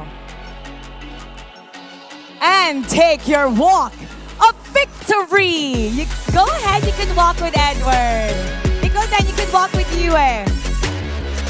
Congratulations to our lucky fans. Sila ay makakauwi ng 5,000 diamonds. Congratulations to Aurora MLBB. What a series that was. Pinatumba nila ang ating defending champs and we're gonna break it down for you. So we're gonna head back to our panel. Pasok. Kite has finally exorcised the demon that has haunted him for multiple playoffs in MPL Philippines, defeating Carl TZ, helping Aurora eliminate the defending champions. This ensures that there will be a new champion for MPL Philippines. What a performance by Aurora. And again, finally, Domeng gets recognized. He went into this with no game or series MVP. Finally, in a crucial matchup for survival, Domeng delivers a series MVP performance. And in those scenarios, it looked like he was just cool as a cucumber. Because it didn't feel like he was phased at all. Despite, facing off in a very, I would say, one of the most intense matches of this day of the playoffs so far. Season. Of the season. I'll give that. All right. Maybe Omega F Not would give you a run for your money, but Sure. I think that was the key here. I mean, just staying calm and just taking these dubs when you can, and not reaching too far. Yeah. Right, which we did see a little bit happen earlier in Game 4, although the TL weren't punished for it.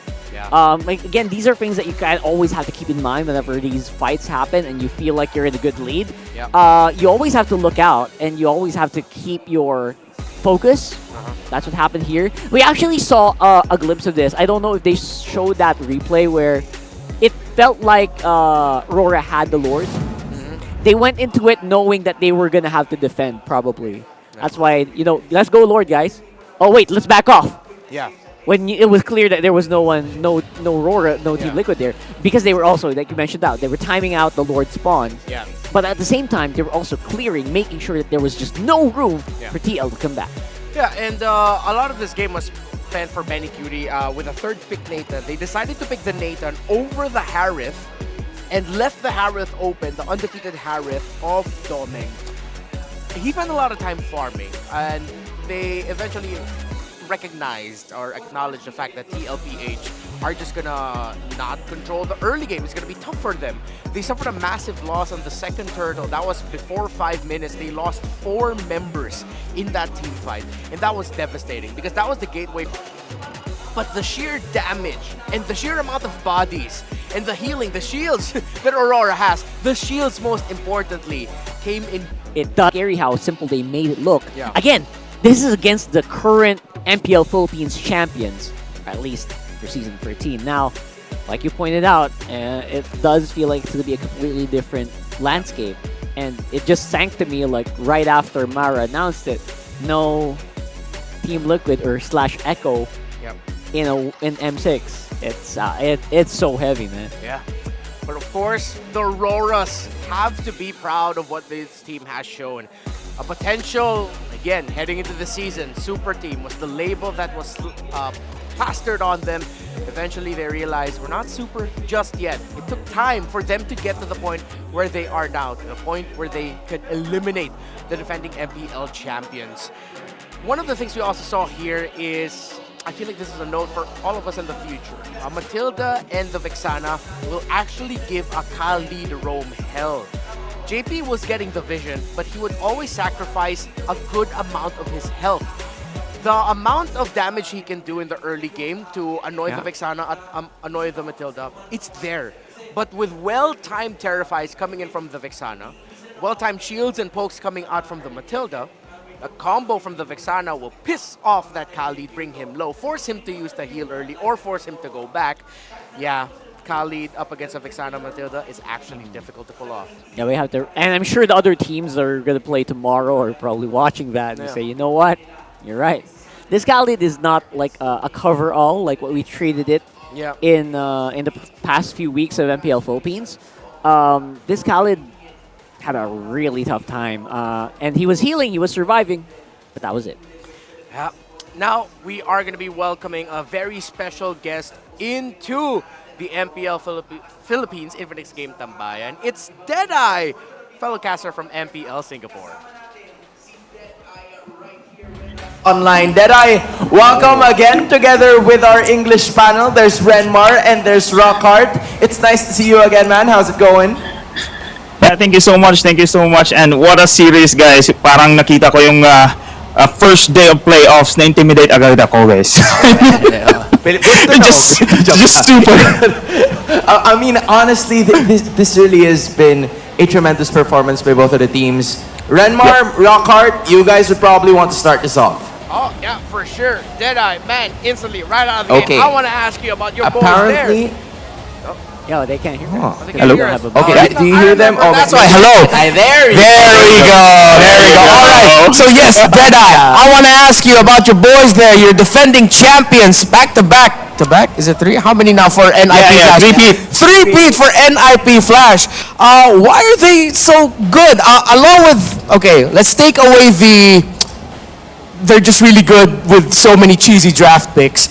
What else makes NIP Flash shine as a team? Okay. Basically, guys, they have the experience when it comes to international scene. And I think NIP Flash, one of their strengths is chemistry. They have been together, I think, for over 10 months already. So many international events, of course, tournaments, they have been together. So this season, actually, sa lahat ng mga teams, sila lang yung pinaka-solid and the same roster ever produced. And of course, the casters themselves, yung mga MPL SG casters, all of us are in unison and we are all agreed this is the MPL SG's best team ever produced as well. So this is, NIP Flash, the three-pit guys. So pagkakita ko nga yung day 1 pa lang, man, top 4, top 5 teams ng MPLPH, parang good luck, man. Good luck, MPL SG. Honestly, we've seen a lot of it. Umi, you have something to say? No, I'm just saying na nung performance nila during MSC as well is already evident kung ano yung kaya nilang ibato eh. So feeling ko, kaya naman pumalag ng Actually, isa sa nakalaban ng NIP Flash ay ang SRG. Tama, di ba? Coach, your thoughts? Coach Arcadia. Coach, Deadeye, meet Coach Arcadia. Coach, I wanna know your thoughts about NIP Flash because you've had first-hand experience going up against them. What makes NIP Flash so strong at ano ba yung dadali nila sa M6? Siguro, pag tinitignan natin yung NIP Flash, usually yung unang actually na napapansin doon is yung si Diablo, yung ex-laner nila. So usually yung mga teams, tina-target bans na yung heroes ni Diablo. Pero para sa akin, yung something na that really makes them unique is yung the way they drop. Because sometimes you will see Courtesy, Post 4, he'll play Martis, he'll play Esme. Funny. Yeah. So pag hindi ka ready, kumalaban ng mga ganitong klaseng teams na hindi mo maintindihan yung draft, ay dun medyo mahirapan ka. You need to make sure that you're ready against Deep Flash before facing them. Well, correct. I can follow up for that one as well, no? I can say na yung NIP Flash when it comes to the season, MPL SG season as well, alam na namin eh. From the day 1 itself, all of us knew that they will be the champions. So, malaki yung gap. Merong teams like Team Evil, they have Marky, they have Boyet, magaling din sila mga players, but you can really see the gap in between.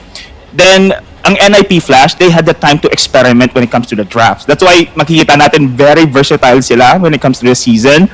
And but the real challenge for NIP Flash, and I do believe their real potential will show for the upcoming M6. Alright, I see it. You currently see most of the heroes that they use, the favorites, halos 80 to 100% yung win rate ng mga to. Rockhart, you're probably gonna have some questions about this team as well. Yeah, actually, Deadeye, isa sa mga biggest questions ko right now, if, halimbawa, itong NIP Flash, obviously, they're representing Singapore, right? Yeah. If they're gonna fight against one of the four remaining teams dito, in a best of 15, dami. Sino ang lalamang and sino yung pinakadikit sa kanila and ano yung score? All right. So it's like you're asking Deadeye, like, which of the four teams that we have that he thinks NIP Flash can beat if ever mag-meet sila sa... In a best of 15. In a best of 15. Guys, you're putting me in the spot again! Itong options po. Again, we have Falcons AP Bren, Fnatic Onyx Philippines, Blacklist International at Aurora. Sino sa apat na teams na yun pwede talunin? Kaya talunin ng NIP Flash? Okay, I can say Blacklist, Aurora, yes. Say that again, what? Say that again? That day we hope to still have you next time. But we're talking about the marathon here. Sabi nyo is 15 games, right? 15 games? Yeah. Okay, remember MPL SG started late and we ended first. So basically, when it comes to marathon, we have the fewest games to all MPL esports there. So dito pa lang merong ng advantage yung ibang teams, especially MPLPH. They are on a long haul here. They have the experience, they have the stamina to do that one. So yes, malaking advantage yan for the other region. But however, of course, ina-expect na to ng NIP Flash when it comes to fighting other regions. Ina-expect nila na sila yung underdog. But remember in the Filipino panel a while ago, you have been talking about lessons, right? So I do believe this lesson, merong ano yan, yung NIP Flash, yung dala when it coming in the upcoming M6. Alright. Okay, Deadeye. Meron akong last question sa'yo. Ano lang to setup lang to. Have you heard or watched any face-off dito sa MPL Philippines? Yung kay Mara. Oh, yeah. Okay. Yung Okay. As the representative of MPLSG and by extension NIP Flash versus MPL Philippines, ano ang palag mo? Ayun na. Ang palag ko ay ito. Itong palag ko. Tama naman. Sa totoo lang, maganda yung palag niya. Tama. Panis by Stinger. Okay. Maganda yung palag niya. Maganda. Maraming fans ni Diablo dito sa totoo lang. Ready. Pinaghandaan. Deday, maraming salamat. Hopefully sa lahat ng mga difficult questions, sana makasama ka pa rin namin dito. Sana hindi mo kami iwan. Tatanungin ka pa sana namin ng prediction mo para sa finals, pero mukhang di ka na namin matatanong. Next time na lang. Babalik ka naman siguro next time. Deday, maraming salamat. Thank you, Deday. Rockard, see you guys soon, alright? Bye. Thank you. That guy was put on the spot, and Yeah. he answered pretty well. Where'd Good that job, Deadeye. Where'd that best of 15 question come from, Rockhard? That wasn't on the script. No, I know. It was off the script. And I just think, you know what? It's unfair if you just put him on like a best of 3, best of 5 right now. Right? So maybe the best of 15. Come on, you think NIP Flash needs like 15 games to defeat a Filipino team? Yeah. Come on, bro. No, okay, come on. That's not fair. But if we're talking about maybe, Aurora versus Blacklist, maybe they need to kind of grind up a little bit there. Yeah. But you know what? FCAP and FNOP probably need 20 or so. Yeah, dude, like, let's be real though. For NIP Flash, I feel like one of their best qualities is that they are shining in a region that, well, overall, like, it struggles. Yeah, it struggles. Even though Singaporean talents and MPLSG admits that. But I feel like their performance in MSC really showed that even though they are shining and performing really well in a region that struggles in internationals, they themselves are just that damn good. But here's another team that was just really that good. It was the team that just eliminated our defending champions, Aurora. Let's hear what their mic check was. Nice one, Jay! Galaw, pre! Galaw, pre! Ay, ano, pwede tara. Tara, boys. Basta ito. Pre! Nice! Nice one, boy! Huli ko na tan, boy. Patay Nathan. Tower. Soyo. Ay, tower.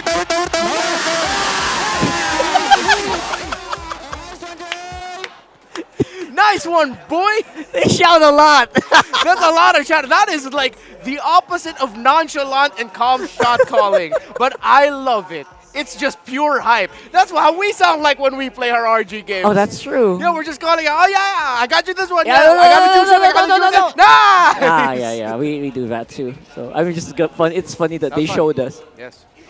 And I think that kind of comms. I hope they maybe just improve it. I mean, I think they're definitely toe to toe. That was super loud. Yeah. I don't know. I don't know, man. If it works for them, I guess it works. I guess it works. Yeah, it works. If they win, it works. Yeah. Or, But again, just big props Aurora for using that chaos to their advantage. I love what I saw, man. Yeah, and if I'm Fnatic Onyx Philippines, honestly, I saw enough here from this performance by Aurora that I feel like FNOP really cannot underestimate Aurora now at this point. Same goes for Falcon Safety Brand. We saw enough from the performance of Blacklist International, how they manhandled Smart Omega, the drafting prowess of Coach Bonchan, that they cannot really underestimate their opponents. So the two upper bracket teams, the ones who didn't have to go through the play-ins, Falcon Safety Brand, Fnatic Onyx Philippines, they really got to show their A game and play as if they're fighting for the World Championship already. And at this point, just fight for their tournament lives, because it's not out of the question for them to actually, get one up by one of these teams who I think caught a lot of people by surprise today. Honestly, big surprises all around for everyone today. For sure. In what was a beginning where we saw Blacklist International sweep Omega, wherein majority of the community thought or saw that we'd see Smart Omega move on. It was Blacklist who won. And now this time Aurora have eliminated the defending champions.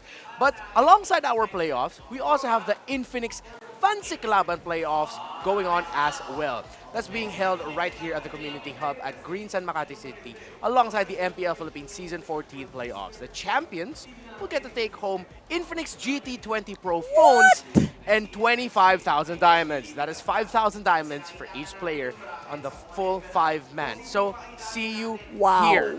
Okay. I just wonder, did they bring back the previous winners and just play there? Or it's a new batch? I have so many questions. Yeah, the communities have their own approach in terms of how they pick their 5 for their playoffs. But yeah, they all went through different processes. So yeah, let's see which between the fan teams are going to be champions of their very own little playoffs. They're getting a new phone. Yeah, they're getting a new Pro. The Infinix GT20 Pro, right there. That phone right there is what they're going to get. That's 1 each and 5,000 diamonds each. What a day to spend, right? You come into the venue, you watch your favorite teams, you watch games like this best of 5 that you drove everyone crazy, and then you win a phone, and then you win diamonds. What am I going to do with these diamonds? And what if I win as well with Mara's, fan of the day? Guys, just come over. Just come over. Join us here in MPL Philippines Season 14. There's a lot of goodies for you.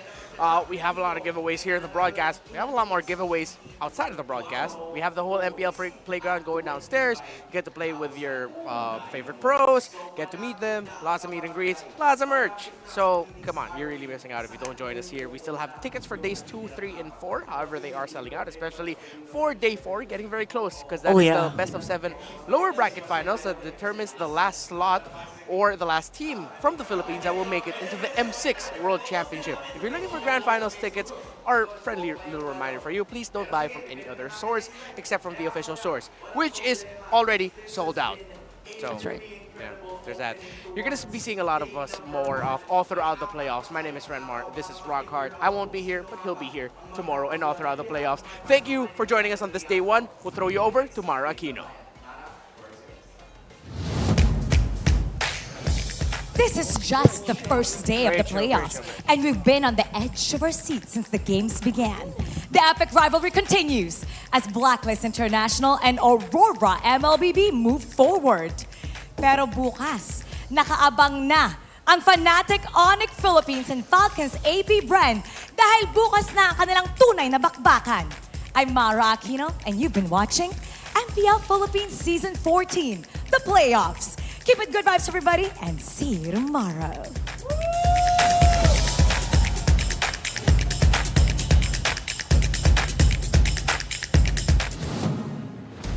The 14th season of MPL Philippines is brought to you by the following sponsors. Smart, the official telco partner of MPL Philippines Season 14. The official tournament phone of MPL Philippines, Infinix GT20 Pro. Official supplier, EMC Asia and Index Salon. Don't miss any MPL action by following our official Facebook and subscribing to our YouTube channel. Follow MPLPH on TikTok for more content. Experience the Lakas ng Pinas playoffs of MPLPH Season 14 action live at Green Sun Hotel. Grab your tickets now via official MPLPH website. You can also get a chance to win 1,000 diamonds by sharing your hashtag MPLS14 live experience on Facebook and TikTok.